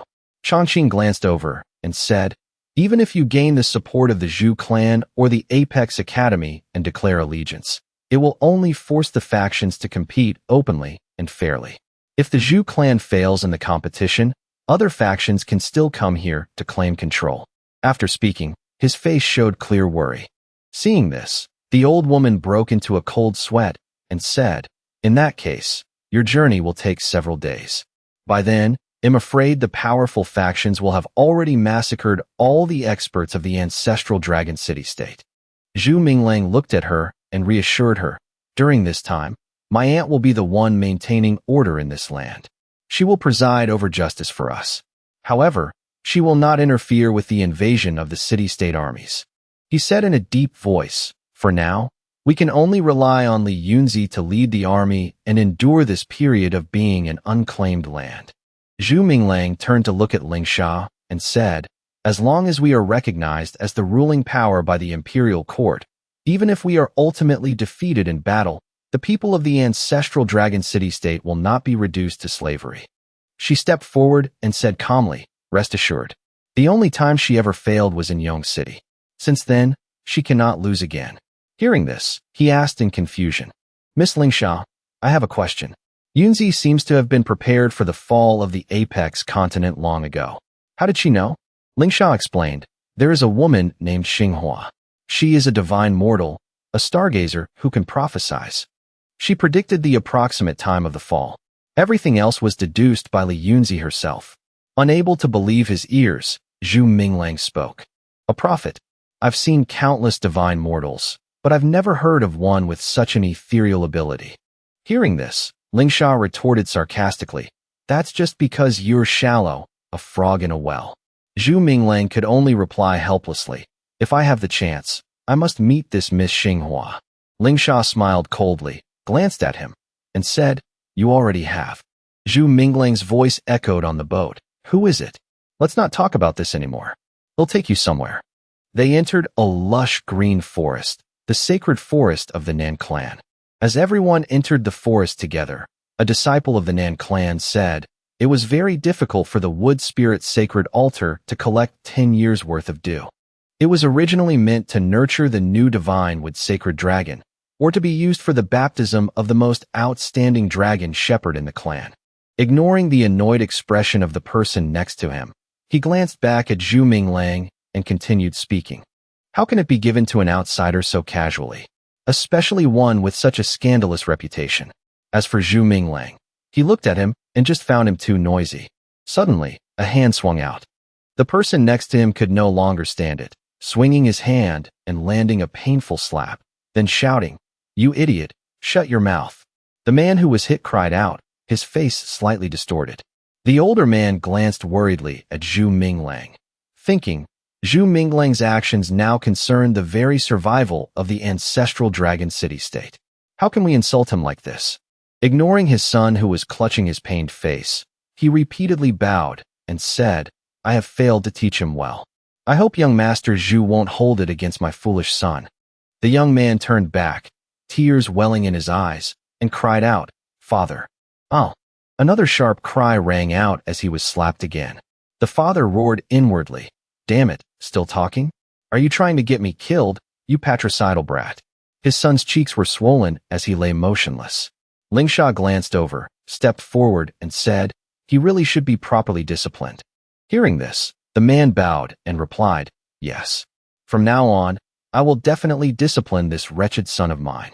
After settling the matter, they continued deeper into the forest. Suddenly, they stopped. Before them was a massive ancient tree. At this moment, Zhu Minglang's eyes widened in shock. The ancient tree suddenly opened its eyes. The old man stepped forward, placed some gems on a stone table, and said, Sacred tree, we have come to retrieve the sacred dew. These are the offerings we have brought. He stood aside, stunned, thinking, I never expected that in the sacred forest of the Nan clan, there really exists a divine wood green sacred dragon, so much stronger than little Qingjua. The green gems suddenly shifted, emitting a strange light as vines began to entwine them. The ancient tree let out a cry, and immediately after, the vines lifted the gems. The sacred dew was dispensed into the bamboo tubes on the table. The old man picked up the bamboo tubes and said, Young Master Zhu, here are 10 portions of 10-year sacred dew.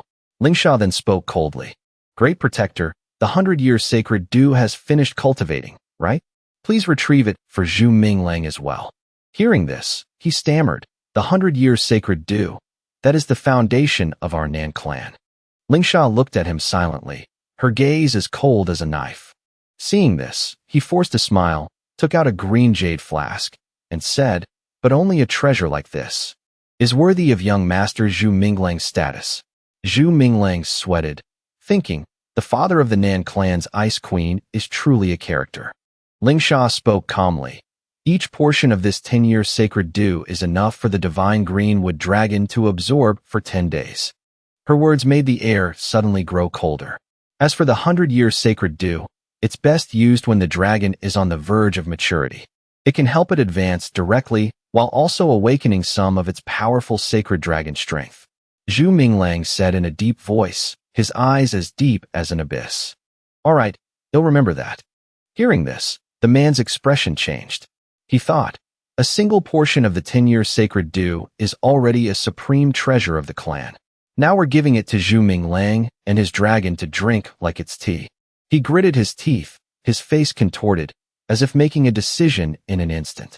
Forget it. If I can't stop it, then he'll consider it a gift of goodwill to Zhu Minglang. Perhaps in the future, we will have to rely on this son-in-law of the Nan clan. He raised his head, his voice returning to normal. Young Master Zhu, your other dragon pets can also use a portion, but they don't need much. Because only a dragon with the bloodline of the divine wood green sacred dragon can absorb it multiple times. The corner of Zhu Minglang's mouth curled up, his eyes shining with joy. My other dragon pets can use it too? That's great. The man's eyes held a hint of pride. That's right. Our sacred dew is even more miraculous. It doesn't conflict with other enhancement items like soul beads or spirit fruits. So while using the sacred dew, you can use other spiritual items to strengthen your dragon pet. Greed flashed in Zhu Minglang's eyes. What a great treasure. If I'd known earlier, I should have taken a few more flasks. The old man hurriedly waved his hands, stammering in panic. Young Master Zhu, this sacred dew is the foundation of our Nan clan. It took us decades of hardship to accumulate this much. Please don't take it all. Minglang hugged the sacred dew tightly and gave a wry smile. I'm just kidding. What you've given me is enough. In his heart, joy surged like a tide. With this sacred dew, little Qing will definitely become a high-ranking dragon lord. Turns out, raising a dragon isn't as hard as I thought. Lingsha cut him off coolly, her voice serious and her gaze sharp. Don't get cocky. Go back and prepare for a few days. We should be leaving soon. Minglang sighed, all right. Scene change. At the West Cliff corridor, the air was heavy with the smell of ash and dust. Heat and dense smoke rose from the streams of lava flowing in the deep fissures. Outside, the harsh sunlight of the vast desert beat down on the scorching red rock formations.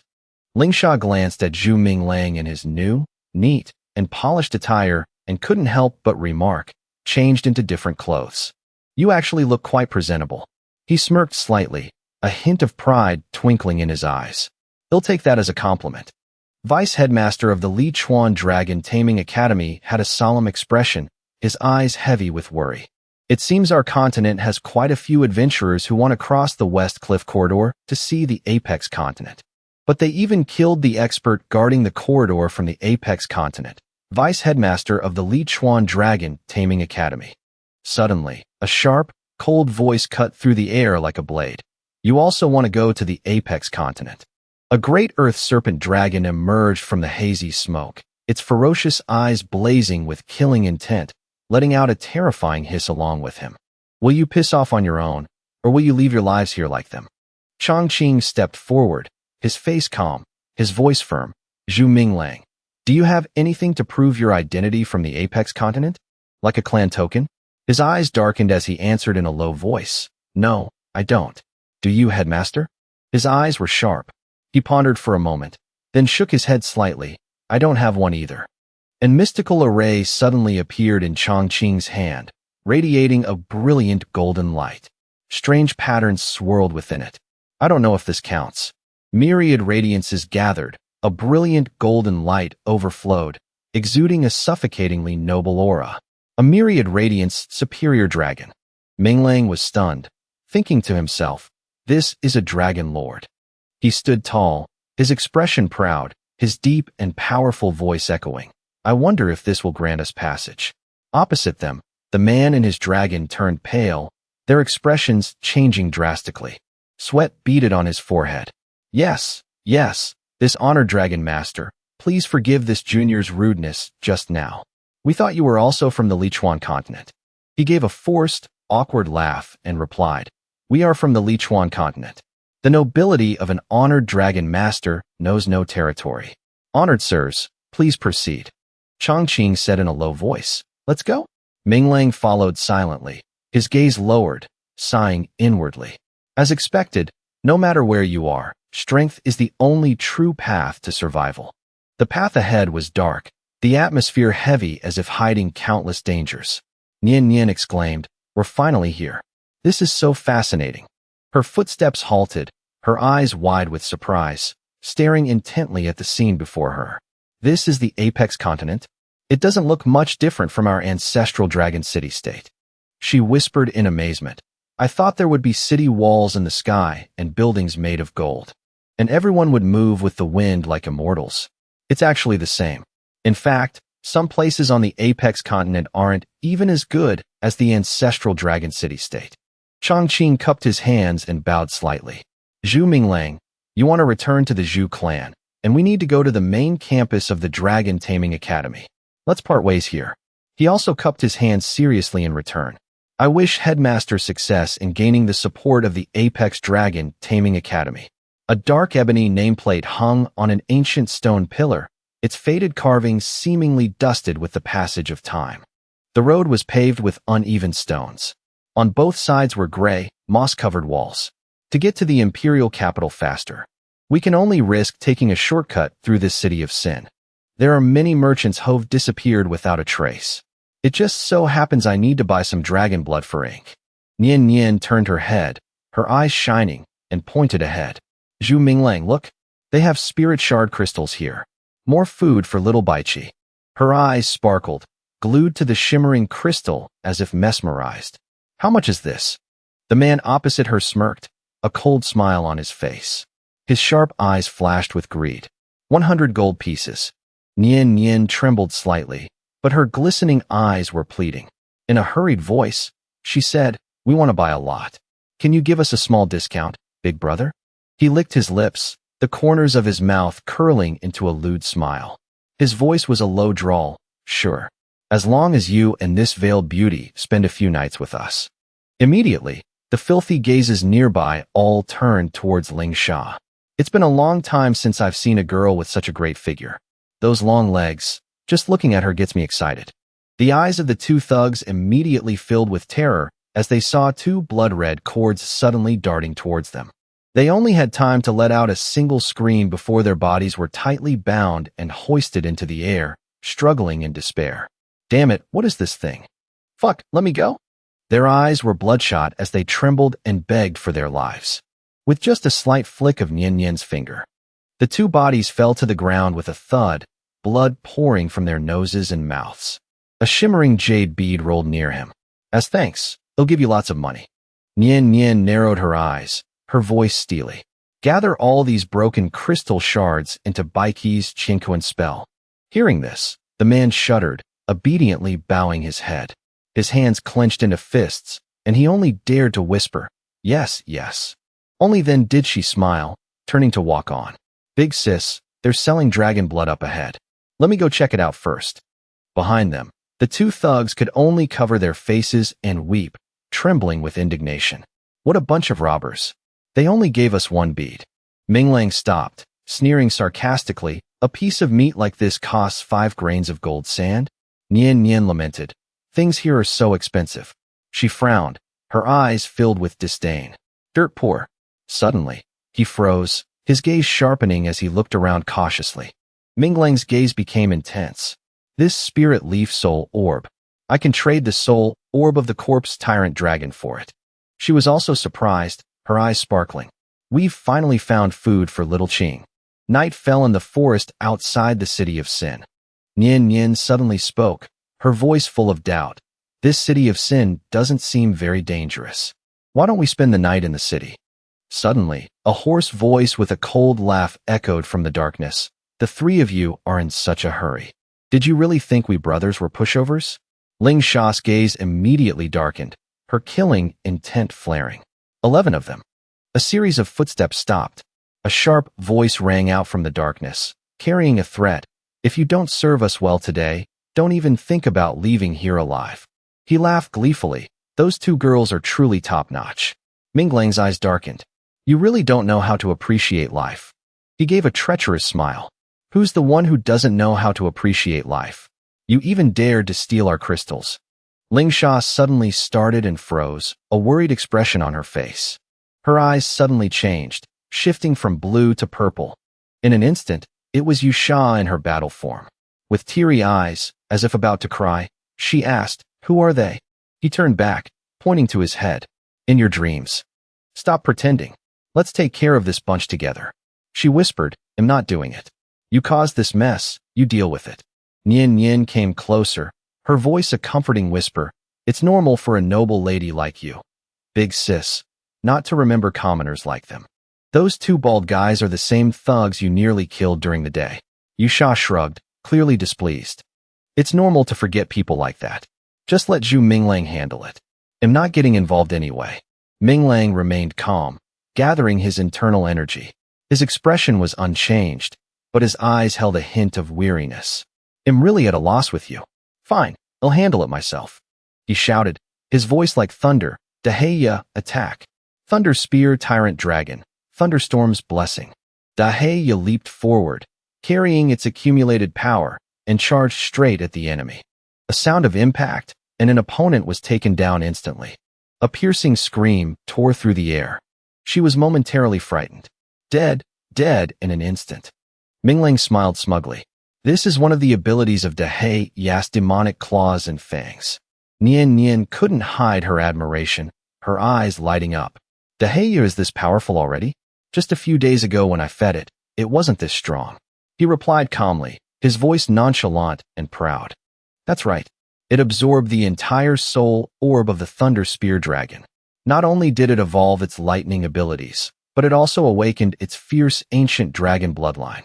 However, we probably won't get to see it today. Daheya's eyes flashed with a stormy, killing intent. The thugs panicked, screaming and fleeing in all directions. Mommy, this dragon is too strong. Let's run. Minglang's lips curled into a sneer, his expression cold. Trying to run? His voice was sharp as ice. Qingzhua, kill them. A miserable scream rang out, help. The fleeing men were suddenly buried halfway into the ground. Their bodies convulsed, eyes wide with terror. Cries and pleas flooded the air. Spare us. We'll hand over all the things from before. Yes. We'll give you everything we have. Please spare us. Let us go. Minglang's footsteps advanced slowly. Robbery and murder. Your hands are stained with the blood of countless innocent people. His expression was unchanged, cold. They'll see you on your way. I hope you will repent on your path to the Yellow Springs and be good people in your next lives. The darkness seemed to coil, closing in coldly. Nian Nian let out a small laugh, her eyes dancing with excitement. We've struck it rich this time. Yusha said in a low voice, Little Baichi seems to really like these shiny things. It is, isn't it? Suddenly, a shout from behind made the three of them turn around at the same time with confused expressions. The lead Taoist pointed an accusing finger. You wicked and cunning people, killing so many just for a bit of money. Minglang raised an eyebrow, speaking coldly, disciples of the Jiao Mountain Sword sect. Nian Nian was suddenly bewildered.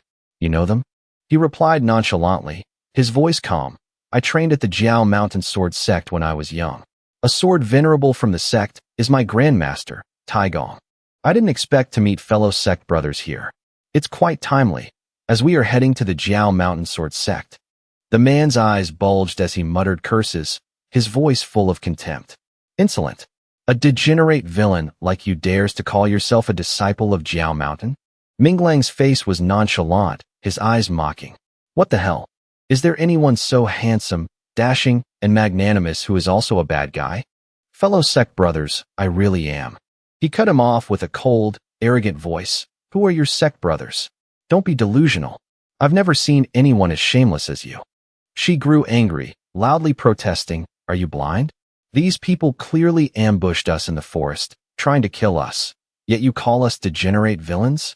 He sneered, his voice strange and contemptuous. Hilarious. You were digging holes to bury bodies, and you claim these merchants attacked you?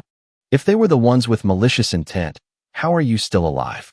Nian Nian's eyes were red with fury. Your pea-sized brain is dragging down the intelligence of this entire continent. They were the bad guys. Who was the one killing the other? Who was the one with malicious intent? What kind of logic is that? He reached out to restrain her, sighing wearily. Running into these brain-dead sword sect disciples. I don't want to waste my breath talking to them. Let's go. Yusha crossed her arms, her voice sarcastic. Who was the one killing the other? Who was the one with malicious intent? What kind of logic is that? She draws her sword. She silently pointed her blade at Dahlia, her eyes icy. Don't move. Take one step, and it'll kill your black dragon. It suddenly froze. There's another dragon here. Why must you kill Heibao? Suddenly, Bai Qi appeared behind Minglang. A wave of bone-chilling air burst forth, causing the clamoring swordsmen to freeze instantly. Their bodies trembled, eyes wide with terror as they felt themselves being consumed by ice. This is an ice god. He smirked slightly, reaching out to gently stroke it. I know the way back to Jiao Mountain. I want trouble you junior brothers and sisters to escort me. Dahlia immediately raised its head, its eyes gleaming with joy. As expected of the boss, a kind person and a tame dragon won't live long. Scene change. At the mountain gate of Jiao Mountain Sword Sect, Minglang cupped his hands respectfully. Please inform junior sister Yao Zhu that Zhu Minglang is here to visit. The man glanced at him and gestured. Do you have a token? He rubbed his chin, pondering for a moment. This. Minglang raised an eyebrow. Her old residence on Runhong Peak has a phoenix pine tree. Does that count as a token? He replied calmly. He'll go get the head senior sister. Nianian's eyes showed a hint of worry as she leaned in and whispered, You're really from the sword sect? But it seems no one recognizes you. Are you a nobody here? Maybe you should switch careers. He replied nonchalantly. I left this place when I was 15. So many years have passed, the new people certainly wouldn't know me. At this moment, Yusa tilted her head, her gaze sharp. So who is this junior sister Yaozhu? Why would she remember you? Minglang replied. His voice was calm, as if reminiscing. We cultivated together as children. She was a bit slow, so I gave her some pointers. The gatekeeping disciple, who had just returned, heard this, and his face changed. His eyes widened as he shouted angrily, Shut up. You don't have a shred of sword aura on you, yet you dare to boast about giving pointers to the head senior sister? He snarled, his voice dripping with sarcasm. You must be some distant relative with nowhere to go, coming here to freeload. Our sword sect has no shortage of odd job workers. She became displeased. You guys are the ones. Suddenly, an authoritative voice rang out, stopping all arguments. The head senior sister is here. Everyone, show some respect. The disciples immediately bowed their heads, chanting in unison, Head senior sister. Head senior sister. Yao Zhu's gaze was calm. As the head senior sister of Jiao Mountain Sword Sect, she called out in a dignified tone, Zhu Minglang. He raised his hand in a slight greeting, a faint smile on his lips. Junior sister. Her expression flickered. Her trembling eyes pointed at Yusa, as if demanding an explanation. Who is she? He remained composed and answered softly. She is the divine mortal in my Dragon Master team. We travel together. Nan Lingsha. Nian hurriedly raised her hand, her voice chirpy. Hello. I'm Zhu Minglang's little dragon provision manager, Fong Nian. Yao Zhu's eyes reddened and welled up. She hesitated. Travel companions? Why do you have to travel together? That question made Minglang pause. His lips pressed tightly together as he didn't answer. Just as the atmosphere grew heavy, Yusa gracefully stepped forward, lightly taking his arm, her voice as sweet as honey. Zhulang, why are you being so secretive? It was love at first sight for us. Everyone knows our story of mutual affection. Minglang sighed helplessly and pursed his lips. Here we go again. Her eyes immediately filled with panic, trembling. Her heart felt like it was being stabbed. So it's true. All these years, Tai Gong always lied to me, saying you were dead. It turns out you just found another woman and didn't want to see me, right? He forced a smile, quickly pushing Yusa's hand away, his voice urgent. Junior sister, I have important business with Tai Gong. Can you please not mind these things? Zhu bit her lip, her trembling hand resting lightly on her chest as she whispered softly, Fine. She can be the second wife, and he'll be the first. The swordsman behind them immediately burst into tears and started clamoring. One wailed, Head senior sister, our goddess. Did this nobody give you a love potion? Minglang spoke coldly, Stop this chaos. You and I have no agreement. And am not in a relationship with Nan Lingsha either. What she said just now was only to test the friendship between you and me. Yusa crossed her arms and puffed her cheeks in displeasure. Second wife. Yao Zhu's eyes lit up with indescribable joy as she stammered. She's not your lover? He answered decisively and firmly, No. Yao Zhu's face flushed slightly. She shyly approached and gently took his arm. Well, that's better. Let's go. Ming Lang closed his eyes and sighed, his voice full of exhaustion. Stop messing around. Let's just go. Behind them, the disciples of the Jiao Mountain Sword sect were stunned, standing frozen like statues. They'll take you to see Tai Gong. The main hall was silent and solemn. Tai Gong sat majestically on his seat, eyes closed, exuding a deep and stable inner power. Tai Gong, Zhu Minglang has come to visit you. He slowly opened his eyes. In an instant, Tai Gong's expression changed. Then he suddenly jumped up, his eyes wide with alarm, and his voice panicked. What? I just took a short nap, and now the underworld has come to claim my soul? Sweat beaded on his forehead as he clasped his hands and waved them dismissively. Little Minglang, go wherever you want. There's no need to visit me. I, Tai Gong, would like to live a few more years. Minglang respectfully cupped his hands, his voice gentle. Tai Gong, I'm still alive. I just unfortunately fell into the Lichuan continent. Tai Gong reached out and gently pinched his cheek. A pinch confirms you don't feel like a dead person. But why have you lost all your cultivation? Moreover, your aura is very similar to a dragon master's. Minglang gave a strained laugh and bowed his head to explain, Tai Gong, I encountered some issues before, so now I've become a dragon master. He rubbed his head, trying to laugh off the awkwardness. This time, your grand disciple returned mainly to secure rights for the Lichuan continent, to prevent it from being torn apart by other factions. Could you perhaps send a few sect masters to preside over the ancestral dragon city-state for now? He pondered for a moment, then nodded decisively. Of course. Tai Gong rolled up his sleeve and looked at Yao Zhu. Yao Zhu, tell your martial uncle Gu Tang that if he is willing to go preside over the ancestral dragon city-state, I will gift him the vast shadow sword. Minglang smiled, his eyes instantly brightening. That's wonderful. With the sword's sovereign-level martial uncle Gu Tang there, the ancestral dragon city-state will have nothing to worry about. She hesitated slightly, then said, Master, the last vast shadow sword of our sect was left in the sword spirit forest.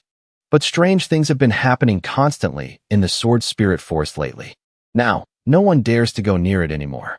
He replied confidently, Don't worry. Our little Minglang can ask the Zhu clan to forge a new vast shadow sword. He smirked. With a confident and proud expression, That's right. When the time comes, I will personally bring it to the ancestral dragon city-state as a gift for martial uncle. Yao Zhu nodded. That's true. Junior brother's family's forging skills are second to none. Tai Gong turned and waved his hand. All right, go arrange lodging for little Minglang's friends. I need to speak with little Minglang for a moment. Yes, master. She bowed slightly, then slowly walked out with Nian Yin and Yusa. He stroked his beard, his eyes twinkling with emotion, a smile playing on his lips. Not bad, little Minglang. I didn't expect you to go out and bring back two such beautiful lovers, especially the one wearing a veil. Please, your taste in women is just like your master's. Minglang was flustered, hastily waving his hands to explain, Master, one of them manages the food for my dragons, and the one with the veil is my wife's younger sister. He raised an eyebrow. Just a sister-in-law? He stiffened, his face a mask of weary helplessness. Master, you can't say such nonsense. Tai Gong's voice suddenly deepened, his aura becoming more serious. All right, I won't meddle in the affairs of you young people anymore. However, now that you've become a dragon master, why haven't you found a powerful divine mortal to protect you? Two dragon masters traveling together will more or less face some danger. Minglang immediately retorted, his voice firm, Master, she is a divine mortal. He stroked his beard and replied calmly, No. I can sense that the young lattice aura is that of a dragon master. Moreover, her realm is a bit strange, fluctuating unstably at the sovereign level. He raised an eyebrow. Master, please don't joke. I've seen her divine mortal power before. There's no way she's a dragon master. Tai Gong's eyes suddenly turned cold. Is that so? Then perhaps the one you saw was not her. The woman traveling with you is clearly a dragon master. Minglang bowed his head in silence, his mind in turmoil. Could it be that she possesses the abilities of both a divine mortal and a dragon master? That's impossible. He winked. All right, you can slowly investigate this matter later. Tai Gong continued, his voice deeper. I've heard rumors of ghosts in the Sword Spirit Forest recently. but I always have to hide my presence when I go. You're the most familiar with that place. Go check it out for me." He cupped his hands respectfully. "Yes. In that case, please rest, Taigong." Taigong waved his hand. "Hey, girl." She replied respectfully, "Master, what are your instructions?" He whispered something, causing Minglang to freeze helplessly. "Girl, go to the ancestral hall and get rid of that memorial tablet with the 3 words Zhu Minglang on it. From now on, you don't need to pay monthly respects anymore. ITLL save money on incense." Scene change. At the Sword Spirit Forest, he stood proudly amidst thousands of swords embedded deep in the ground. Minglang stood in the middle, his back straight, looking valiant, but a wave of memories churned within him. A gentle voice suddenly echoed from behind him. "Starting today, you will pull out every sword in this forest and swing them at the sky. Treat the wind as pebbles. When you have made all the rust on these swords disappear, only then can you leave." His hand trembled. "Aunt Shui-yin, my hand is completely numb." Shui-yin replied coldly, "Continue." At first, his fingers were stiffly numb. Then they became so numb he lost all feeling. Blood from his fingertips soaked through the skin, staining the sword hilt red. "Aunt, my hand is bleeding." "Continue." Minglang lowered his head, whispering, "Every single sword here has been my companion. Everyone has been stained red by my blood." The wind whistled past. "Everyone, it's been a long time." Tens of thousands of swords plummeted from the sky. All of them were aimed in one direction, Minglang. He remained calm, closing his eyes and slowly flying into the air.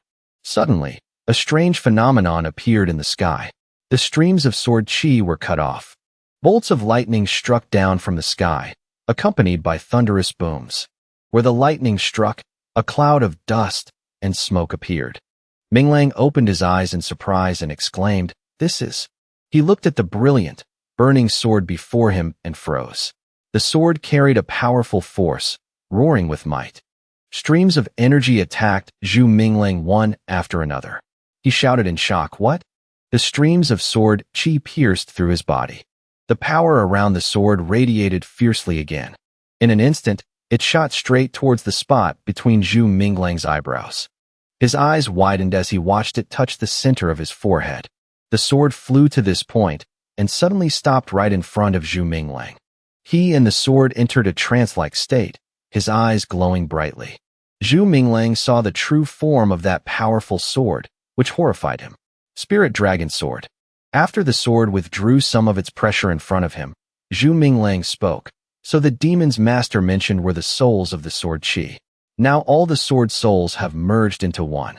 He slowly touched the Spirit Dragon Sword. "I thought I would never get to hold a sword again. It turns out you all were waiting for me." When Zhu Minglang grasped the hilt of the sword, it was as if a small electric current ran up his arm. Grasping the sword tightly, he thought to himself, "For now, only this arm can receive the tens of thousands of characters inscribed by the sword's soul. It seems I'll have to attune with it a lot more in the future." Zhu Minglang raised the sword to inspect it. "So this is your true strength? Although I'm not a sword cultivator, with you, I can also unleash the power of a sword cultivator. I remember, the sword that was with me the longest was named Emozwa." He said solemnly, "Spirit Dragon Sword, from now on, I will call you Emozwa." The sword flew up as if resonating with the name Zhu Minglang gave it. In the quiet of the night, shouts rang out. "A fight's broken out. A fight's broken out." Right at the Bagua stone platform of the Jiao Mountain Sword Sect. On a distant rock where the gentle moonlight shone and peach blossoms flew in the wind, mixed sounds of conversation could be heard. "The eldest senior sister wants to fight someone. I heard they're fighting over a man. Is it our young master eldest senior brother?" On the Bagua platform, 2 people were standing opposite each other. The opponent spoke. "Senior brother said you are the divine mortal in his team. In that case, let me test your skills and see if you are qualified to be by his side." At this moment, Lingsha had regained control of her body. Wearing a veil, she replied disdainfully, "What does it have to do with you?" Miao Zhu was annoyed but couldn't say anything. "You." She thought to herself, "Damn it, how can this woman be so beautiful? I despise her. A vixen, a reincarnated demoness." Without further hesitation, she immediately charged forward. Miao Zhu launched a sword attack towards Lingsha. "Watch my sword." She didn't just stand there and take it. quickly channeling her spiritual power to form a calligraphy brush. She quickly and gently drew a bagua formation to block Miao Zhu's sword strike. She was immediately knocked back a distance. Below, a clamor arose. Heavens, she blocked the eldest senior sister's attack so easily. The disciples below were all shocked. They chattered amongst themselves. It looks like the eldest senior sister retreated. That woman hasn't even made a move yet. How can that be? Am I seeing things? Lingsha frowned as she looked over, not saying a word. Unwilling to admit defeat, Miao Zhu began to seriously execute her techniques. I was originally afraid of hurting you, but it seems you're worthy of my full strength. Zhu Minglang looked at his hand and mused. It seems to be getting more and more lively inside my spiritual domain. The blazing spirit dragon sword appeared in his icy spiritual domain. The beasts within all welcomed the newcomer. They cheered happily. So cool. Zhu Minglang smiled with satisfaction. It seems everyone gets along very happily. The commotion from Lingsha's side was significant enough to attract his attention from this far away. Zhu Minglang wondered, is someone competing on the Bagua Stone platform? Back at the picturesque Bagua Stone platform, surrounded by 8 large stone pillars, Zhu Minglang pushed through the crowd of gossiping disciples below. Excuse me. At that moment, Miao Zhu had already suffered some injuries to her face. She leaned on her sword, panting, and thought, damn it, we're clearly the same age. Why is she so much stronger than me? Miao Zhu struggled to speak. Can you take off your veil? I want to see clearly who I have lost to. Lingsha didn't hide it either, gently removing her veil in front of everyone and saying, Painting Master, Nan Lingsha. All the male disciples around Zhu Minglang instantly turned into love-struck puppies, gazing at her. Miao Zhu stood up, sheathed her sword, and mocked herself. Even her face is prettier than mine. No wonder senior brother Zhu likes her. Miao Zhu bowed towards Lingsha. A person of their word keeps their promise. She spoke, Sword Master Miao Zhu admits defeat.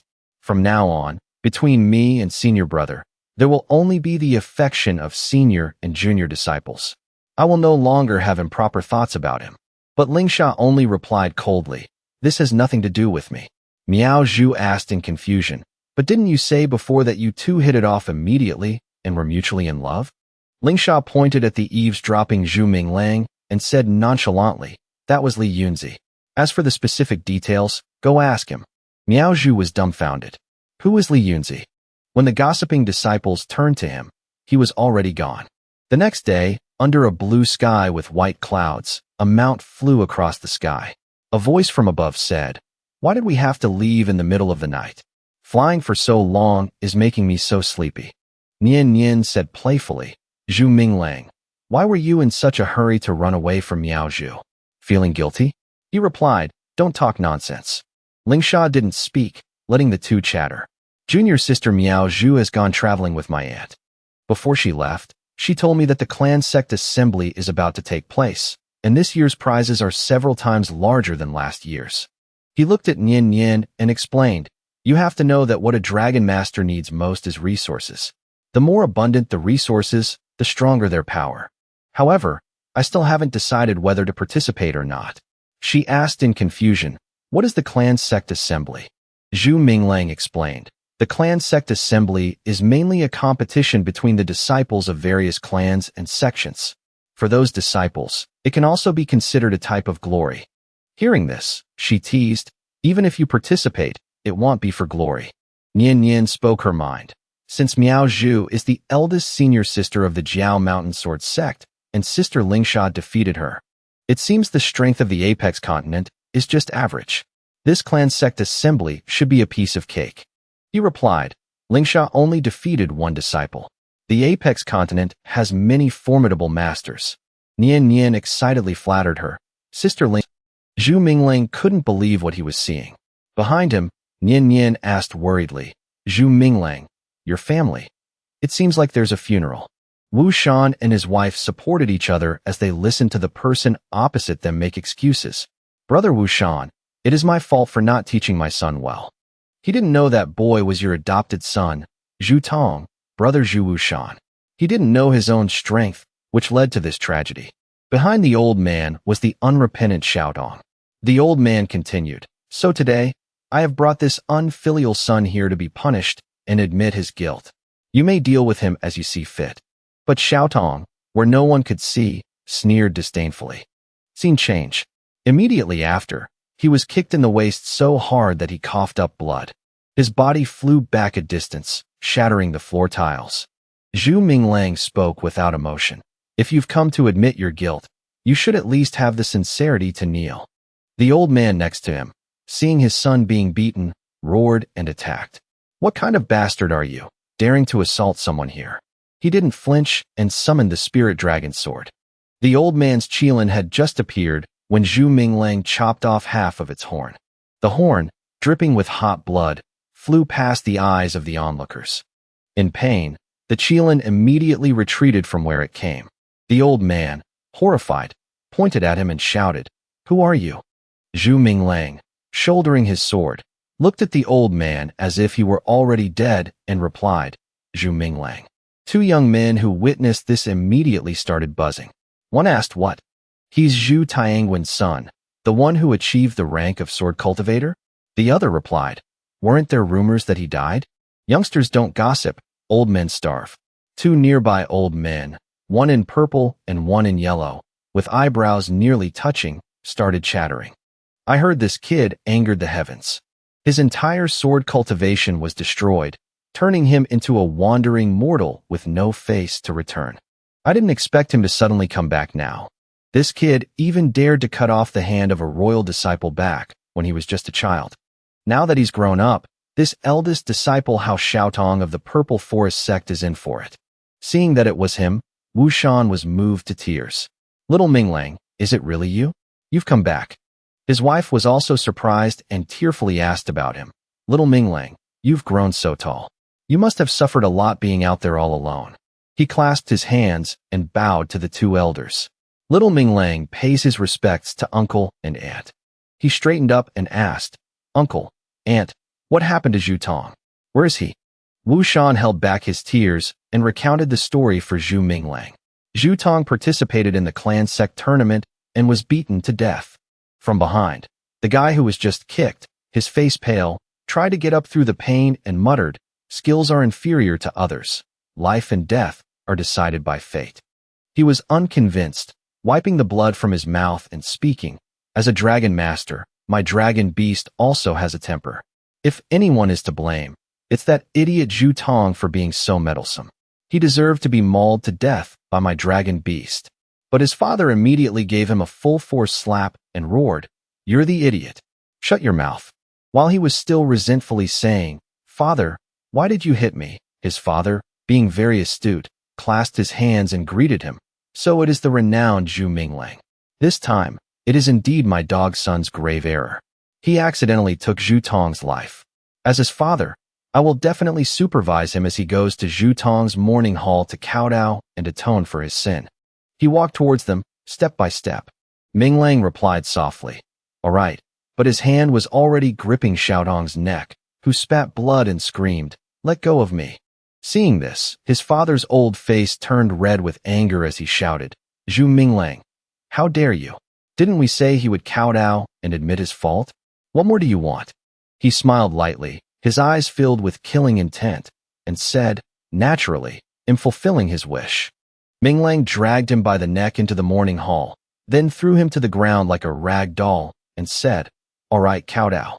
If you don't kowtow 100 times, don't even think about leaving." He scrambled to his feet, rubbing his neck. Hearing this, he couldn't believe his ears and retorted, "What? 100 times? What the hell are you thinking?" He glared and stammered, You just wait." But before he could spew any more nonsense, Minglang expressionlessly slammed his head to the ground and ordered, "Less talk, just kowtow."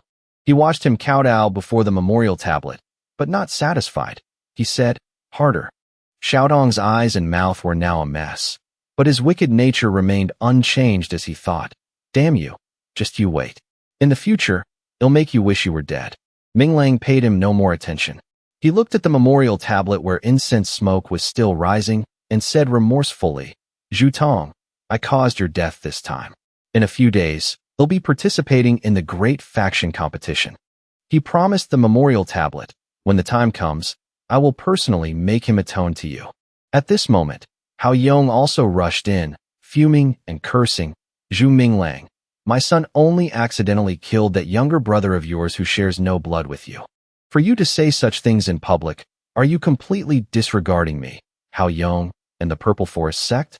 He didn't turn around, only tilting his head slightly, and said coldly, "My uncle and aunt only have one son. You have three. A life for a life. What am I doing that is so excessive?" The old man still tried to make excuses. "I already said it was an accident." Minglang gave a deadly smile and replied, "Rest assured, when he meets me that day, I will also have an accident." He approached Hao Yong, placed a hand on his shoulder, glared, and smiled lightly. "If your son doesn't participate in the competition or hides somewhere else, then you should prepare coffins for your other two sons." Hao Yong's face turned purple with rage. Seeing this, a servant immediately asked with concern, "Master, what's wrong?" "Don't faint. Master, please hold on." The young master has almost cowed out 100 times. But by now, the old man was already foaming at the mouth with anger.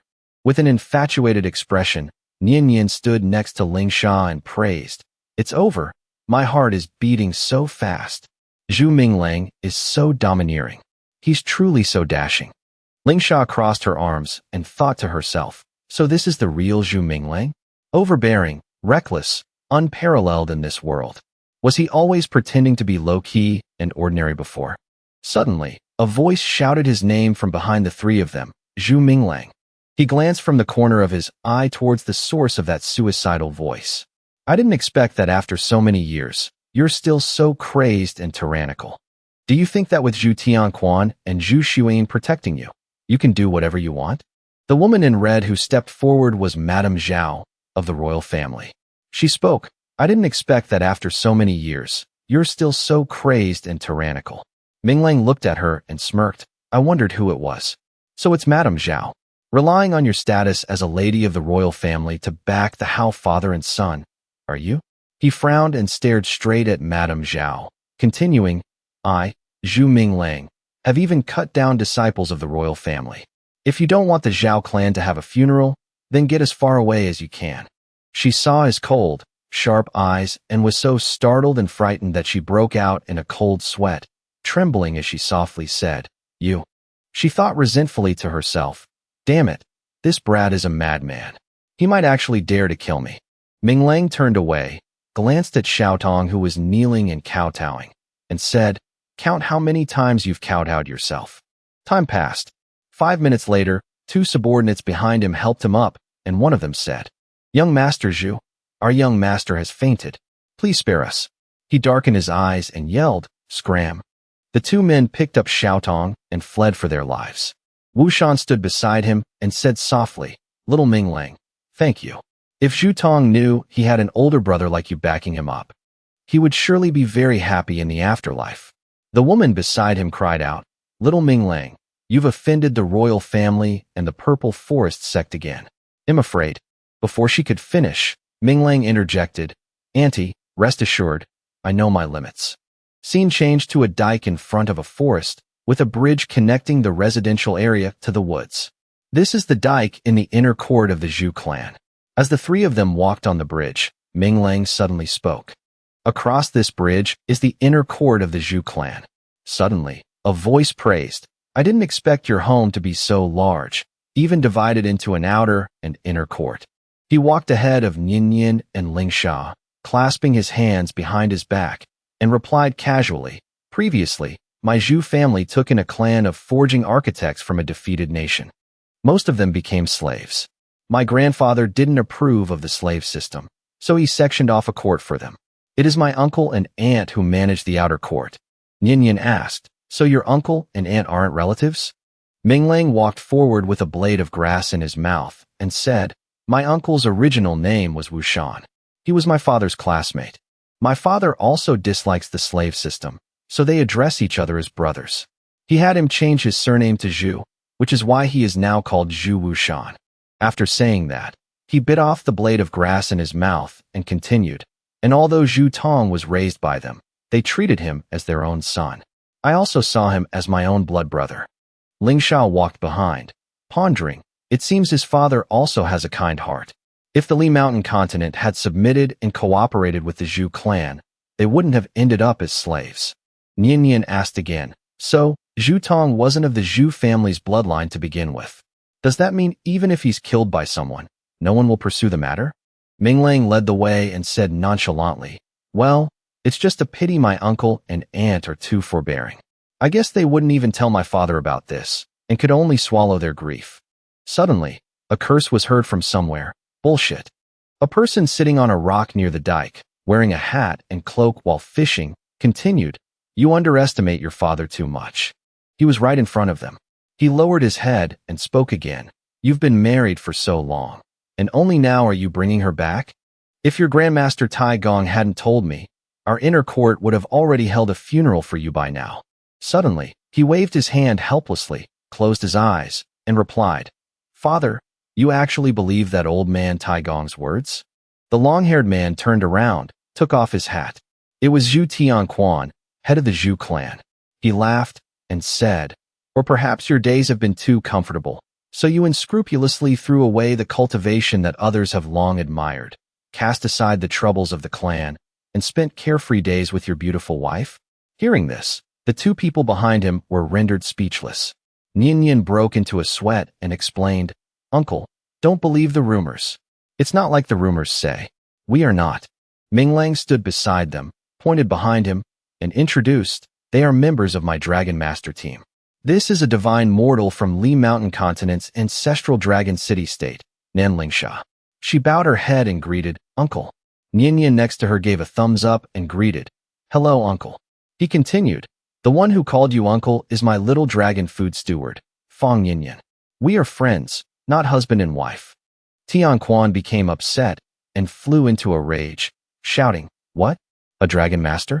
Does the Zhu clan's forging craft hold no place in your eyes? You wanted to play with swords? I agreed. Now that your sword cultivation is gone, I was happy, thinking you could finally settle down and learn the craft of our Zhu clan. But look at you. You became a dragon master. What's so shameful about the forging craft, huh?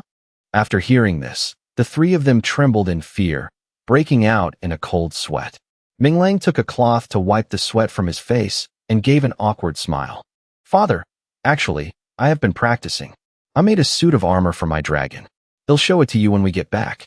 He glanced over and asked, So, it's only for the sake of a dragon that you deigned to pick up the craft handed down by our ancestors. Is that it? He was startled. His face paled as he replied helplessly, If that's how you want to see it. Father, I have no objections. Tianquan turned his face away and said irritably, You should have said so earlier. Fine, if it's for a dragon, then so be it. You can even marry that dragon for all I care. Suddenly, he flicked his hand and said, Who's there? Come out. Suddenly, a figure jumped down from a tree behind him. It was Qin Yang. She landed, knelt, and clasped her hands. Qin Yang greets the master. He replied, No need for formalities. Tianquan's face darkened as he said seriously, Originally, I was going to have Qin Yang go and chop off that beast's arms and legs, but since you've already vented your anger at the morning hall, there's no need for me to act. Minglang looked at him and said, So you already had a plan, old man. I thought after not seeing you for a few years, your bones would have gone soft. He stood up abruptly, pulling a freshly caught fish out of the water. Tianquan said, They've shat on my head. How could I possibly forgive them? He stood behind him with his hands on his hips and said, That's true. After all, you are an old fox, father. Minglang glanced at him and said cautiously, But I heard from old man Tai Gong that the Zhu clan has undergone a major change recently. What exactly happened?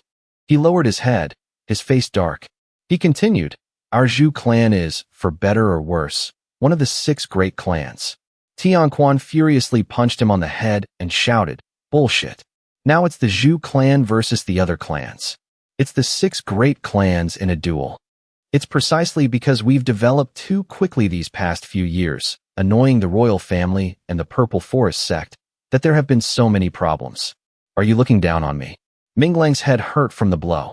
He held the bump aggrievedly. Nian and Lingsha stood behind, frightened and confused, thinking, the so-called major change was going from the bottom of the 6 great clans to the top? Oh, Grandmaster Tai Gong. Can't you speak less vaguely? He stood there rubbing the lump on his head with one hand, while giving a thumbs up with the other, saying with an awkward laugh, "What are you talking about, old man? I saw it long ago. Your methods are brilliant. Your talent is outstanding. You're full of schemes, cunning with tricks, a wily old fox." Tian Quan raised a hand to stop him. "Stop it. It's nauseating. You brat. You can't even say a single decent word." Minglang enthusiastically gave a thumbs up and said, "Not at all. I absolutely have no intention of harming you, father." He suddenly remembered something and said, "All right, there's something I need you to handle for me quickly, father."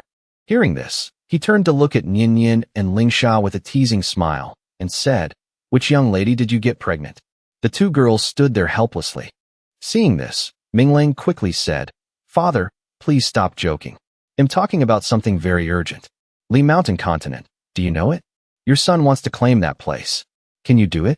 Tian Quan looked up at the sky, his hand on his chin in thought, and said, "I heard that many ancient ruins have been discovered there. Even the ancient Dragon Gate exists there. Right now, many factions are vying for that place. As long as a faction is strong enough, it has a great chance of controlling the Li Mountain Continent. So, don't be afraid of anything in this competition. Just relax and do your thing."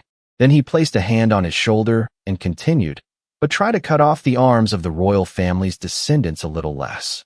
After all, you can't use your young age as a shield anymore like when you were a child." Tian Quan looked straight into Minglang's face and said, "Besides, you won't just be facing a few juniors from the clans."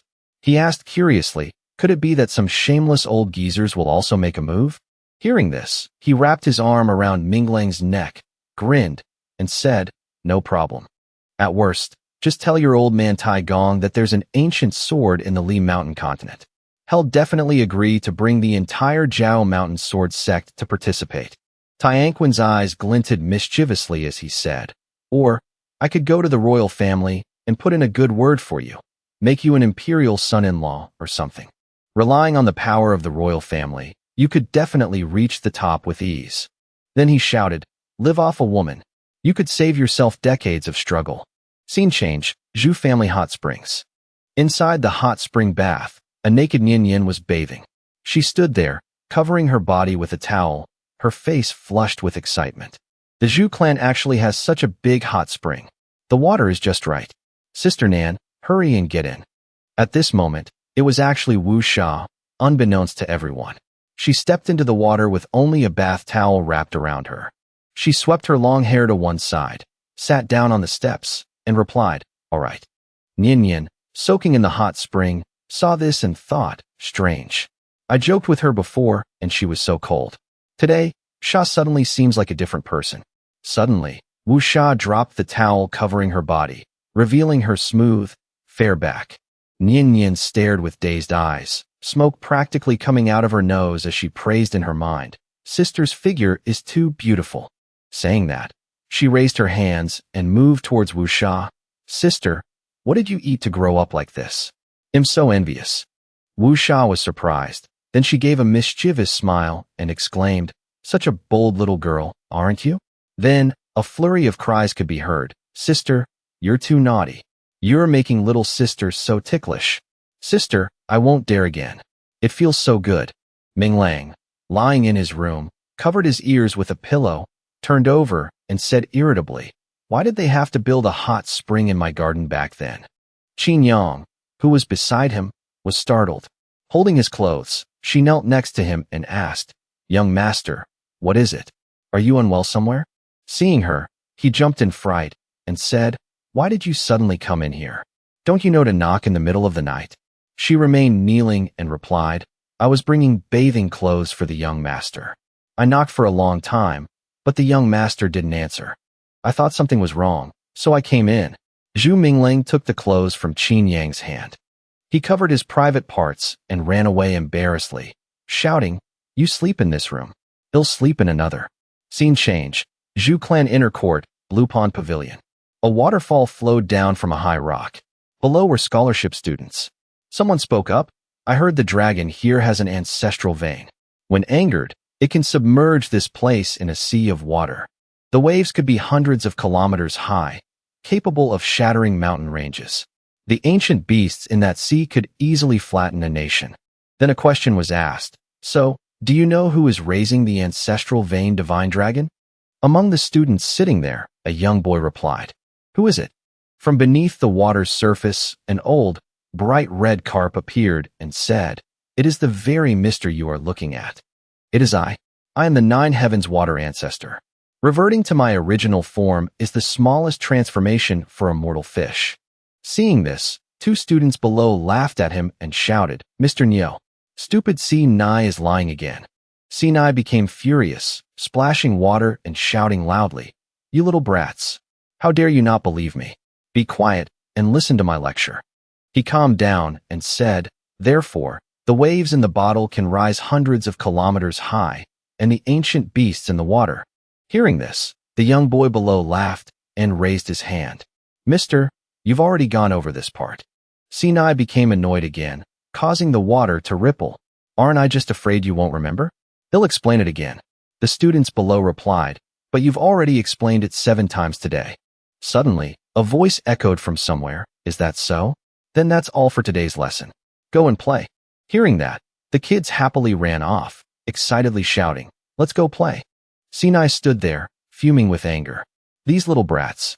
Not a single one of them attended class today. When I get back, they'll definitely tell their parents to criticize them. This is infuriating this old fish. Zhu Minglang appeared from nowhere, waving and saying, Mr. Sinai, Zhu Minglang has come to visit you. Startled, he turned and asked, Zhu Minglang? Sinai moved towards him and cheerfully exclaimed, Little brat, what lake's food have you been eating to have grown so big in the blink of an eye? Zhu Minglang clasped his hands and bowed respectfully. Mr. Sinai, it's been a long time.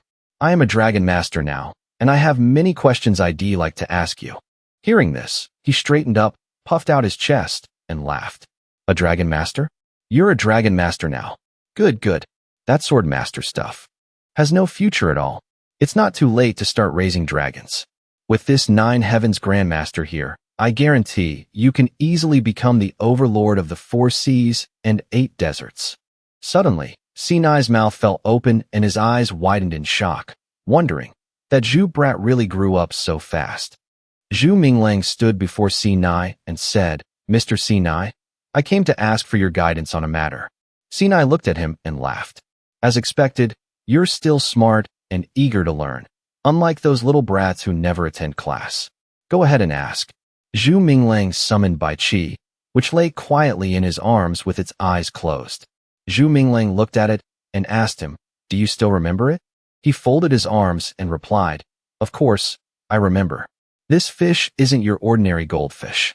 My memory is excellent. This is the white azure dragon that followed you at the beginning, right? Why has it turned into this form? Zhu Minglang held it in his arms and began to explain. It was frozen once before, then it degenerated into an ice worm. Then it formed a cocoon and became the ice god white dragon. Is its degeneration because it underwent a dragon tribulation? Hearing this, Sinai looked at him and Bai Qi and said, A normal dragon tribulation wouldn't alter the white azure dragon's bloodline, turning it into a combination of a silver mooning dragon and a starwind ice dragon. So this isn't a dragon tribulation, but a reincarnation metamorphosis. He looked at him, puzzled.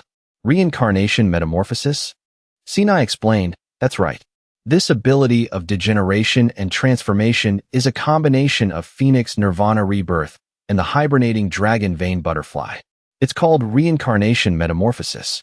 This little white dragon of yours doesn't need to undergo tribulations. It just needs to reincarnate one more time, and it can easily reach a higher realm.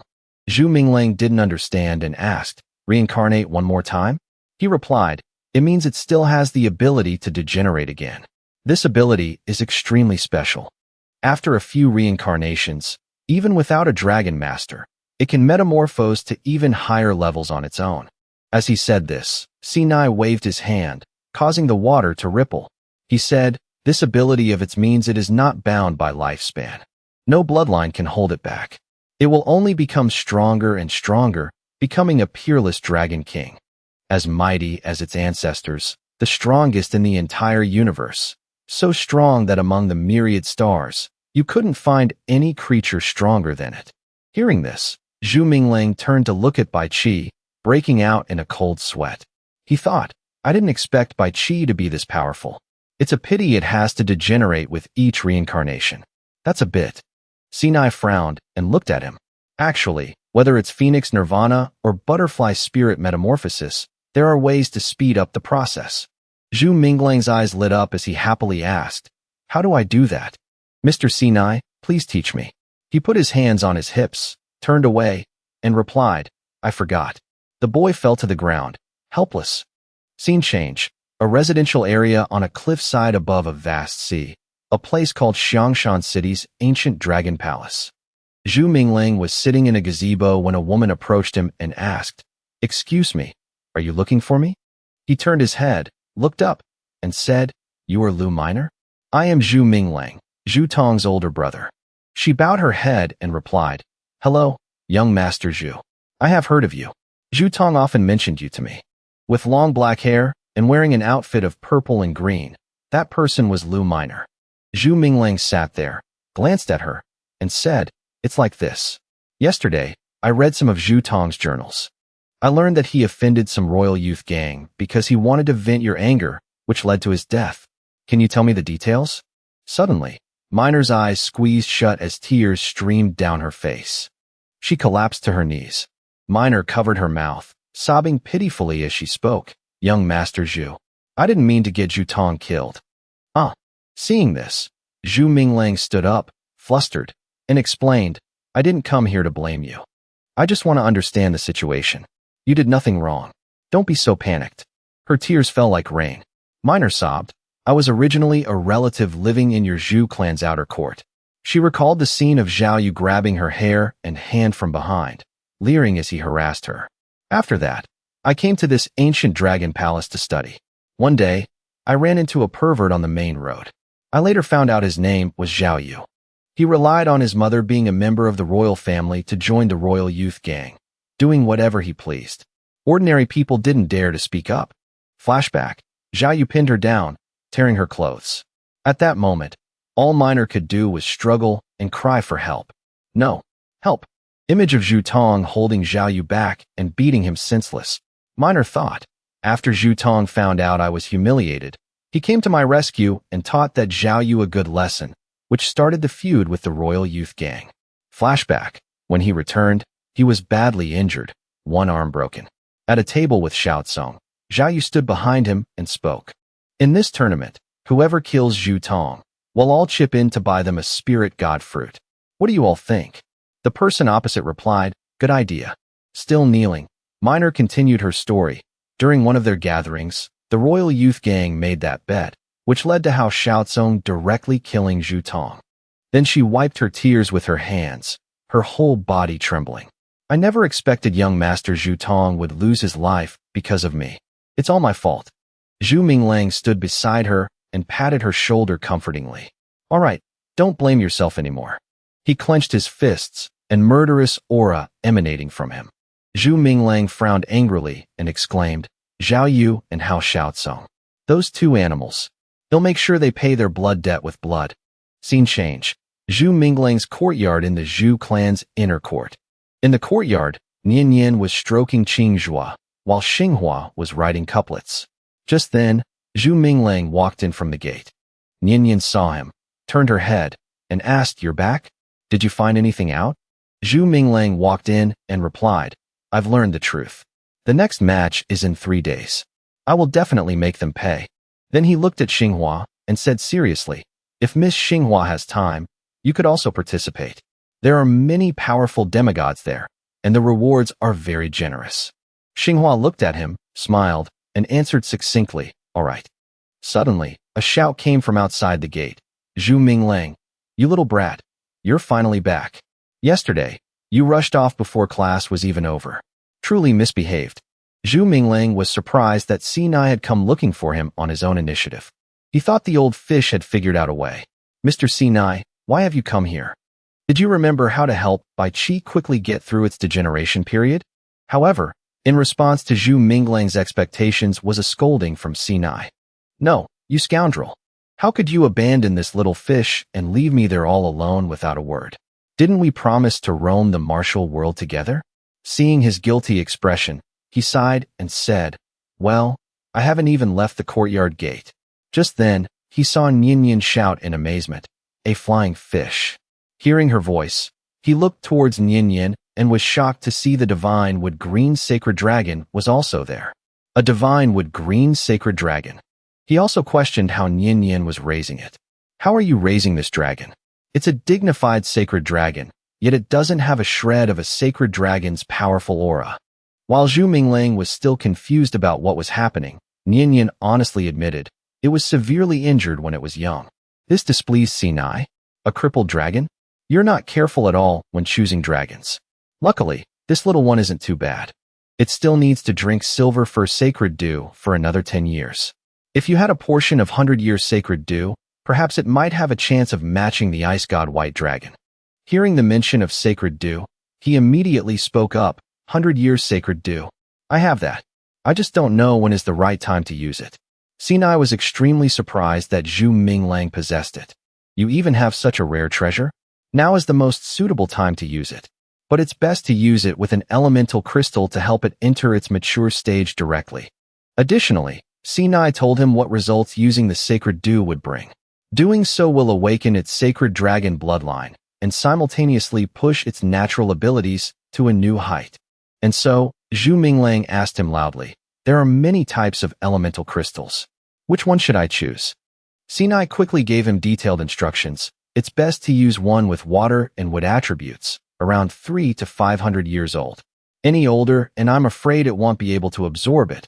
Any younger, and it will be ineffective." After hearing him say these words, Nian became very excited and ran towards him, praising, "This fish is so amazing. Not only can it fly and talk, but it's also so knowledgeable." However, Sinai moved back and shouted, "Get your dirty hands away from me. I am the noble nine heavens fish grandmaster. I comprehend the astronomy of the heavens above and the geography of the earth below. How could these trivial matters possibly stump me?"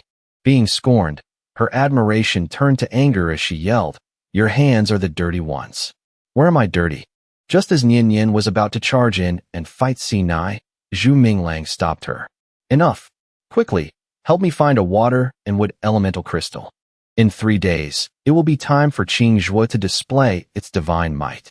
Xinghua stood by, observing everything, and thought to herself, "The Zhu clan truly deserves its place as the head of the 6 great clans. Even a small fish can be this miraculous." A moment later, Nian honestly told Sinai, "But I'm not familiar with this place. How can I quickly find the elemental crystal you need?" Taking this opportunity, he offered her a condition. "I know where to find it. As long as you respectfully call me Mister, I will take you there." Nian's eyes lit up, and she quickly confirmed, "Really? Just one Mister is enough?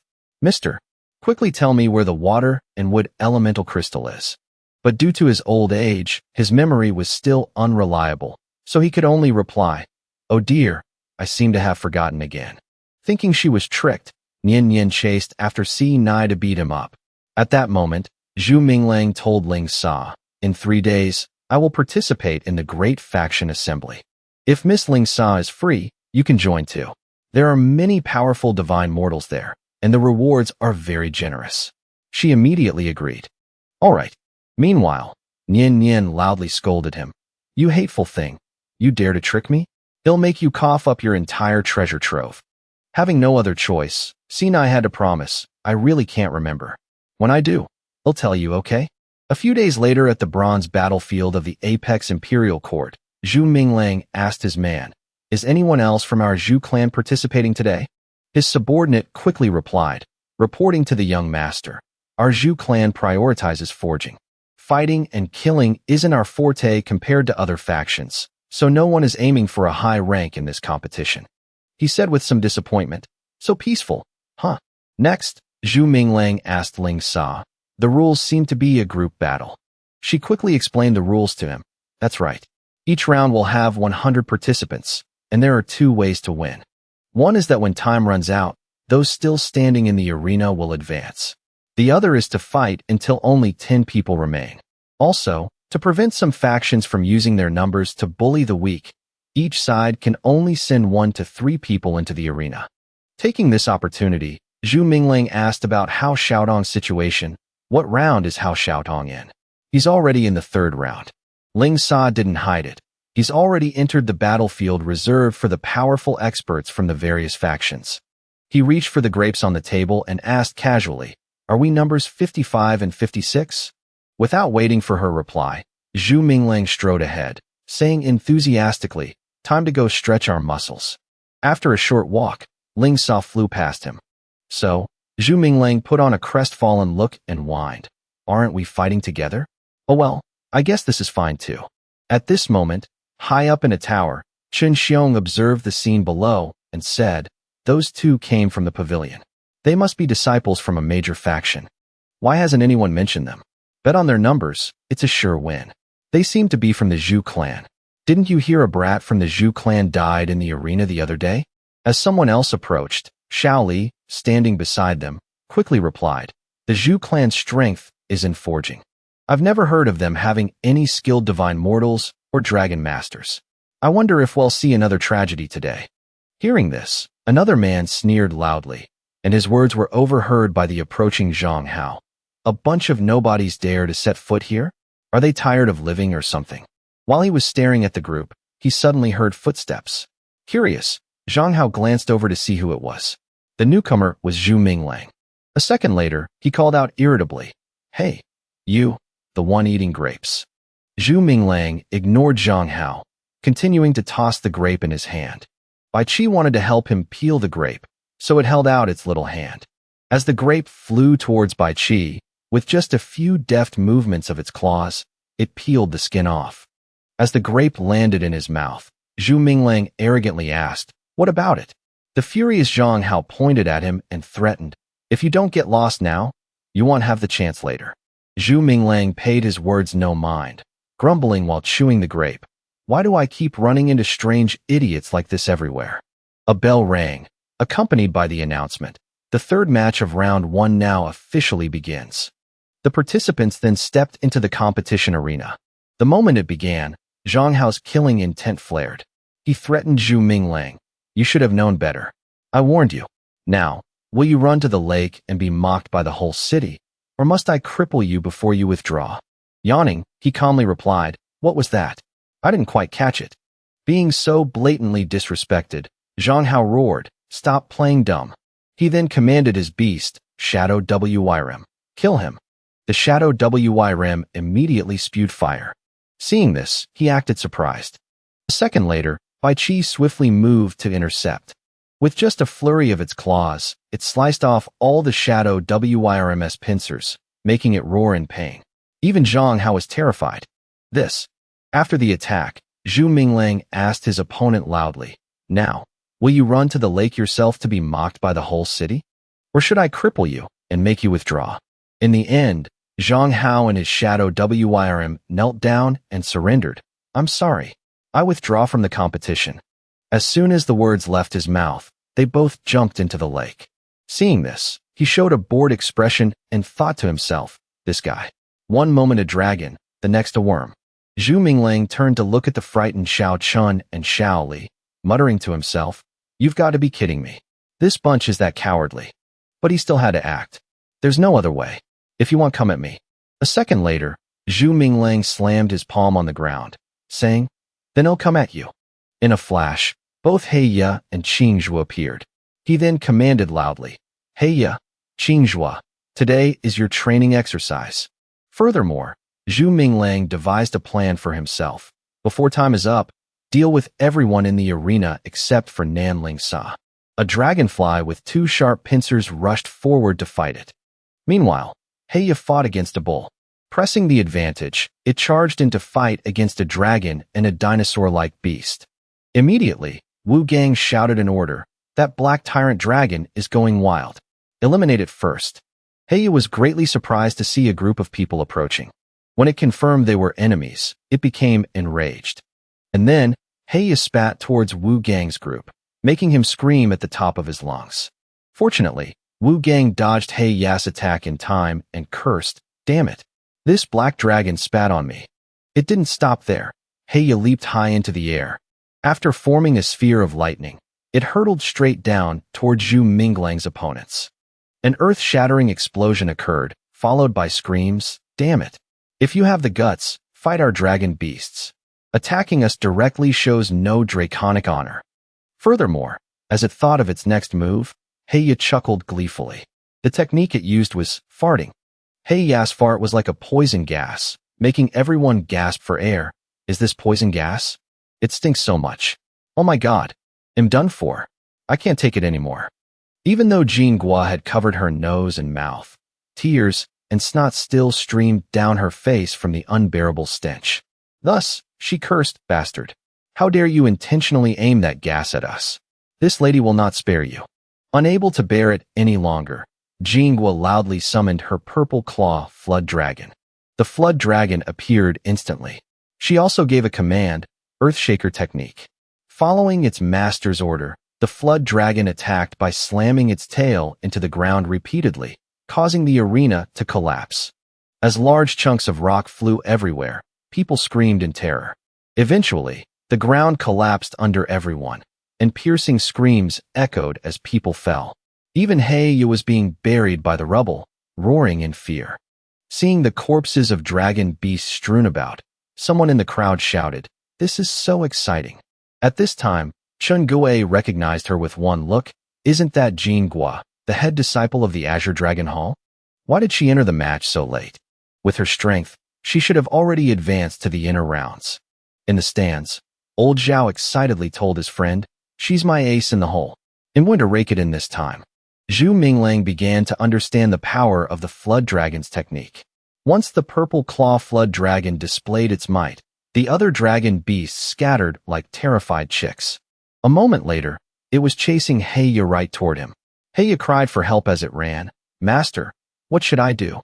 Sitting atop the Flood Dragon's head, Jinghua yelled, "Stop running, you vulgar, foul, shameless black dragon." Meanwhile, Zhu Minglang laid out a condition for Bai Qi's help. "Without a Dragon Lord level offering, Bai Qi won't help you." This made Heiya break out in a cold sweat. What? Just then, it looked up, surprised to see Qing was surrounded by other dragon beasts in the sky. Very quickly, Jinghua caught up to them and asked, "Are you the one who raised this foul and shameless dragon?" He replied calmly, "Even humans have their bodily urges, let alone a dragon."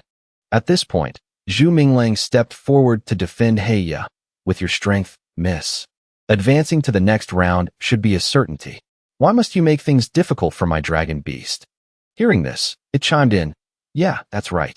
However, she replied arrogantly, "Making this lady unhappy won't end well for you. Like master, like dragon. Don't think your proper attire can hide the vulgar, sloppy foulness you share with that dragon of yours." Being insulted like that, Zhu Minglang couldn't stay silent. He retorted, "What a shitty temper. In a bit, they'll toss you into the pond to cool off."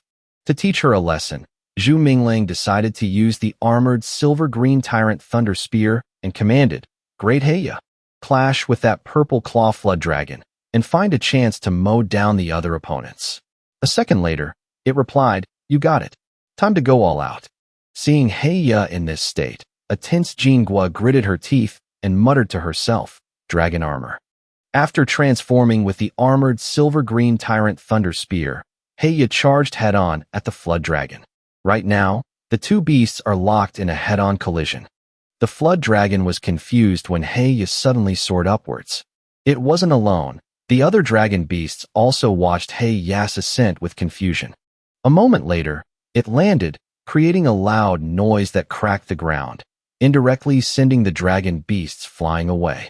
This loud noise also attracted the attention of the people watching the match from the tall building. Seeing this, the elder worried for Jinghua and said this black dragon is truly cunning. It's borrowing the power of Jinghua's purple claw wand dragon to deal with the other dragon beasts.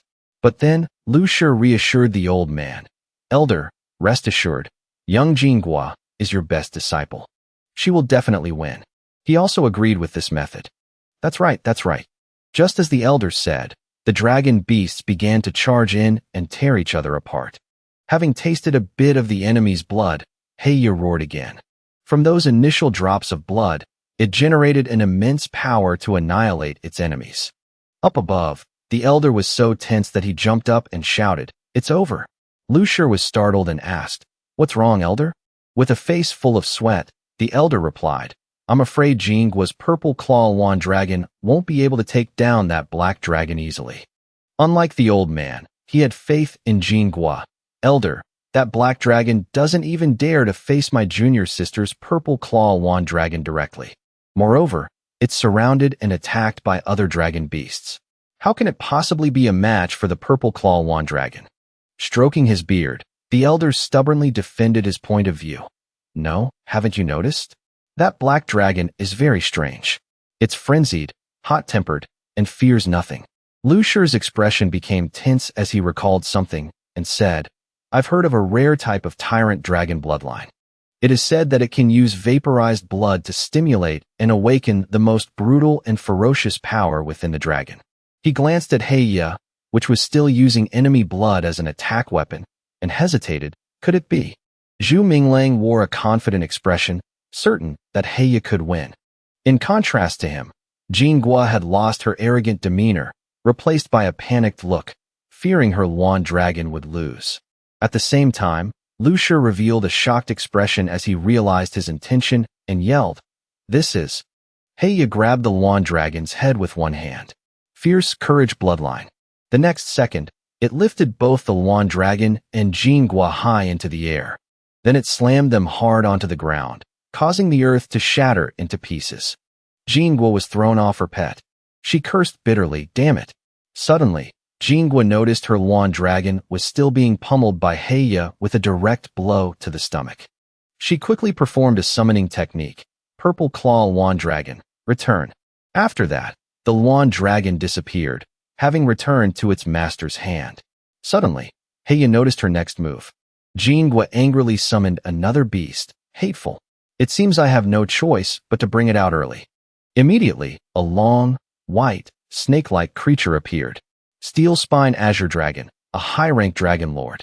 A second later, it shot sharp spikes from its body in all directions. Countless people groaned in agony from being hit. Oh my god! Even Heiya suffered quite a few scratches from this attack. At this time, Zhu Minglang continuously slashed at the sharp spikes while instructing it. Heiya quickly absorbed the spiritual energy from their blood. Hearing this, Heiya quickly paid attention to its surroundings. Then it actually absorbed the opponent's spikes. Streams of dark red spiritual energy continuously flew towards Heiya. Seeing it absorbing the energy, the other monster quickly rushed to attack. But now, Heiya only needed one punch to send that monster flying. It then moved forward and bit its opponent hard on the back. The spectators above, watching the match, couldn't help but exclaim, how does that black tyrant dragon get more ferocious the more it fights? Jingua must not lose. My personal capital for the last half year is all bet on her. That dragon master seems to be from the Zhu clan. I didn't expect the dragon armor created by the Zhu clan to be so powerful. Others sneered, no matter how strong, it's useless. I heard the Zhu clan offended the higher-ups. None of their participants in this match will have a good ending. Back in the arena, the snake monster was still trying to constrict Heiya with its body. Even though it was squeezed so tightly that it bled, it still mustered its strength and let out a resounding roar to push back the snake monster. A corner of the estate was obliterated by Heiya's roar. The judges couldn't hide their surprise. I can't believe this Zhu Minglang is going all out against Jingua to this extent. It seems this kid really wants to advance to the next round. But another person refuted, struggling this much in the first round. By the time he gets to the inner rounds, his black dragon will be completely spent. With a lump on his forehead, Xiaotong spoke in a bitter, low voice. If I had known that trash Zhu Minglang was like this, I would have stuffed him into the same coffin as Zhu Tong that day. Let them pass on to the next life together. Over here, Zhao Shi comforted him, don't worry. In the next round, we'll find some reliable people. We'll definitely wipe out all of his dragon beasts. Another person asked curiously, just kill his dragons? Hearing this, Zhao Shi understood the implication. Understood. Young Master Huang, rest assured. In the second round, we'll have people from our Huang Shao gang. We will definitely make him. In the arena, Jingua was worried about her second beast, the Steel Spine Azure Dragon. She glared resentfully at Heiya. You've won, but your dragon is more heavily injured than mine. Zhu Minglang paid her no mind. He called out to it, Big Heiya, come back here. But Heya shook its head vigorously, refusing. Zhu Minglang easily guessed its intention. Meanwhile, Bai Qi, on his shoulder, smiled proudly. Give Heya a thumbs up. You still want to fight? Then, Heya unleashed a series of electric currents that ran across its body. Seeing it take such a stance, the other beasts broke out in a cold sweat. As expected, a second later, Heya launched an attack regardless of the opponent. The discharged electric currents zapped the other opponents, sending them flying. Thunder scrap bombardment. In another corner of the arena, two dragons were still wrestling, but Heya didn't want to miss them. Then, Heya rammed the purple dragon's rear hard, as if declaring its supremacy. Another beast, ridden by its master, was charging straight at it. Does this mad dragon really think it's invincible? Caught by the surprise attack, Heya quickly turned around. The person growled aggressively, die, but Heya managed to meet its opponent, which was twice its size, head-on. Unfortunately, however, Heya was knocked backward, blood splattering everywhere. Seeing this, Zhu Minglang intended to have Bai Qi support Big Heya. Bai Qi, go! However, it quickly shouted, wait. Heya struggled to its feet, declaring, I can do it. It gathered momentum and then charged quickly towards the opponent. Heya roared, am not convinced. One more time. But instead of attacking with a plan, it just rammed straight into its opponent. The other side was just as surprised. Seeing this, the beast's master pressed the advantage. Excellent, little blue. This black dragon is no match for you at all. Don't be afraid, bite it. The blue beast tried to bite Heya, but it seemed more cautious. A second later, it turned and bit the other beast's neck. Heya successfully terrified the monster. No matter how its master yelled, the monster still fled for its life. Little blue, don't run. Don't be afraid of it. It can't beat you. The master tried to persuade Zhu Minglang. Brother, spare me. If your dragon defeats me, you yourself might get eliminated too. He tried to shout, tears streaming down his face. We have no deep-seated hatred for each other. Why must it be a fight to the death? But before he could finish his sentence, a force from behind struck him, deforming his facial bones. Heya was determined not to spare the blue beast. It bit down hard on the other's neck. The monster was pushed into the nearby lake. Then Heya let out a resounding roar, as if to show off. The spectators also clapped and cheered for this scene. Too awesome. A real feast for the eyes. Now this is what you call a passionate match. Elsewhere, Jinggua's master was still consoling her. Don't be so gloomy. There's no great shame in losing to Zhu Minglang. Another person spoke up, Zhu Minglang? Then that person asked, who is he? Why have we never heard of him in our Dragon Master circle? Jinggua answered between sobs. I heard that at 15, he passed the trial of a head disciple at the Jiao Mountain Sword sect. His strength was so great that even some martial uncles couldn't defeat him. He was very famous in the imperial capital. I can't believe I ran into him in the first round. Such bad luck. The other person wondered again. He's a sword cultivator, so how can he control dragon beasts? The master frowned and guessed. I heard his sword cultivation base was crippled, and he became immortal. The old man stroked his beard, recalling Heya, and analyzed. Looking at the situation, it seems he was unwilling to accept his fate and decided to become a dragon master. Moreover, he's progressing smoothly on this path. That Thunder Azure Tyrant dragon of his is exceptionally well-trained. Jinggua's senior brother picked up a teacup, gritted his teeth, and vowed revenge. Rest assured, junior sister. Although this kid is strong, he's still far inferior to me. Wait until the next round. Senior brother will help you deal with him. The referee announced the end of the match. Ling Sa also stepped onto the stage. The round is over. Number 55, number 56. Then it was Zhu Minglang and Bai Qi, yawning as they left arena number 97. 77 advanced to the next round. Please check the competition announcements in the city promptly and pay attention to your match times. After their match, Zhu Minglang's group continued on their way. Suddenly, Ling Sa spoke, reminding herself, the Apex continent truly has its share of strong people. I can't let my guard down. But Zhu Minglang didn't feel very comfortable with her words and sneered inwardly. You're being too humble. Later, they returned to an estate, the inner court of the Zhu clan, guest courtyard. Taking advantage of being alone in her room, Ling Sa removed her cloak to check her wounds. However, the The door was then kicked open by someone's powerful kick. He excitedly held up the medicine to show Miss Nan. I heard from Qin Yang that someone ambushed you and you were injured. I brought you some medicine. Suddenly, Minglang realized the current situation was a bit inappropriate, and he blushed with an awe. Lingsha, still in shock, had to use her hands to cover her body with scales. Who let you in? Why didn't you knock? Minglang quickly apologized, but his hand covering his eyes peeked open to keep looking at her. My fault, I'm sorry.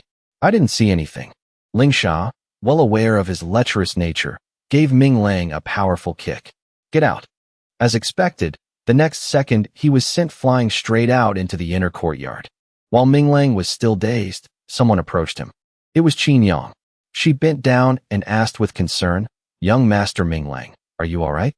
A clear red mark was on his forehead. I was fine, but now I'm not. Later, the two of them went to another corner of the manor, to Zhu Tianquan's room. Tianquan, while munching on a chicken leg, asked him, It's so late, yet I had Qin Yang call you over. I didn't interrupt you two, did I? Although Minglang was embarrassed by his father's behavior, he still politely replied, No, not at all. Then his father wiped his mouth with a napkin. The matter of the Lichuan continent has basically been decided. There are indeed ancient ruins there, but no matter how I threaten or entice them, those old geezers refuse to say a word. Minglang jumped up at his father's words. Then what do we do now? We can't let the people of the Lichuan continent become slaves. Tianquan's expression turned serious. He said, there are two options now. First, we turn hostile on them. We'll crush anyone who competes with us. Then Tianquan took a sip of tea. The second is, Tianquan placed the cup on the table to compete through this tournament. But I heard they've already colluded to go against our Zhu clan. Those dogs. They know our Zhu clan is strong in forging, not combat. How despicable. This time, it was Minglang's turn to munch on food. Father, don't you believe in your son's strength? Despite being questioned, his father calmly glanced back at him. No, this is a matter of fairness. We are the largest clan in Xinjiang. There will always be old clans and old sects that see us as an eyesore. The next second, Tianquan frowned meaningfully. Some things, once they happen the first time, will happen a second time. But Minglang rested his chin on his hand, looking helpless, as if he couldn't understand his father. Then he suddenly had an idea. If they're already going against us, then let's go all in. Minglang brought up money. We can propose adding a little betting money for fun, wagering the resources of those major powers. However, Tianquan wasn't easily convinced. What if we lose the bet? Wouldn't that be a devastating loss? Unlike his father, Minglang picked up the wine jug. Father, the Zhu clan's most important resources are the metal mines. Then his expression turned dangerous. Even if we lose them to other powers, their forging skills are poor. They will still have to rely on us. He continued to persuade Tianquan. By then, although the mines will no longer be ours, we'll still be the ones using them. We can even charge them exorbitant prices for forging. After hearing this, he nodded proudly. Since when did this little rascal become so cunning? Minglang knew how to flatter his father. I take after you, father. Hearing that, he snorted, feigning disdain, but was secretly overjoyed. A second later, Tianquan laughed heartily. All right. The Red Sparrow City of the Purple Forest Sect, the royal family's Thunder Iron Mine, the True Fire Forge of the Azure Dragon Hall, the Imperial Foundry managed by the church. I've wanted those fine resources for a long time. This time, we'll strip them clean. A second later, he turned to discuss. Then, they'll talk with our allies first. We'll surely win the resources of at least one city-state, forcing them to either retreat from the loss or get skinned along with everyone else. He also approved the added proposal. Wait for me and Nan Lingsha to win the upcoming round. We'll take all the benefits, then return the resources to our allies. As for the resources from other powers, we'll split them. Qin Yang, who was always by their side, was completely speechless at the father and son scheme. Truly two old foxes. Those other powers are out of luck. Then, Tianquan clinked glasses with Minglang. They both shouted in unison, father and son will split them. The door creaked open. Minglang heavily dragged his feet inside. Drunkenness made him completely lose his senses. He instinctively groped his way towards the bed, smiling foolishly and occasionally meowing or singing nonsensical phrases, father and son will split them. Ming Lang threw himself onto the soft pillow, still unaware of his terrible singing voice. Cheers, F.A. there. Suddenly, the unfamiliar color of the blanket in front of him startled him. Ming Lang looked at the young woman before him in confusion. Damn, the alcohol made me stupid. How did I end up in the wrong room? Ling Sha's delicate eyebrows furrowed due to his noisy disturbance. Ming Lang seemed to sober up completely. He quietly slid off the bed, looking for a chance to escape. Good, she's not awake yet. Time to bolt. Feeling a cold breath on the back of his neck, he sighed inwardly. I'm so dead. Ming Lang turned around trembling. If I said this was a misunderstanding, would you believe me? But it was too late. Ling Sha had wrapped herself tightly around him. Ming Lang's face turned pale as he pleaded, I can explain. Spare me. That night, under a romantic starry sky, a miserable roar shattered the silence of the night. The next day, at dawn, a worried voice called out, Zhu Ming Lang, what's wrong with you? Ming Lang listlessly shoveled rice into his mouth, the marks from last night still clearly visible. Seeing this, Nian Nian was extremely curious. Why is your face all bruised? Under the table, a pair of slender feet gently brushed against his thigh. Ming Lang flinched, trying to laugh it off, and explained vaguely, this? I got drunk with my father yesterday and fell. She raised an eyebrow, seemingly guessing the hidden story, and said casually, I thought you tried to seduce some innocent girl and got beaten up for it. Then Nian Nian rubbed her hands together, a meaningful gesture. He was confused. What are you doing? She held out her hand. She said, I'm out of money. Ming Lang deliberately played dumb. Out of what money? Nian Nian got annoyed. Seriously? You don't expect me to pay out of my own pocket to buy food for your dragons, do you? He gave a placating smile, scratching his head. Of course not. Calculate the total, and I'll send it to you. Nian Nian took out an abacus, carefully calculating. The crystals for Little Bai Kai cost 12,000 gold a month. Little Qing's food for this month is also bought, another 2,300 gold. Her words hit his brain and wallet hard. Now Big Hey you needs to eat sub-dragon meat. Your clan's outer court has some, so we can save money there. Ming Lang's eyes welled up with tears as he mourned his fortune. No way. Their food for 1 month costs that much? Being a dragon master really is a money-burning profession, Nian Nian said casually. Also, boss, you still haven't paid my salary for this month. He quickly looked for a way to escape. I need to use the restroom. They'll figure out the money matters later. And just like that, Ming Lang dashed away. He closed his eyes and ran head first. And then the inevitable happened. Ming Lang crashed into something. His entire body fell on top of Qin Yang. She called out shyly, young master. Embarrassed, Ming Lang quickly scrambled to his feet. Qin Yang, what brings you to me so early in the morning? Qin Yang answered honestly, I just came for breakfast. He put on a cool facade and quickly turned away. Go eat then. Remember to be careful. But in reality, his bruised face was now adorned with a pink blush on his cheeks and a red nose. Getting so flustered just for breakfast, what kind of image is this? She politely nodded and obediently replied, Yes, I will remember, young master. Ming Lang thought of Heya. Big Heya recovers very quickly in the spiritual domain. He'll definitely be much stronger after this recovery. The previous silver azure dragon armor was broken. It's time to make him a new set of dragon armor. No sooner said than done. He arrived before a bronze door on a rocky mountain. Forging armor hall.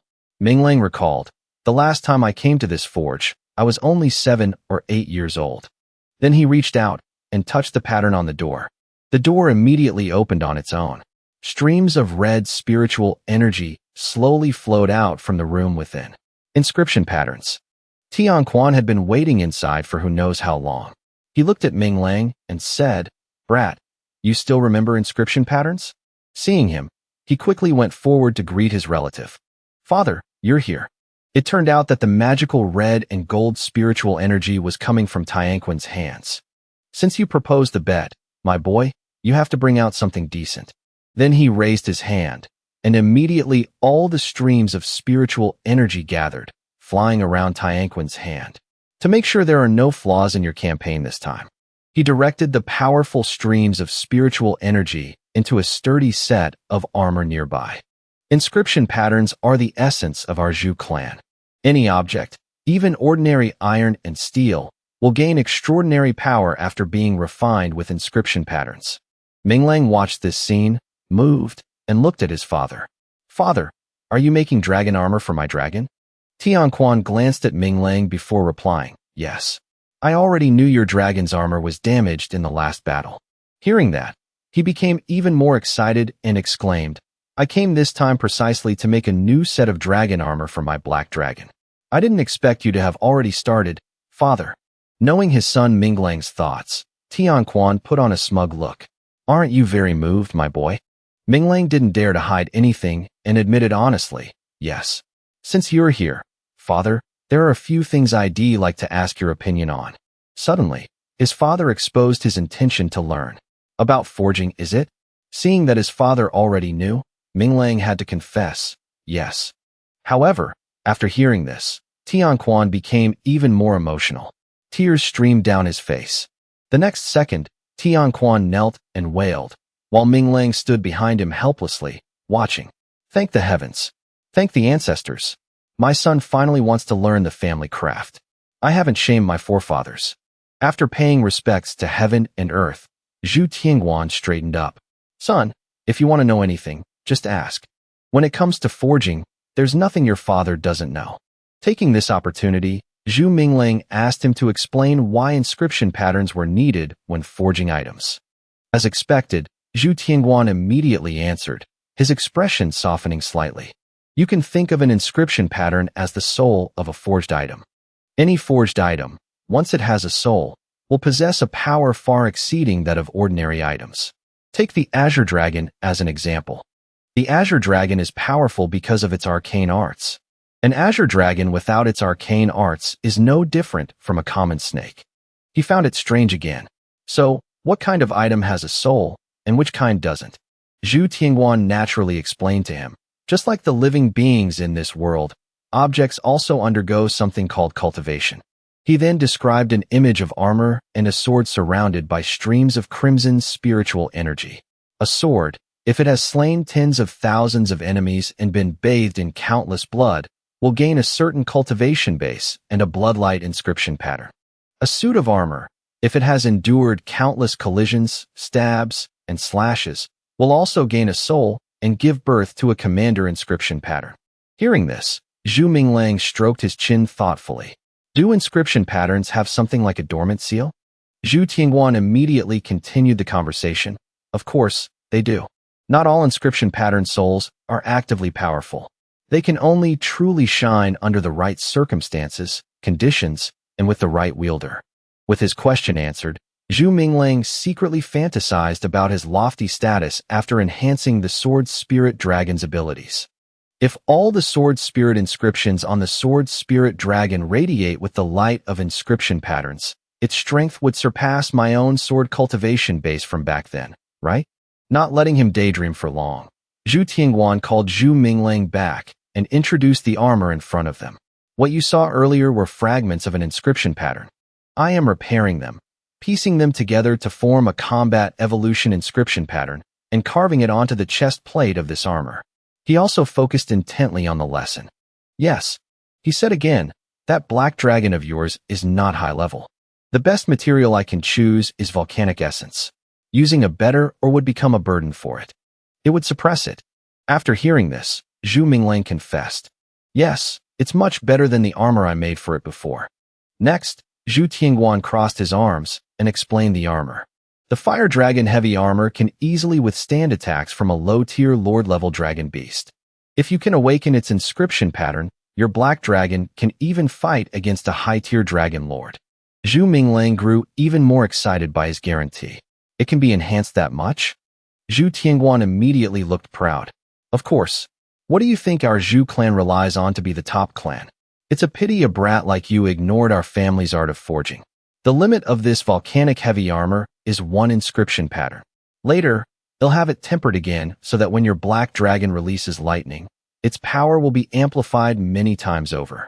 A second later, he boasted majestically to him. Actually, it's not so bad for me to become a dragon master, right? I can fully utilize the advantages of our Zhu clan and slaughter all who oppose our family.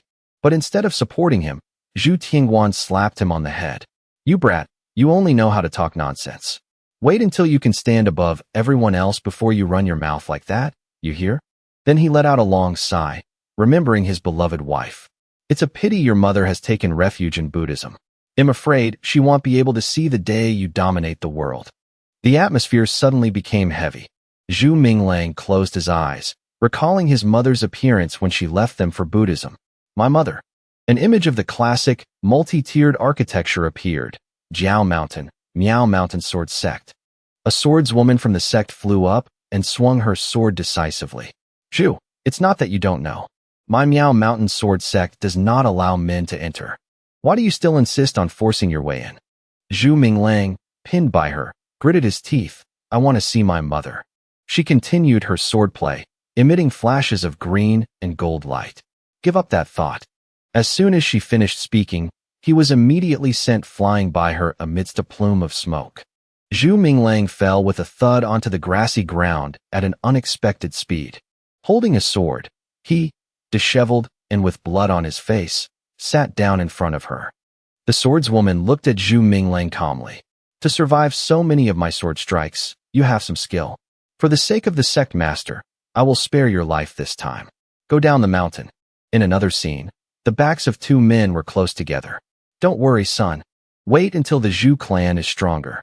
I will call upon all forces to attack the Miao Mountain Sword Sect and wipe them out. Zhu Tianguan's face suddenly darkened. Even if I have to resort to robbery, I will bring your mother back.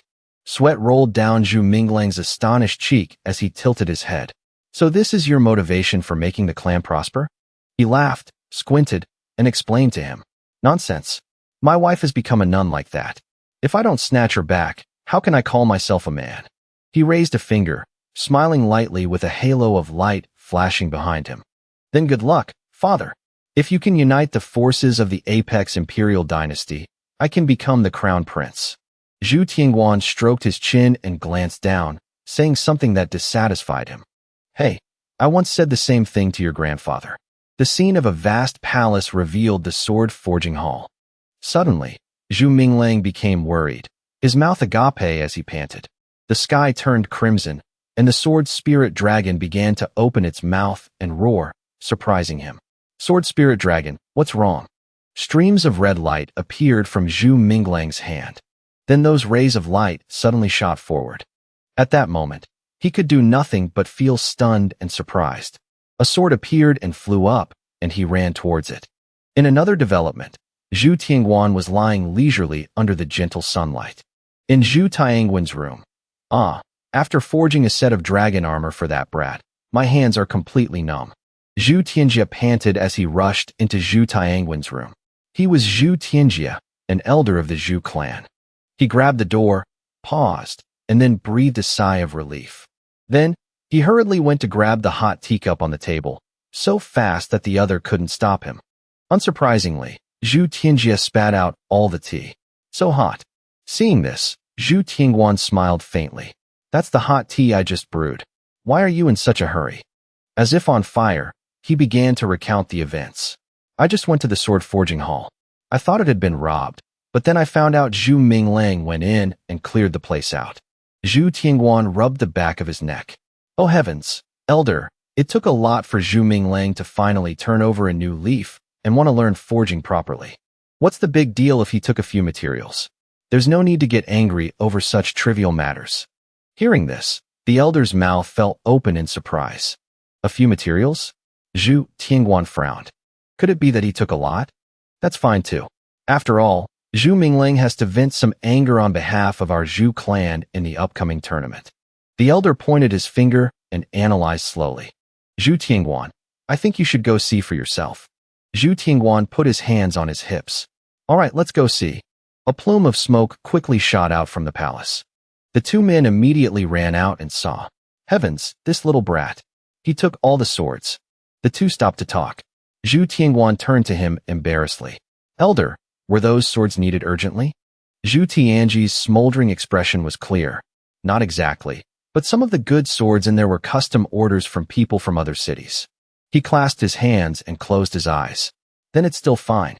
They'll just have to trouble everyone to work hard and make new ones. Coincidentally, the branches of our Zhu clan have also offered quite a few good tributes. When the time comes, Elder, please pick a few items to your liking. This. He frowned. Very well. Standing before the light shining from within, he called out, Someone, replace this main gate. Zhu Tianguan stood solemnly, the wind fluttering his robes and hair, as he thought, You prodigal son, if you don't get good results in the upcoming tournament, I'll settle the score with you. All those swords were money. Zhu Minglang stood stunned, looking up at the huge creature before him. A spirit domain space. After Great Black Fang finishes recuperating, its strength will surely increase. Little Bai Chi's power also grows along with its development. Then he shifted his gaze to a red dragon standing above. The sword spirit dragon has swallowed so many treasured swords. It's also become much stronger. His eyes turned towards Qing Zhua with a somewhat sad look. Now, you're the only one left. A small vial appeared, hovering, surrounded by green circles.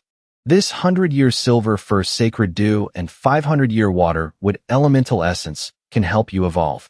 The contents of that divine vial were directed straight into its body. Afterwards, Qing Zhua was enveloped in vibrant green rays of light and grew progressively stronger. Zhu Minglang returned to his room, his eyes tightly shut. While closing his eyes, he held a small green orb in his hand, feeling a bit tense. His eyes opened, his lips slightly parted as he thought to himself, This is great. Its growth speed has increased 20-fold, and my spiritual power has grown stronger with it. Sinai appeared out of nowhere at Zhu Minglang's window. How is it? Seeing this, he tilted his head. Mr. Sinai, why did you come out here? His face lit up with excitement. You gave that green dragon the primal Sam holy dew and waterwood essence, didn't you? Has it reached its adolescent stage? Quick, summon it out for me to see. Then, a powerful impact struck the roof directly, startling Sinai. The tiles of the house began to shatter and fall apart. Zhu Minglang stood amidst the chaos, scratching his head and coughing lightly. Sinai flew out in a hurry, sweating profusely. Zhu Minglang, are you trying to murder this fish? You usually seem so bright and clever. Why did you suddenly become so stupid? He suddenly widened his eyes. If this fish hadn't escaped in time, I would have been crushed to death by the rubble. Qing Zhua opened its mouth wide and flew around in circles, surprising him. From the house, Nian Nian ran out, holding a thin piece of cloth to cover herself. Oh my God, was that an earthquake? She looked up as if she had noticed something. This is Qing Zhua. Standing opposite her, he continued, That's right. I accidentally collapsed the room when I summoned it. Nian Nian said while looking straight ahead, As long as it wasn't an earthquake, that's good. It scared me half to death. I hadn't even finished my bath. Qing Zhua lowered its head, and she began to stroke it gently. Qing Zhua has become more beautiful, majestic, and domineering. Sinai suddenly appeared behind Zhu Minglang. It has converted to the wood attribute. Excellent. After all, the divine wood bloodline is much stronger than the forest giant dragon bloodline. Hearing this, he turned and asked, A dragon's attribute can be converted? Sinai closed his eyes and slowly analyzed. Of course. The main and secondary bloodlines can be transformed during the growth process. On one hand, this is related to the dragon's own growth process. On the other hand, it's due to the dragon master using spiritual items to adjust it. Zhu Minglang placed a hand on his chin and asked doubtfully, So Qing Zhua's conversion was due to the effects of the silver Sam holy dew and the water wood elemental essence? After that, he gave a long explanation that stunned him. That's right. If you had fed the divine wood green sacred dragon meat, and its strengthening process was mainly based on the soul beads of beast-type dragons, then it would have likely turned into a forest giant dragon, and its beastly nature would be more apparent. But the cultivation direction you chose for it from the beginning leaned towards the divine wood Holy Spirit, so when it reached its growth stage, it naturally transformed into the form of a wood dragon. His eyes suddenly lit up with excitement. I never knew a dragon's main and secondary bloodlines could be converted. Suddenly, the red-haired girl spoke up. So, what aspect of Qing Zhua's strengthening should we focus on next? It's not just diligently watering and fertilizing it, is it? Sinai quickly replied. The method to accelerate its growth requires a large amount of wood elemental essence. The things you fed it before are no longer effective. It would be best if you can find sacred wood fruit or 10,000 would wholly do. That way, there's a chance to raise Qing Zhuo to the commander level. As soon as he finished speaking, Zhu Minglang became discontented and thought, eating elemental essence as food? It seems every one of my dragons is a money pit. She turned with a wave of her finger. Did you hear that? Qing Zhuo needs to eat wood elemental essence. Hurry up and cough up the money so I can go collect it. But his focus wasn't entirely on her words, but on her appearance. Well, this is, Understanding the issue, Nian Nian started to shriek in embarrassment. She became flustered and frantic, her cheeks blushing red. You rotten pervert, Zhu Minglang thought. Who could possibly